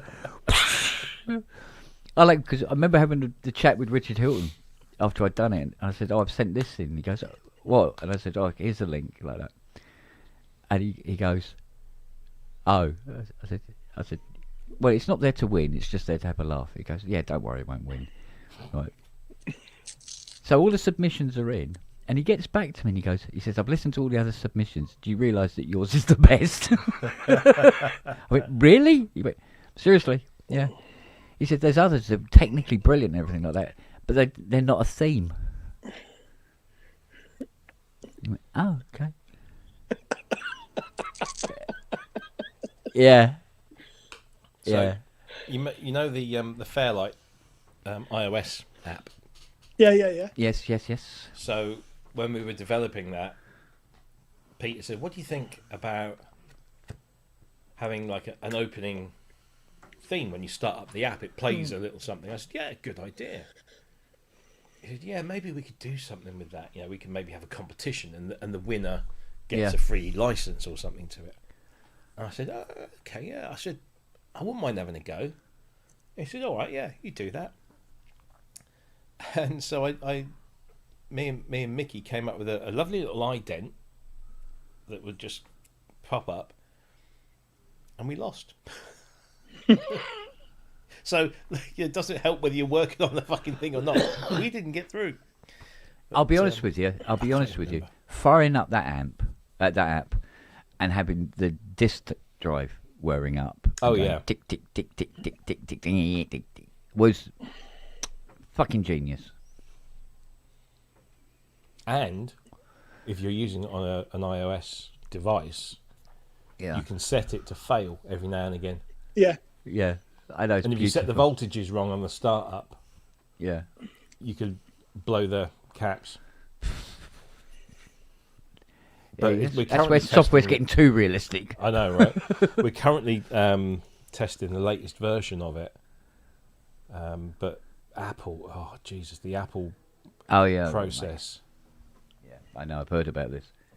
Yeah, here's an interesting. Somebody should do this. You do a VST plugin, right? And you build into it that somewhere in the menu somewhere there's a clean button, because if you don't press this clean button, every time you fire it up, it's slightly dirtier and dustier than it was. And then after about a year, oh, they've arrived. What the fuck are they?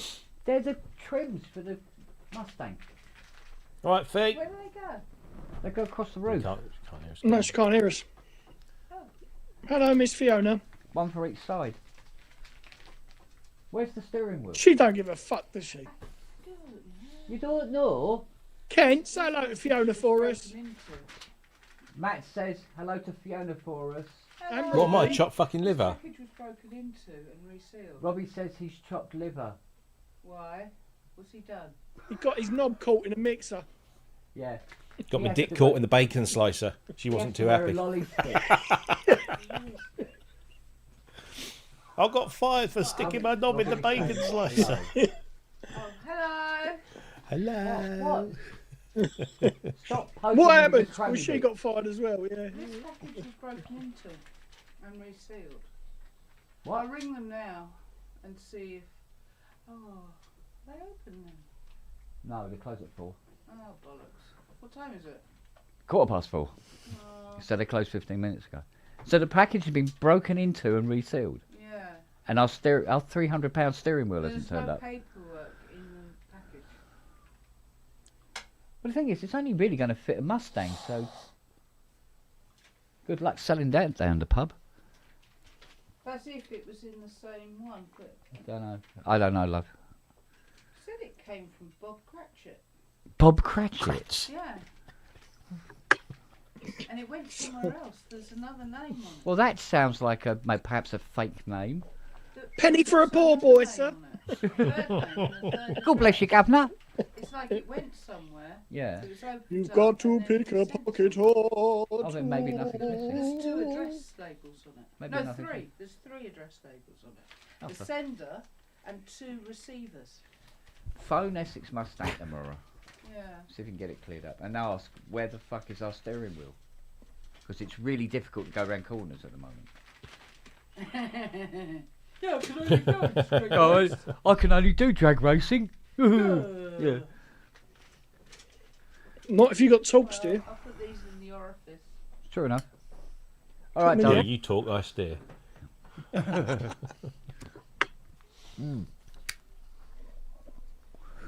Okay. Yeah, we're prepping up for Mustang. Oh, by the way, I've booked in some more That's always worrying. That sentence died. Oh, by the way, I mean, It's always worrying when they say that on the way out of the room. You go, By the way. yeah. Oh, and by the way, I went shopping and I just bought. I've booked in 3 more cents. You booked in 3 more cents. So that's 13 cents. 13 cents. That's unlucky for some. No, unlucky for me. What? Why? All right. Yeah. Okay. Yeah. Do you want to have a go and all? Machinery British is taking a year off this year. Oh wow! What? I'm not too upset about that, to be honest, because it's. Can't hear you. I thought it was him. What? Will Oh, you clever dick. Congratulate him on his masterful play. No, not really. I was going to tell you to shut the fuck up.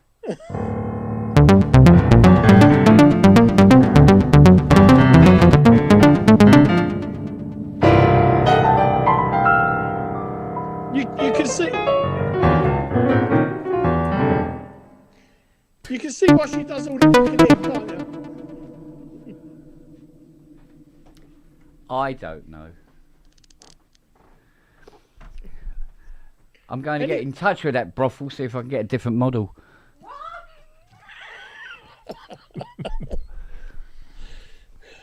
They'll sit there going, what's Robbie playing? like that. And then when you were talking over the top of it, you go...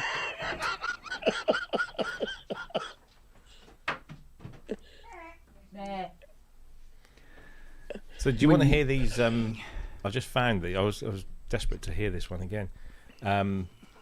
All the entries for the intro music to the Fairlight app. Go on. Right. Hang on. No, not Oh that. no, Hayes, if she threw a hatchet at him, he wouldn't be here because I've seen her throw shit at him. There we go. I've just tidied this place. Is that your fuck sock? Fuck off. I just...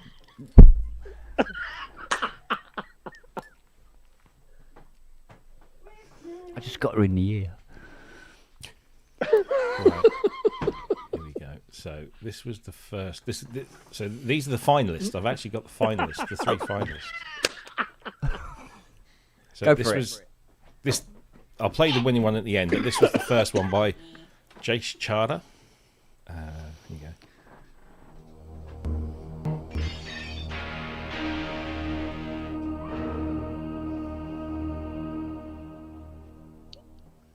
It's Fairlight, isn't it? Yeah, And then that's there all was right. This was the next one. This is Mark Thibodeau.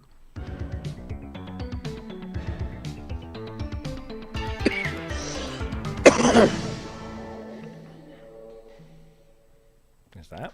Okay. This was my one.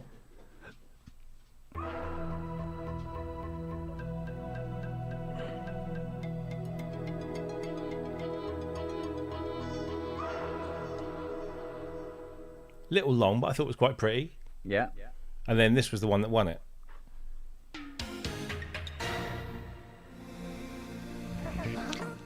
Two prerequisites in that. You've got to have the orchestra hit and you've got to have Syrah. Yeah. So there you go. You see what she's got written on the bottom of her socks? Oh, covered in dog.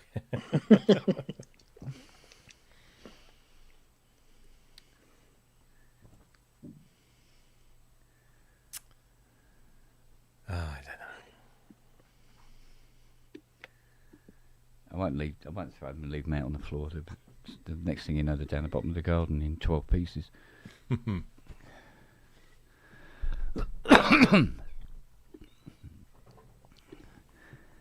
Were you trying to rewrite the countdown tune? Yeah.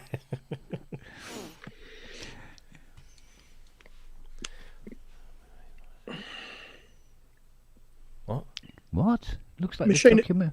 Oh, document. Yes, of course. Bristроnica, yeah. That doesn't surprise me because, I mean, it's a wonderful space. Document is this massive warehouse complex that used to store, guess what? Computers. Documents. Hence the name document. Yeah, it was a government You fell document into that, storage didn't you? building. Yeah, fucking didn't see that coming. And inside, it's just like an old empty warehouse, and it's perfect for something like Bristronica. Yeah. However, round the back, where you load in and load out, and where they've also now had to funnel the punters, because the punters used to come in from the other side. Now they've had to come in through the rear entrance. It's full of hordes of rats. Tons of them, because they have at the back of this, on this street, you know those little containers, shipping containers, but they're only like half depth. So they're full size, but they're only half depth. Short one, little short ones, yeah. There's like half a dozen of those, and inside each of those is a fast food takeaway kitchen. And basically during the evening, it's just teeming with, you know, these people cooking the food with the doors open and all this stuff going on, and the drivers, you know, the delivery drivers on their electric bikes coming on, and of course it's teeming with rats because there's, so it's Ratronica. Oh yeah, I wouldn't be surprised if they're saying they're probably going to demolish it because it's a fucking health hazard. But inside it's all right. But I'm not quite sure about buying food from there, though. no, I wouldn't touch that. I mean, it smelled gorgeous, but you know, it's a little bit. Yeah. Well, it's a shame in one way, but it's also kind of balancing because obviously Synthfest UK didn't happen last year because of the clash. Yeah. I bet that's really pissed Paul Gilby off though, because he could have done it when he would have normally done it. I wonder if that will change it. Nah, they must have been talking. Ooh. Because the reason that Synthfest UK is happening on the 24th of October and not the first week in October is because that was always too close to Bristronica. Well, I don't think I'll be making Synthfest this year. Why not? What's your fucking excuse this time? Come on, spit it out. I can't say at the moment. I'm waiting All right. on a few things. Okay. What, bus? I mean, it's not like it. I mean, it's just around the fucking corner, isn't it? Of course it is. Yeah. Yeah. 15 minutes. I'm there, aren't I? Yeah. By Blackbird? By Blackbird, yeah. Yeah. used to fly over SR71 it. Blackbird. Yeah. Yeah.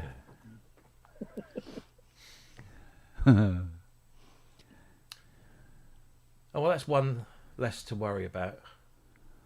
Because I was sat on the thinking chair last night. Ah, indeed. Yes. And I'm thinking, what are we going to do? Because we've done Synth East, so that's done and dusted. We've got obviously Synth Southwest, but we're not actually doing anything. and then we've got Synthesized in Cambridge and Synthfest in Sheffield. Yeah. I was thinking, what are we going to do? How do we keep it fresh and different? And that's one less thing to worry about now. So. Yeah, so I suppose there must be a lot of sort of like crossover between the shows. Bristronica is very heavy on the modular. Very heavy. Yeah, but it'd be the same kind of modules that were at Synthfest. Synthfest is less so. Synthfest is more about on the downstairs sub level you've got Source Distribution who do Expressive E, ASM. Well, they used to do Arturia. They don't do Arturia anymore. But they had all the Roland in one room over there, big room. Korg over there in another big room. Yeah. Yamaha in another big room. So it was all of the big boys were there on that ground floor, and then in the main hall you had kind of a mishmash of retailers, so Soundgas. You had people like us, community sort of stuff. Mike Gorman would always bring something very interesting. It was more of a mishmash, whereas when you walk into Bristronica, like proper synthesizers are in the corner. The rest of it is all modular and, you know, new and exciting things with an occasional thing here and there. But like Fractals with they had the Magnolia, but they also had all their modular stuff there as well. Yeah. That's going to upset the modular crowd. People like Jason and Andy Brooks and people like that, isn't it? Because, you know, I think they'll miss it more than we will. More than I will. Yeah, for sure. Is there a possibility of getting then some of these Bridgetronica people, viewers, not viewers, just attendees, the displayers, can fill the gap perhaps by approaching Peter about Dawlish? Dawlish is now 2.5 weeks away. Yeah, it doesn't leave a lot of time, does it? No. And most of those people will already be at the London Synth and Pedal Expo, which is on the same day as us because they couldn't move their dates.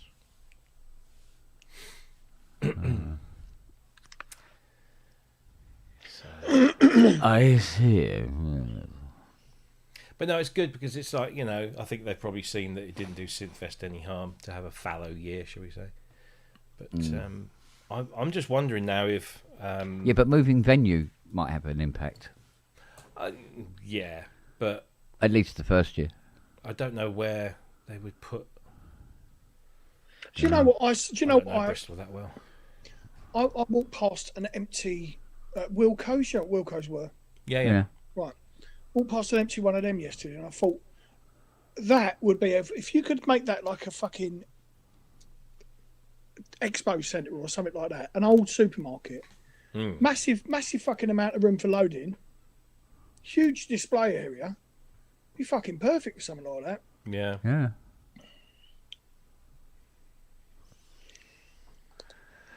Pop-up synth show.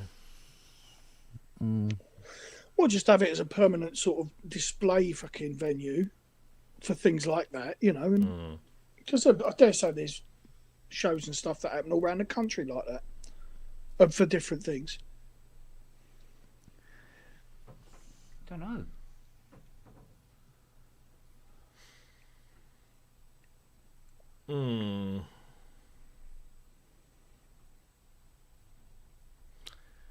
No, that is interesting.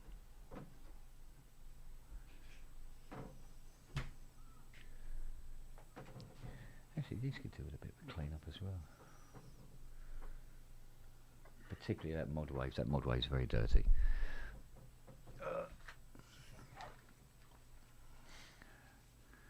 Sat at the bottom of the stairs for 3 weeks.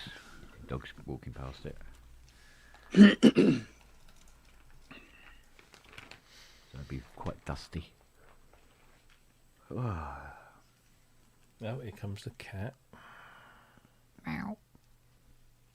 Milo.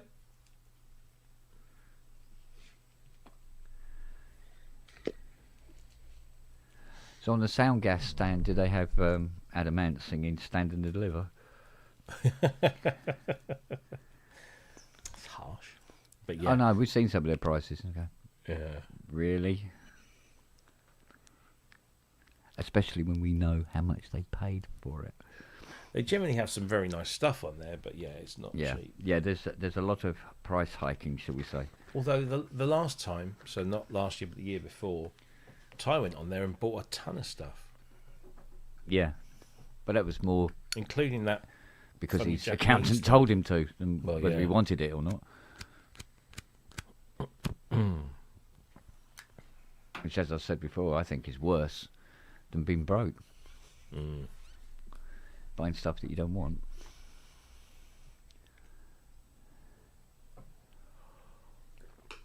Oh dear me. Oh, it's all catching up with me.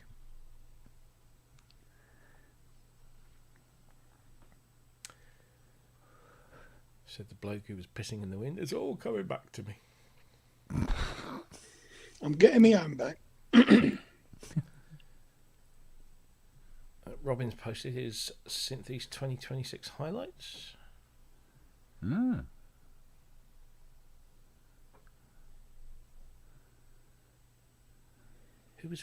Oh, it's Ben Divkid's video I was watching, where he gave us a nice little bit of exposure. Ooh, missus.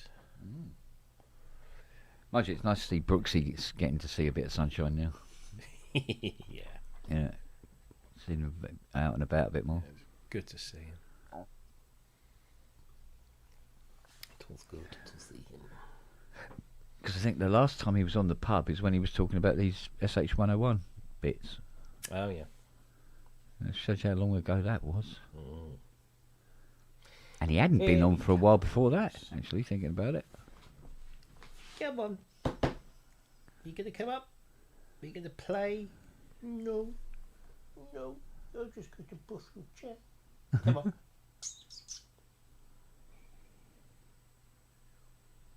No? He's just doing his stretchy thing. Yeah. Yes. In my own time, thank you.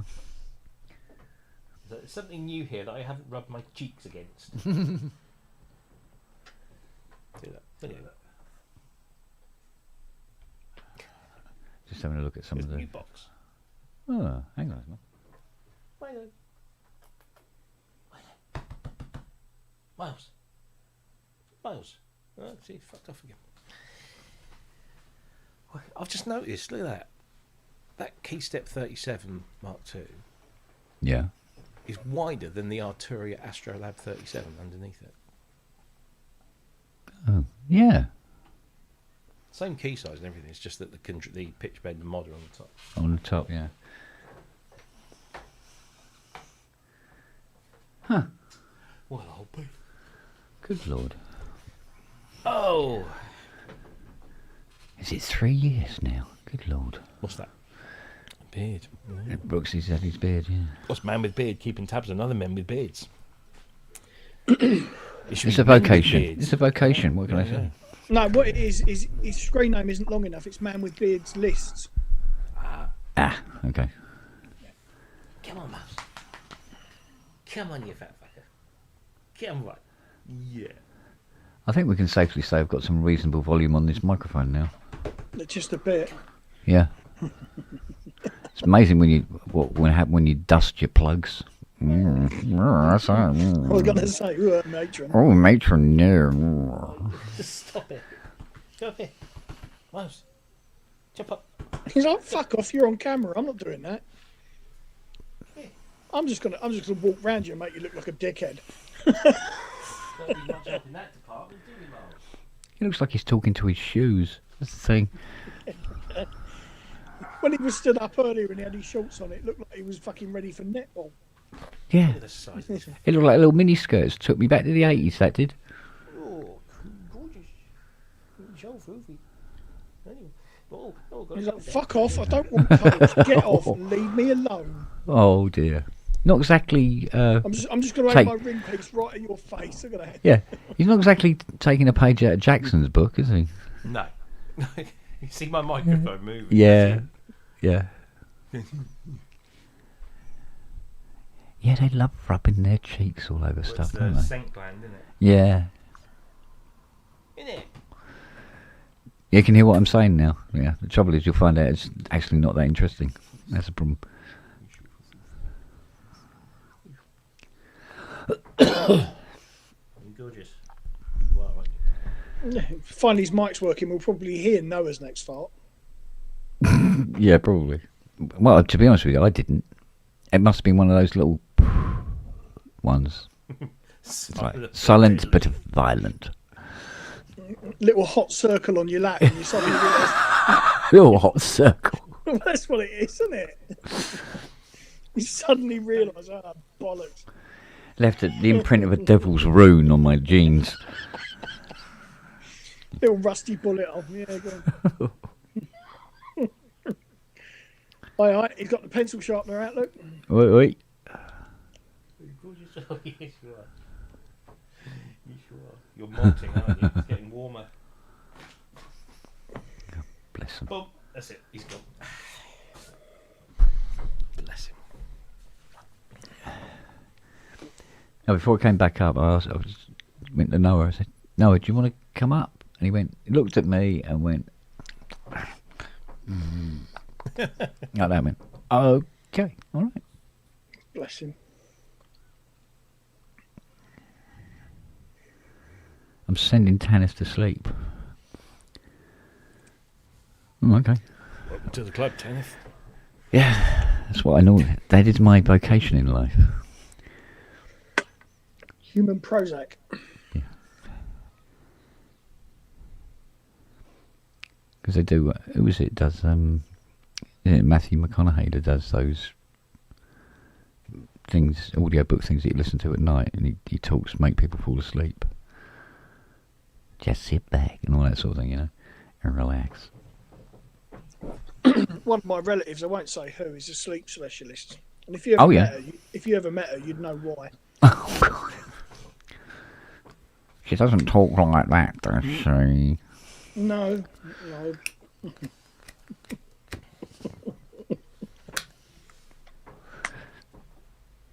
I wanted to get the Safeways tomatoes, but I think you'll find that if you go to Aldi, it's the same price and you get 2 ounces more. You'd have a job getting Safeway tomatoes these days, mate, because they don't fucking exist. I know.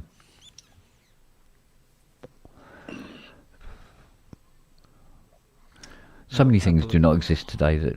Well, I mean, look at my granddad. He Doesn't exist today, does he? No, he doesn't exist today.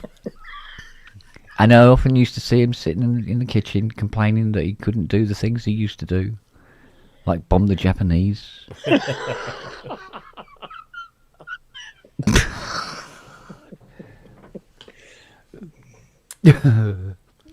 see Apple have announced their M5 MacBooks. Oh, have they? Yeah. Oh, good Lord. I've got no intention of upgrading anything like that. Because this Mac Air just chugs along. It's no slower than the day I got it. To be honest with you, nobody should be buying anything and just sit it out and wait for this recession to calm the fuck down. What recession? What do you mean, what recession? We're not in a recession. Really? Yeah. Okay. We're not.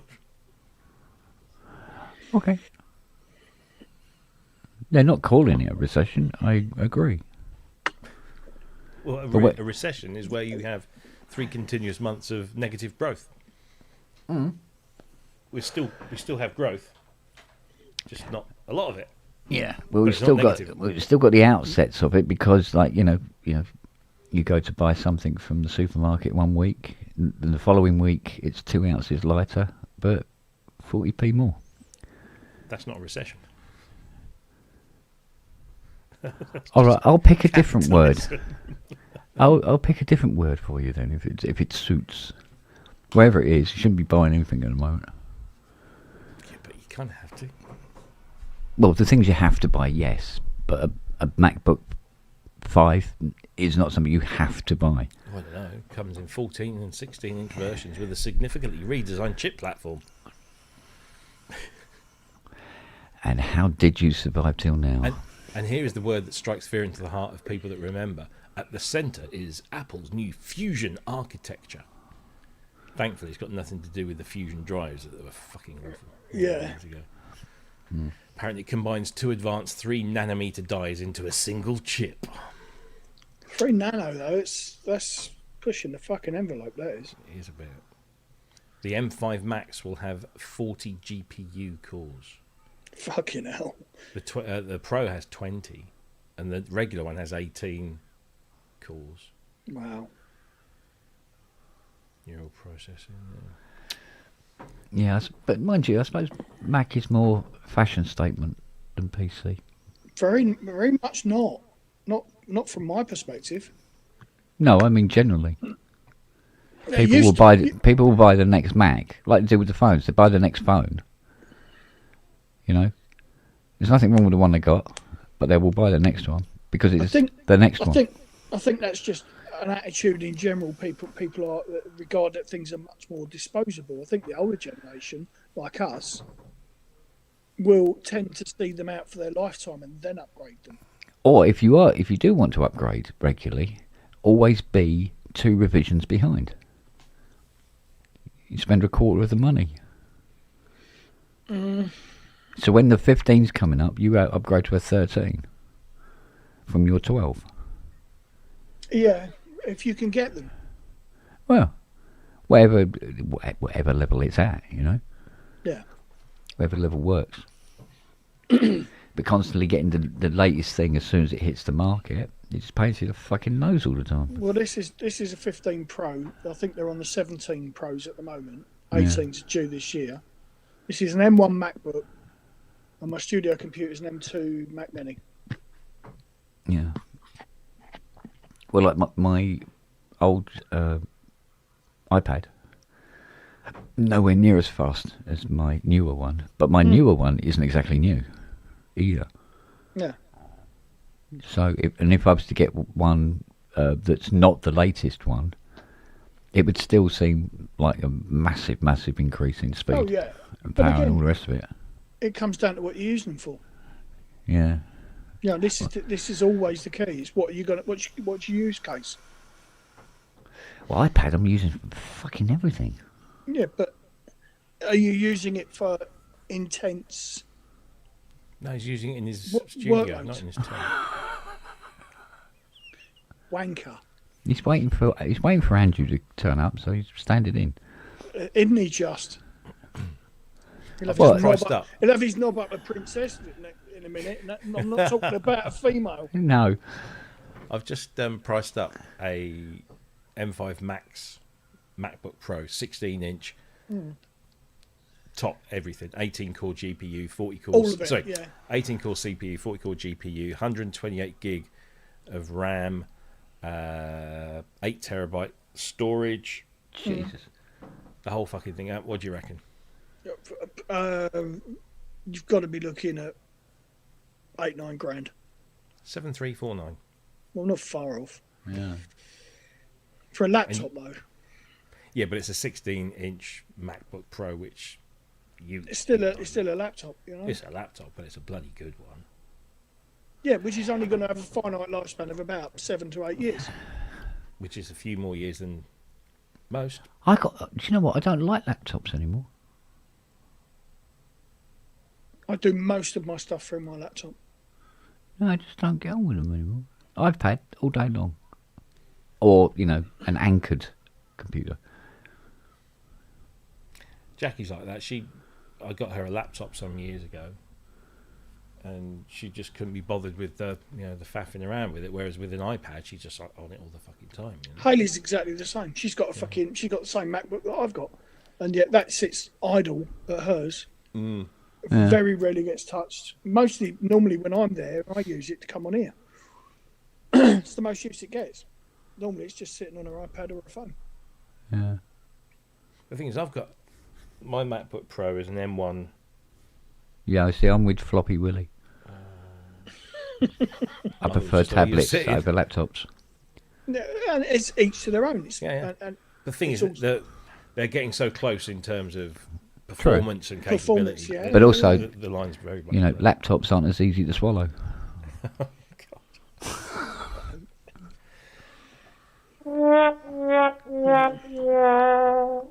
What a wanker. Aye. how do you do that? Right. So you're using the Stream Deck for that, but what Yeah. what is programmed on the Stream Deck to do that? What are you using behind all that?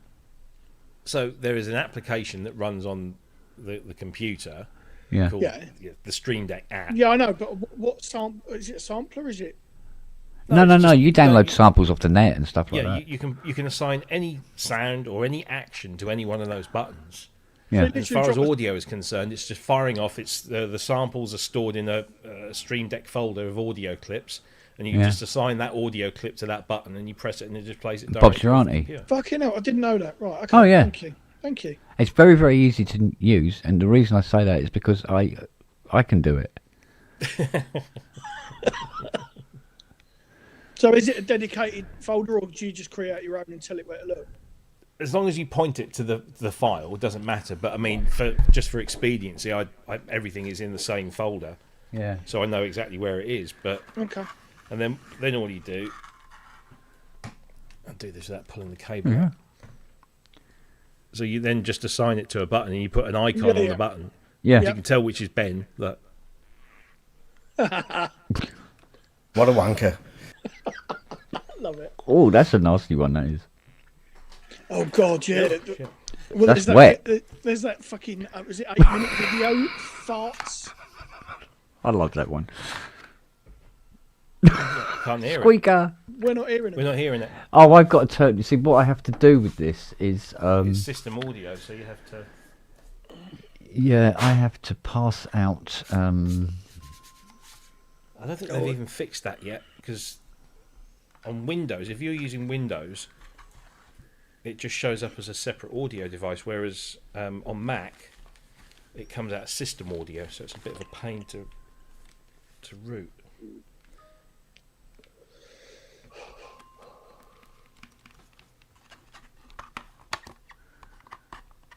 But they do a version of Stream Decks that is virtual, so it's literally a little thing that sits on your screen. Yeah. So you don't need the hardware, as long as it will float on your screen and always stay up top or wherever you put it.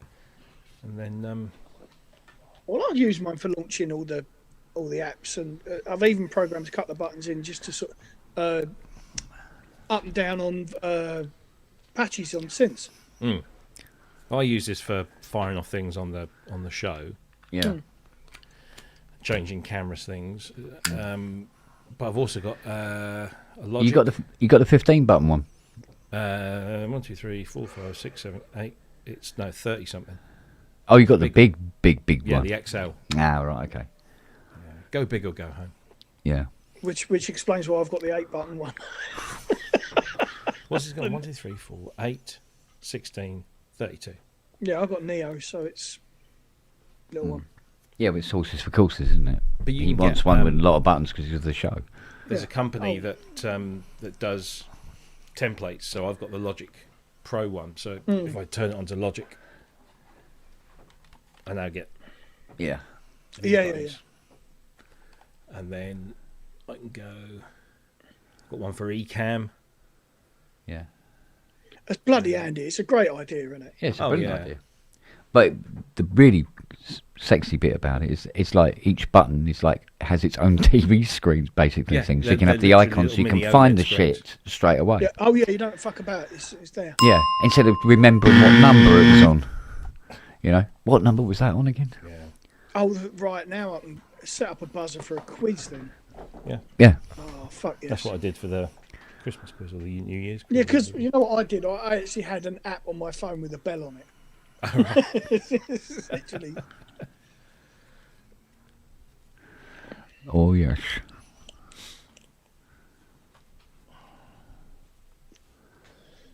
Lovely, isn't it? It's 10 to 5. I know. Still It's been- daylight. Still daylight. do you know? Went out to do school run, got in the car, and you know what warm cars smell like? Mm. It was like that. It was like fucking hell. It's summer. It's coming. You know. Well, it's only 4 weeks to British summertime.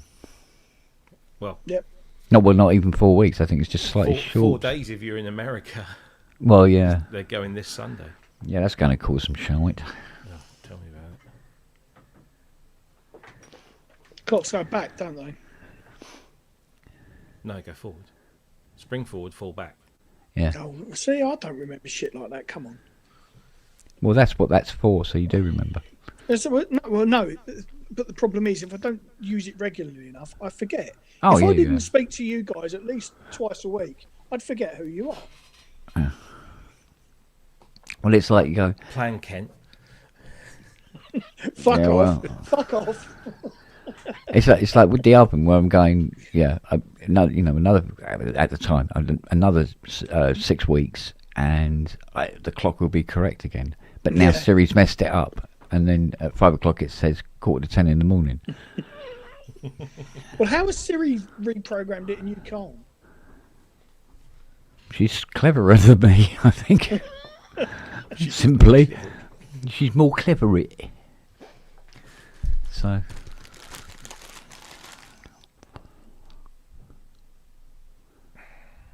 But there you go. Anyway. Ta-da! Weird preset.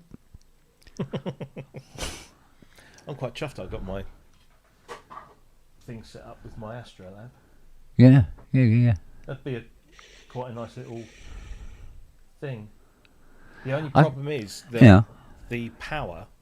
So the Astrolab has 2 USB ports. It has a USB-C for data to the host computer. Yeah. Then it has a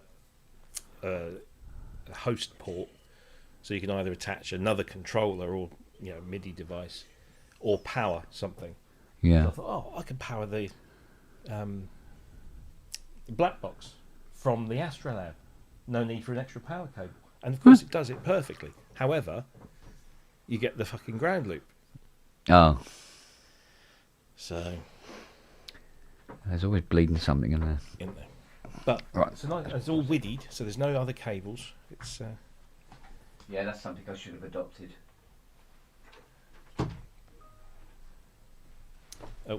just got to nip on a call.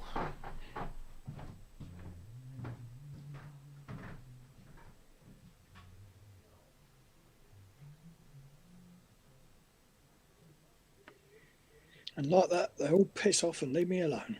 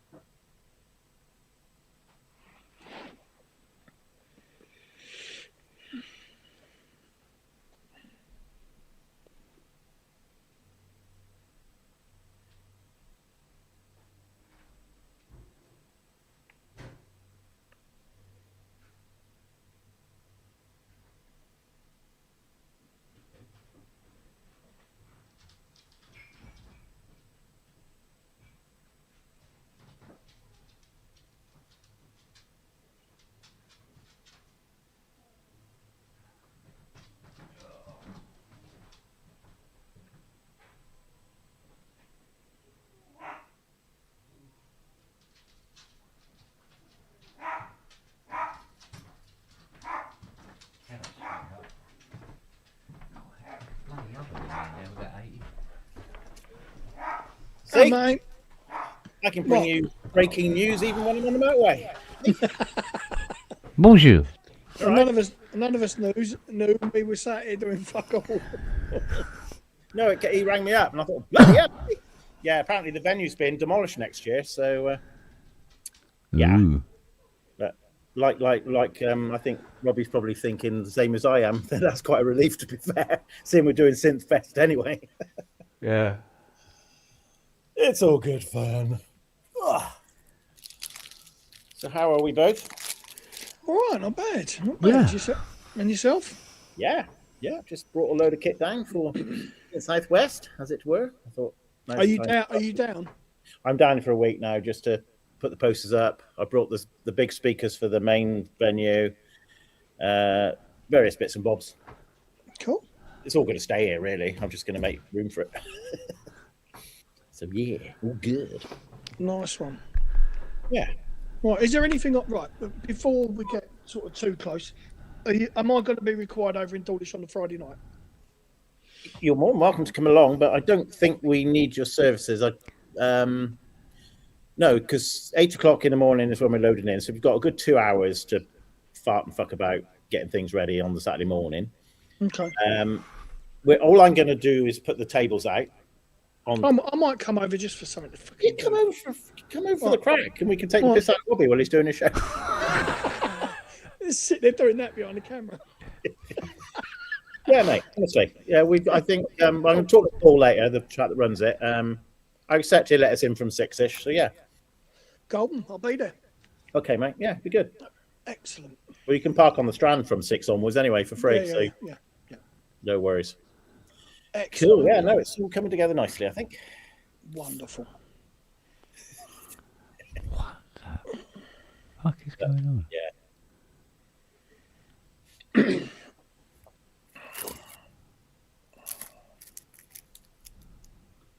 Oh, there you are. The sun's out anyway. It's been a gorgeous day, isn't it? It's something, isn't it? It's been really nice. Rise 2, that's why.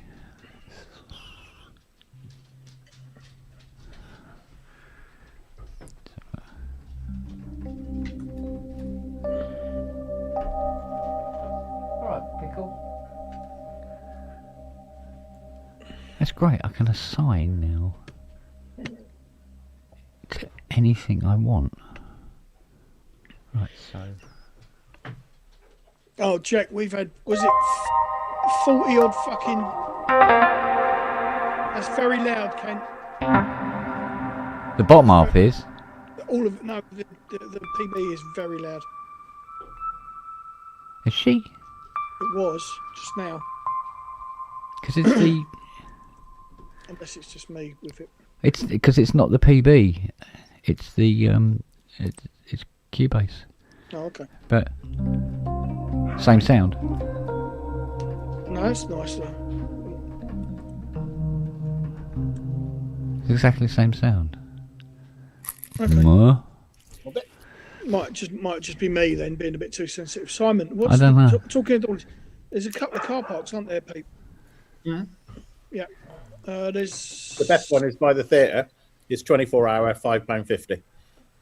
Is that the one up just past the loos? Public loos? Yeah. By the loose, yeah. Trust Matt to know where the loos are in Dawlish. Yeah, but believe me, I have to. See, I can bring breaking news. I'm going to end up being out in the street directing traffic, aren't I? That's what's going to happen. Yeah, I've got one of those day glow, vests. I've got a few of those. Well, I have to have them in the car when we go abroad because it's law over there. If you break down, you have to put a high vis jacket on. Oh, look. It's the right Ken. thing. Ken. It's only here because I'm eating a sausage roll. Yeah. Yeah, Mate. so who would thought it?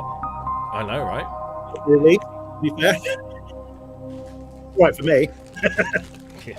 No, I think, yeah, they're getting commercial based apparently. Well, it's like it could do with work. It was looking a bit tired, wasn't it? I think the rats have taken over, haven't they? So Oh, shit, yeah. So, yeah. Since festival, we're busy, wouldn't you? But I wonder if that's pissed. I don't know. I'm sure they must be talking to each other. Because unless they've moved Sensoria, let me just have a look. No, no, that's why. Right. Sensoria has moved as well.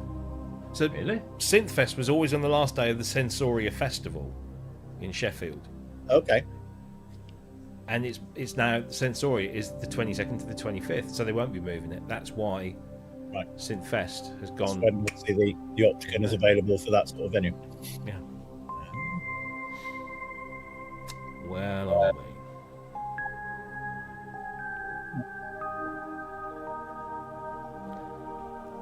Coolio.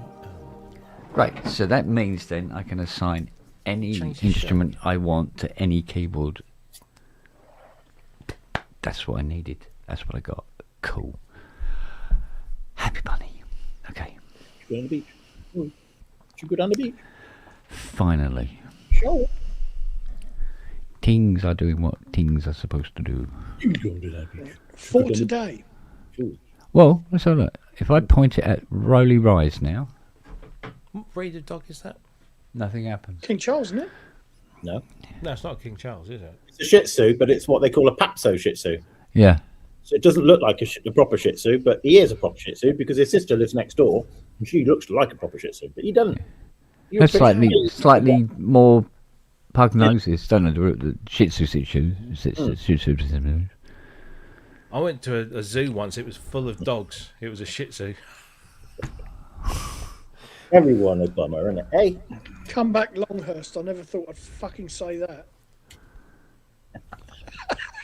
What was it? Oh, God. Oh, what was it? Oh yeah, my grandfather was killed by a Zulu. He was having a shit and the roof fell on him.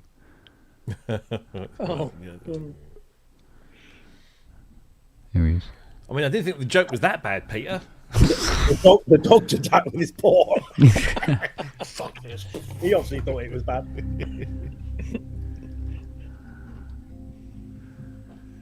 Rob's joke's getting cancelled by a dog. Fucking love it. Didn't think much of that.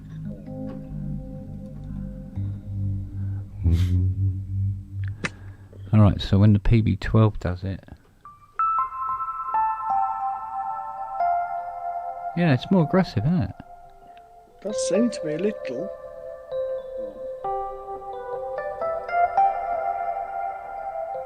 Velocity curve. Yeah, velocity curves is much sharper as opposed to if I point it now at Hydra. Yeah. Right, I'm going down the beach to the tide's out. So All right, buddy. All right, darling. See you, Ron. See you later. Right, point it at the MAX. I just told Pete, Rob, that I'm going to float over to Doublish on the Friday night, just in case I can be of any help, and give me something to fucking do. I'm sure we'll find something. Sure we'll find something. Yeah, okay. All right, so mental note, don't do that on the PB12. Oh, I know why it didn't work. Because I haven't updated the list. Is it that one? It's not that one.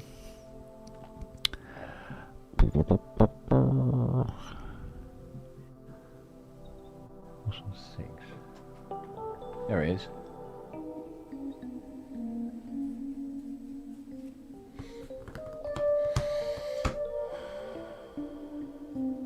Yeah, okay. So I have to update the list. That's why it didn't work the first time around. Cool.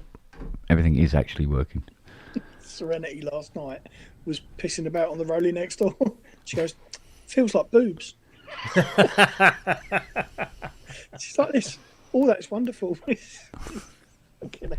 She'll love the seaboard then. Because that feels like an older lady.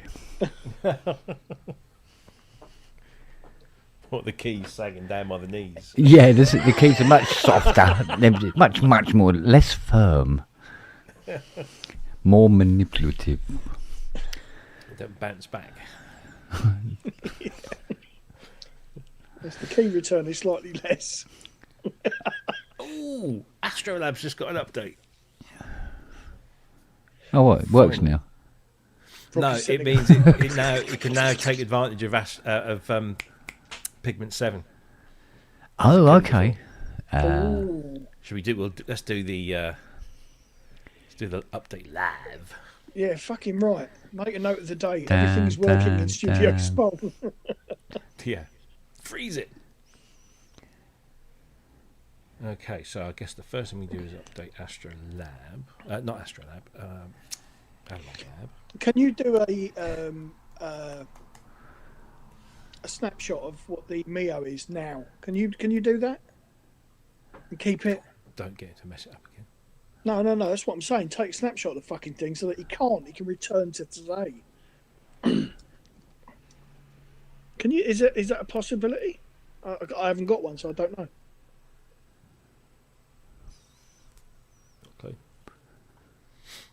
No idea. A What an configuration. informative show it is. Configuration snapshot. Huh? Kent's answer to everything. Huh? Oh, Analog Lab doesn't need an update. Cool. Let's have a look. Right. My Zen garden needs an update. Okay, let's see how well this goes. I've got the other one to do as well. I've still got a shitload of libraries still to show up in Contact, in Cubase. But I wanted to get all the hardware doing hardware-y things first. Build a proper foundation first before I start putting all the fancy shit on top of it.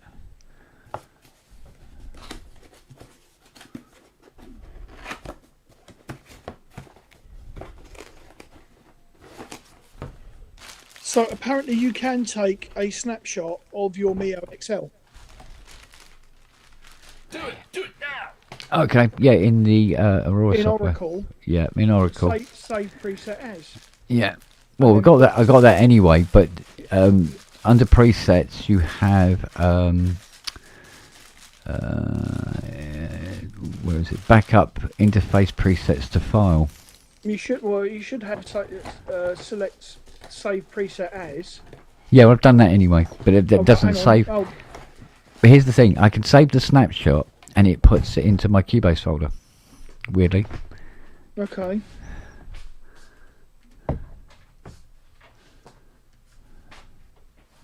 User defense setting up route and then saving as a snapshot within Oracle for recall later.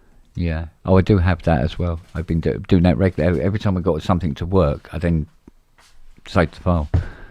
Well, you want to rename it as today's date, I think. Yeah. And maybe run a fucking backup of your Mac as well. Yeah. You know, if you can nail a date down, you can always return to it.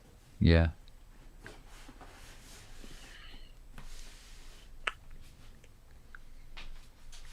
So 303. 303 25 303 25 Yeah. 26. Shit. Fuck's Yeah. sake. First time. it's Yeah, I happened know. this year. And I put it because you said it.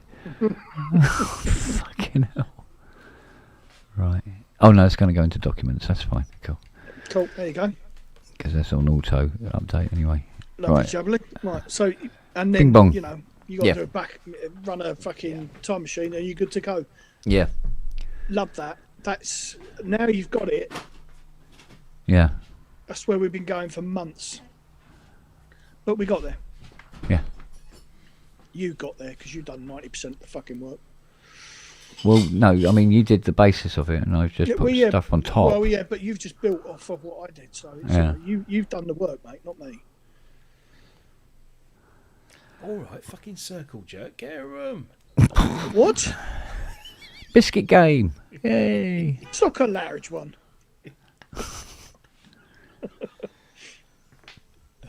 No, I don't know what date it is half the time either. Don't worry. Oh, let's have a look.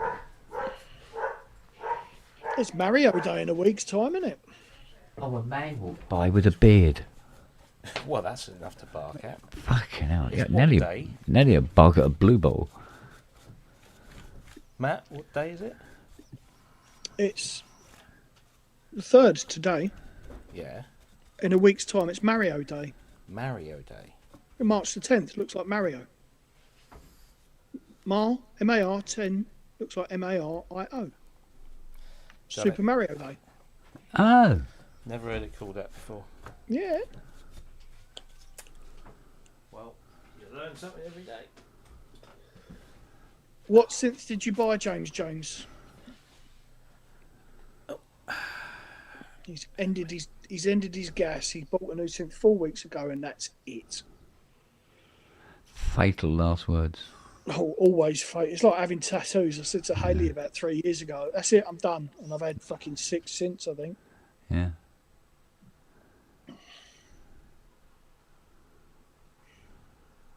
Oh, Hydrosynth, nice. SE, lovely. Hmm. Yeah, we've all said it, James. Trust me. Yeah. Absolutely.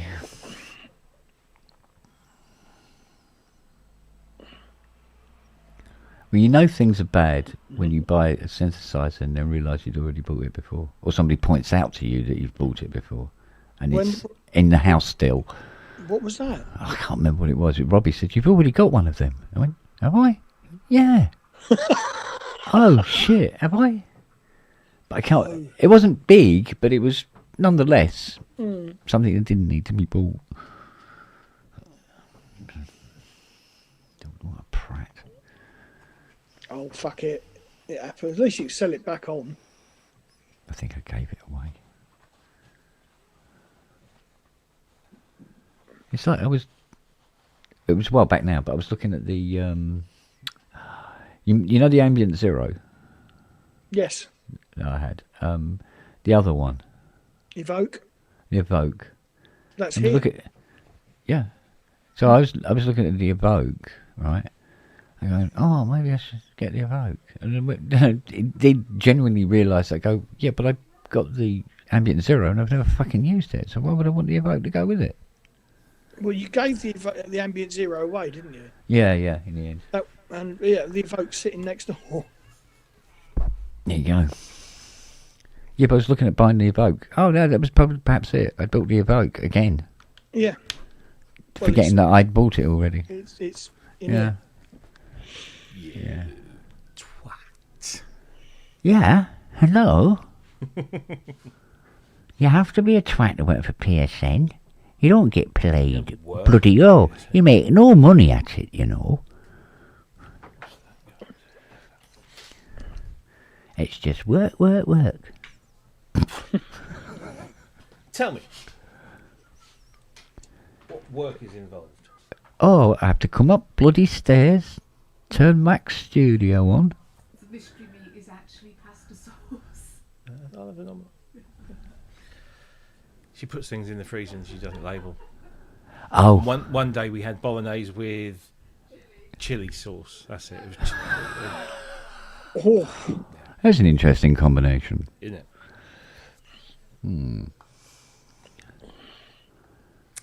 Right. Let's see if it goes smoothly on this one. I've thought of doing that, hanging scents from the ceiling on a roped trestle thing. Yeah. Seriously. Vince Clark. Yeah. It didn't really work out the way I thought it would, that's for sure. Didn't he do that on a stage show? He had a stage set that he had since Jupiter 8 up above him, and Yeah. I'm sure he did. Didn't take into account how much the Jupiter 8 moves around when you're playing it. Well, yeah. It makes it difficult to hit the note you were supposed to hit.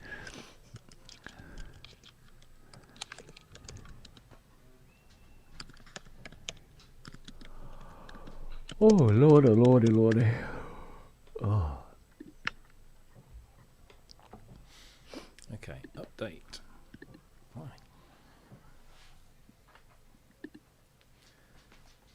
They've speeded up the update process on this thing. Yeah? Yeah, it used to be a real dog. 'Cause it has to do things in packets. Yeah. But it's There you go. That's Oh, the stage set that he did. yeah. Well, that's impressive. Come on. That's Yeah, pretty good. Who actually? It does sees look like a that kind of Chinese stuff? junk, though, from here, doesn't it? Yeah, it does a bit, yeah. Yeah, you wouldn't want it to fall on you, would you? No. No. I bet his sliders didn't get any dust in them.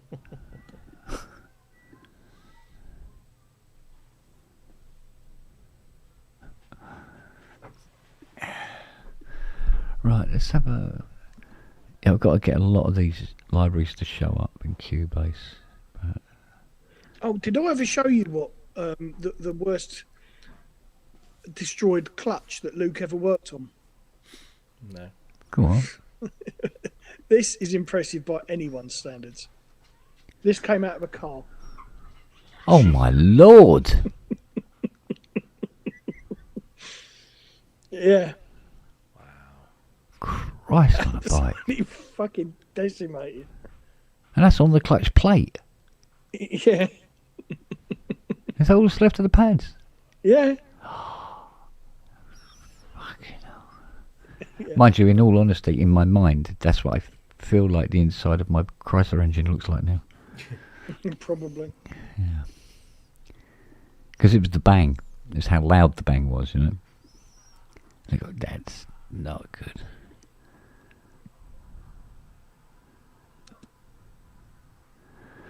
Okay, that's nowhere to be seen. Nor is that. Nor is that.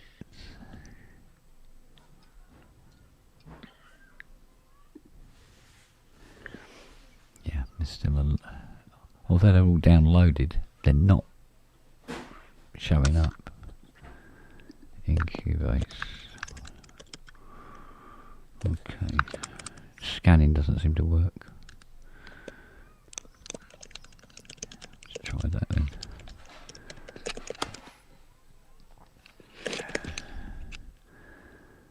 Ba-ba-ba-ba-ba. Let's see what we've got here.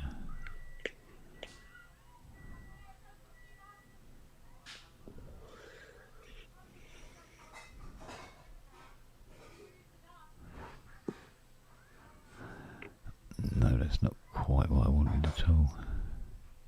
You got a fucking... There must be a better way than having to delete it each time.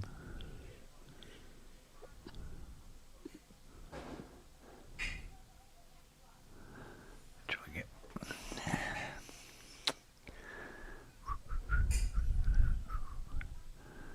Let's have a look down here. Because at least it's... There she is.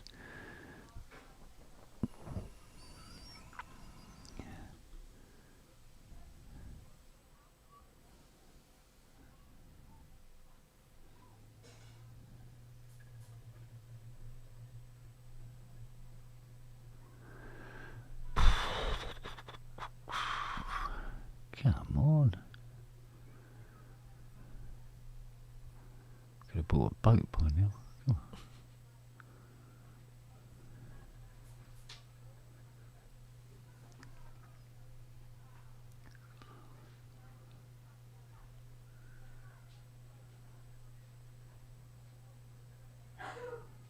Bless you. Good and tight.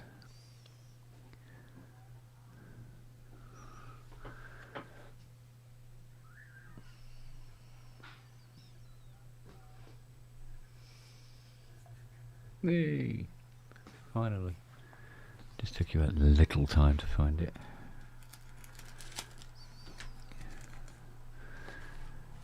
I feel like I've literally got a hard drive that goes, oh, I know it's around here somewhere. Hang on a minute. Give me a minute. I'll find it. I will find it. Now, did I put it in here? No, it's not in here.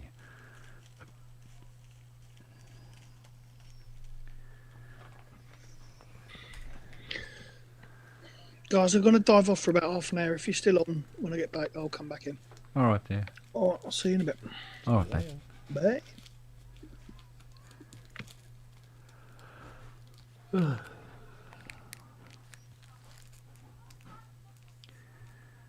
all these really, really late nights are really starting to catch up with me now. Doing stupid things like, 4 o'clock in the morning, for Christ's sake, then getting up at 8. There's only so much of that you can do in a row. Yeah.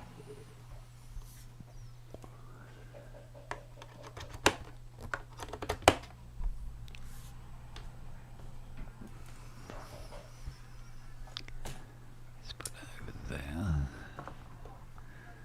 Put that one up. Right, let's try out some What little girl's that then? Astrolab. Oh. Your update's down, is it? Yeah, it's all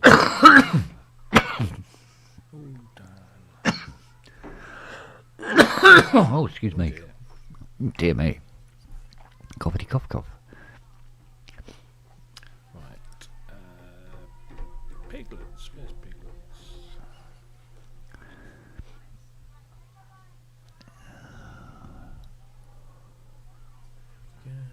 Oh dear me. Okay, so Yep, there it is.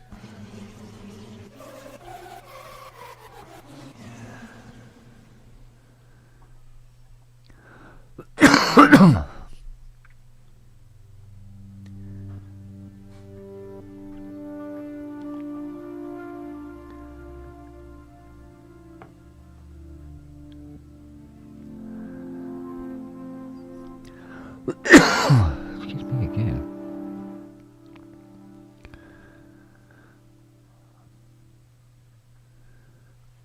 It used to be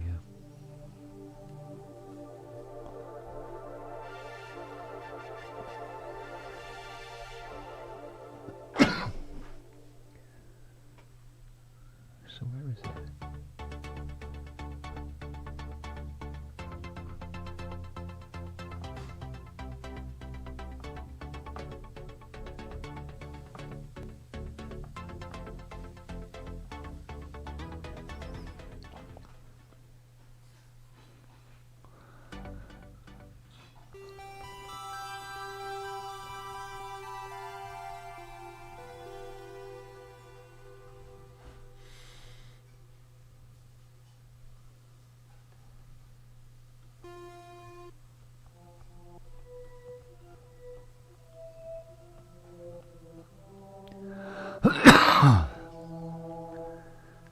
Control set that. No.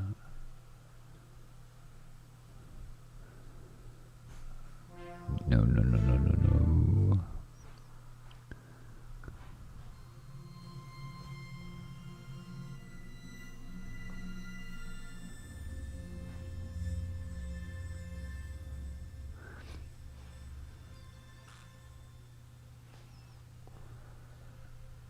So somewhere here is the indicator for that.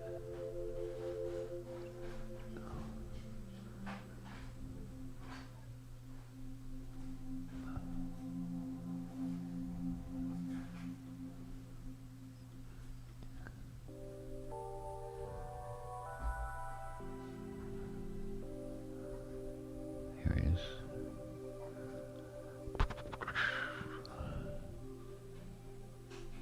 Well, that's nice.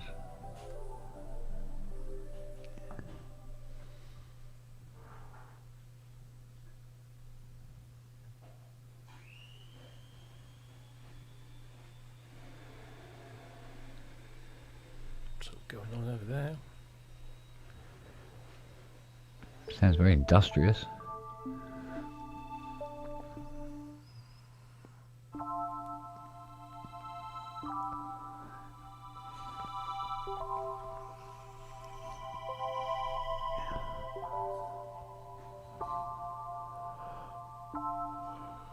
Oh yeah.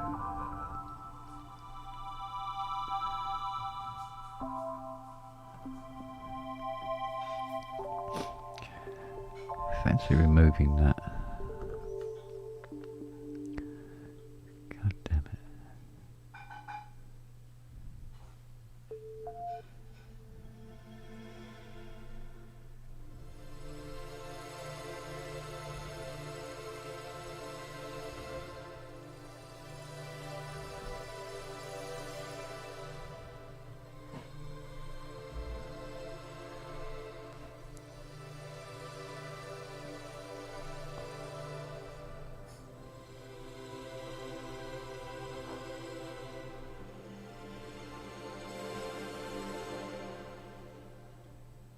Excrement.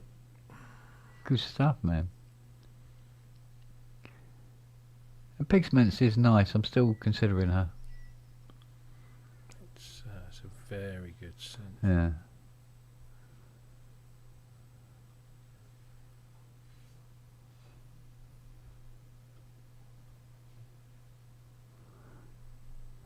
That's a generic one. Don't want it. Why would I want a generic one? Good lord, sir.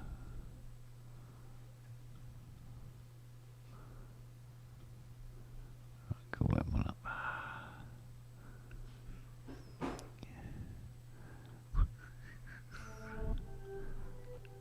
That's better.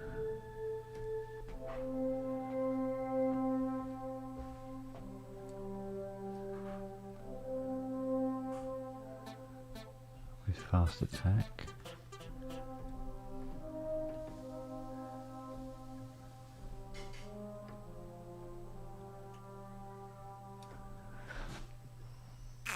Yeah, okay. Can we see? Can't, oh, you can do it. Yeah, there we go. Except it doesn't work.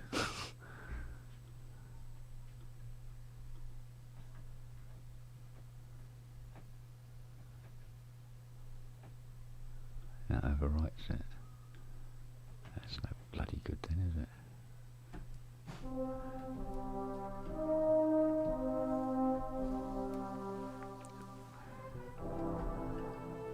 Okay.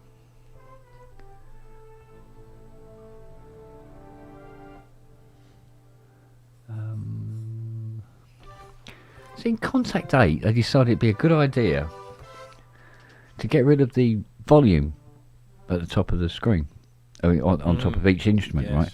Because on that, you could click on that and you could apply your CC to it.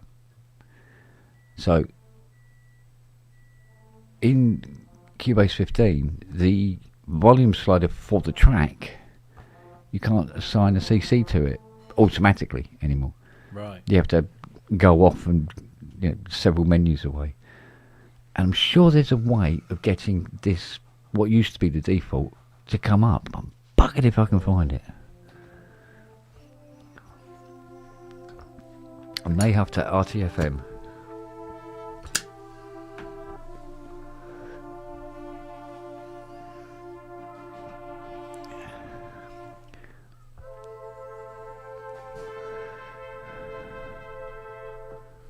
I was watching. Have you been watching that Lord of the Flies No. on BBC One? They've done a new adaptation. Yeah. It's very good, but I don't know who did the music to it, but they've used that lovely kind of French horn sound, and when it cracks into that sort of like theme or that motif, it sounds like the introduction to Strawberry Switchblade, Since Yesterday, which I can't remember how it goes. There we go.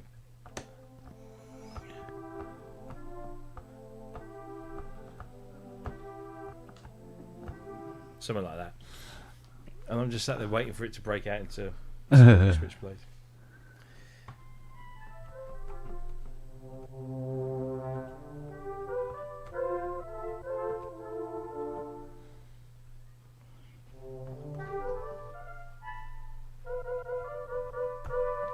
But yes, Pigment 7 is working in Astrolab finally.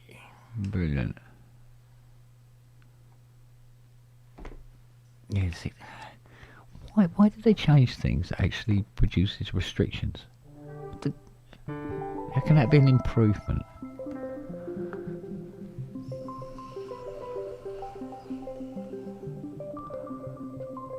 Don't get it.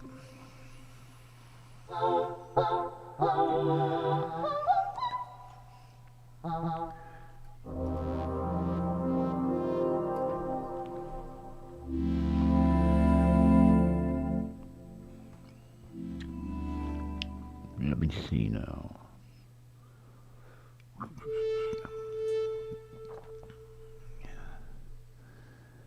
We got to combine from that. No, I don't want to combine it.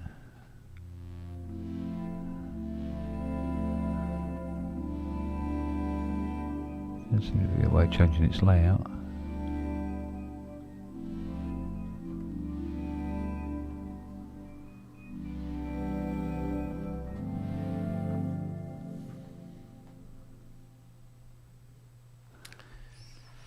Not enough time. It is pretty much, isn't it?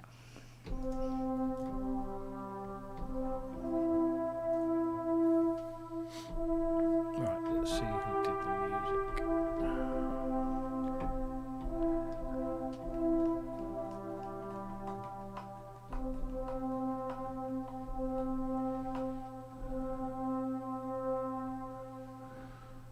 There's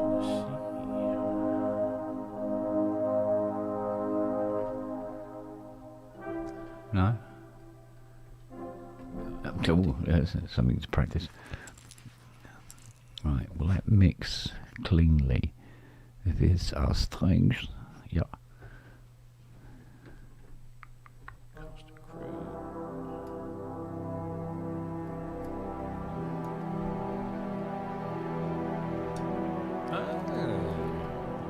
Go on.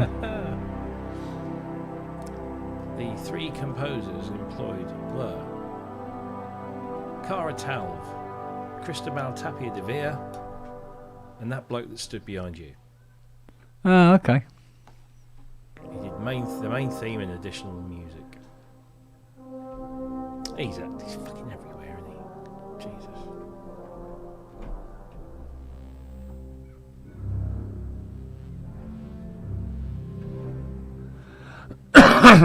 Fucking everywhere. Yeah. Puts a few quid in the bank, doesn't it?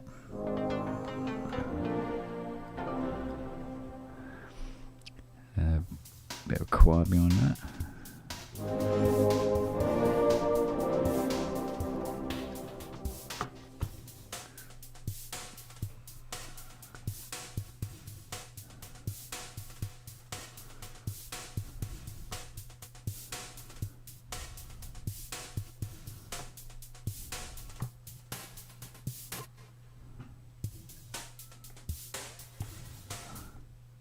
Where's the...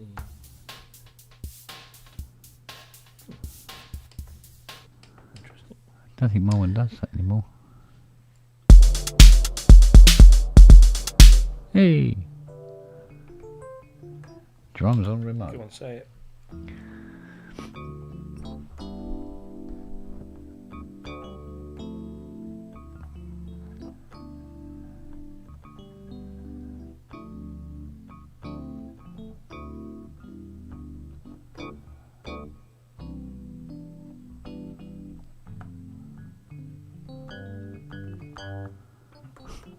It's the clitoris back. Uh-oh. Honestly, it looks like I'm sat in the middle of darkness here, but it's still quite... Yeah, I know, yeah.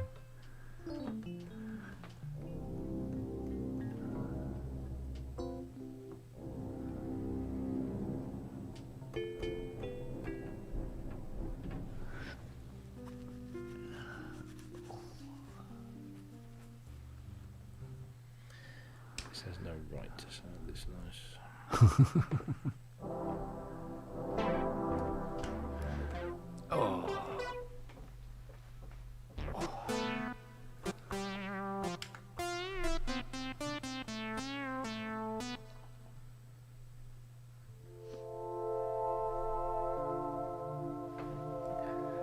So look, some of the chord effects on this as well, haven't they? Up here.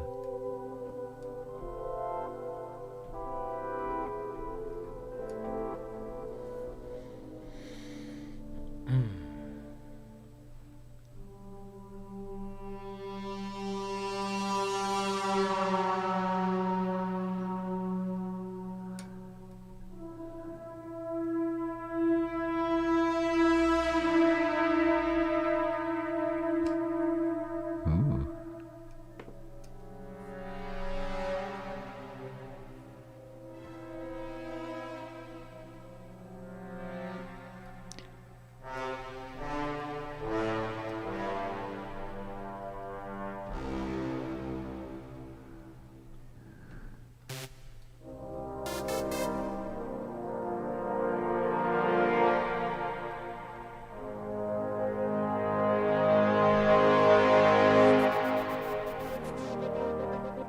Nice.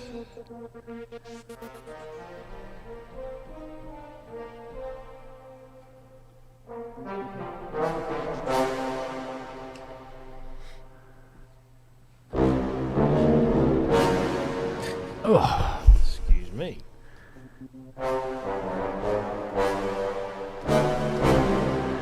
right. Quick coffee, I think. Well, I'm going to have to go for my dinner now, so... Yeah. Well, I ain't going to smell it cooking. you can smell it from here. Smell it? I'm sat on it. And on that fruity note. Yeah. All right then. I suppose I better go and see if I can hunt down all these missing libraries. There's about, I think somewhere in the region, about 170, I think, that haven't shown up in Cubase yet. So I've got to hunt them down on the NAS and see if I can get Cubase to notice them and put them into the directory. Which is a bit ridiculous, but there you go. So that will be long, arduous, and boring and tiring.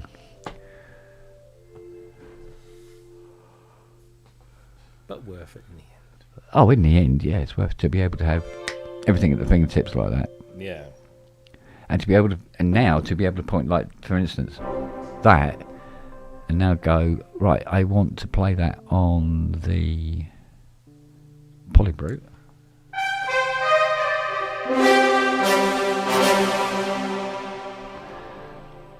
Strange, it plays the instruments completely differently to the other keyboards.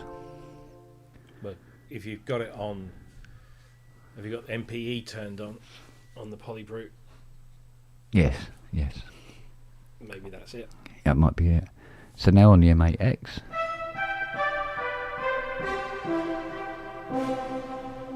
So depending on how I'm composing and putting the shit together and where I am, I can assign the sound to where I am.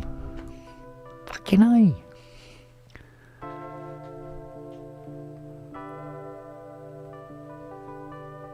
I think the sequencer on this is, and the M8X is now synchronized along with the two drum machines. I still have to do the KeyStep Pro, but once that one's done, and then everything's synced up, and it doesn't seem to lag either, which is interesting. But there again, it's coming from one source rather than daisy chaining, which would create a lag. Oh. Oh.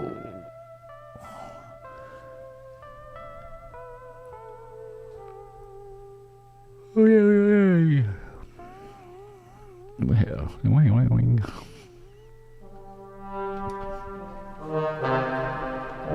It's definitely one of my favourite instruments of the new batch of. Yeah, like I say, I'm really, really seriously hoping to get that one in the very, very near future. How much is it at the moment?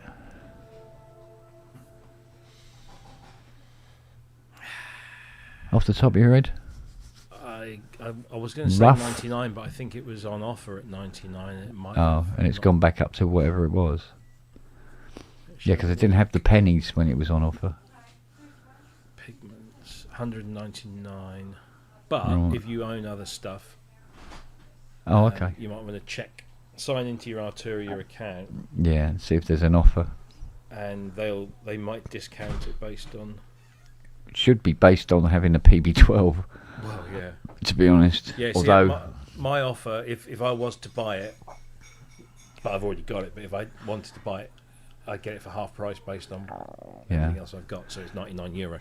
well, I must admit, I've been a bit lax there because I think there's two other Arturia products that I've got that I don't think I've even gone round to registering, which I should register, Yeah, even though I've had them years. But of course, it's going to give you access to updates and what have you. Yeah. But so what is it? It's 1, 2, 3. So there's 4 Arturia products in it. 1 ASM, hopefully 2 one day. There's a few Behringers. There is a lot of Rollies, just not on display. A Korg. And a Yam. Not a bad little selection. Variety is the spice of life, as they say. Indeed. But the stuff I've got on that NAS drive.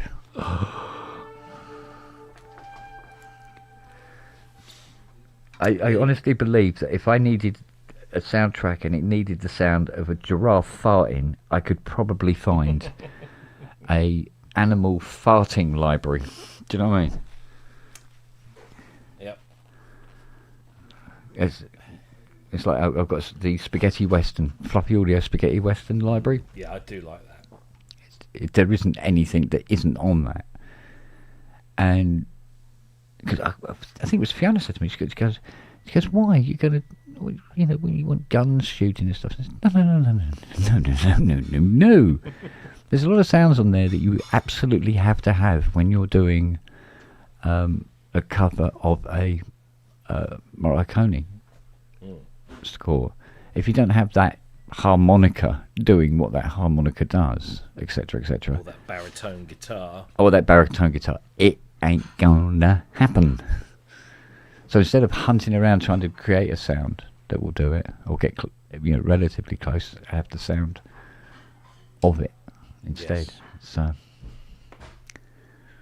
but yeah, oh god, no! I just thought there's all that. What are they called? Something orchestra software. I've got where there was 17 libraries I didn't realise I had, and I downloaded them. I haven't pointed them at Cubase yet. So that's literally. So we're probably looking more at 200 libraries that actually aren't showing up yet. Oh, good lord.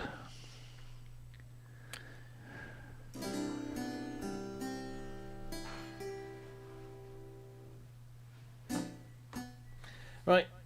Alright, Des. And we'll see you all on. I might have a little sit down and settee for a bit, actually. Kills me back sitting here. I'm having a night off tonight. Yeah, There you go. Dinner's ready. that's a good Right. move. Take See care, you sir. later. Take care. Bye-bye. See everybody else. Take care. Look after yourselves. Au revoir.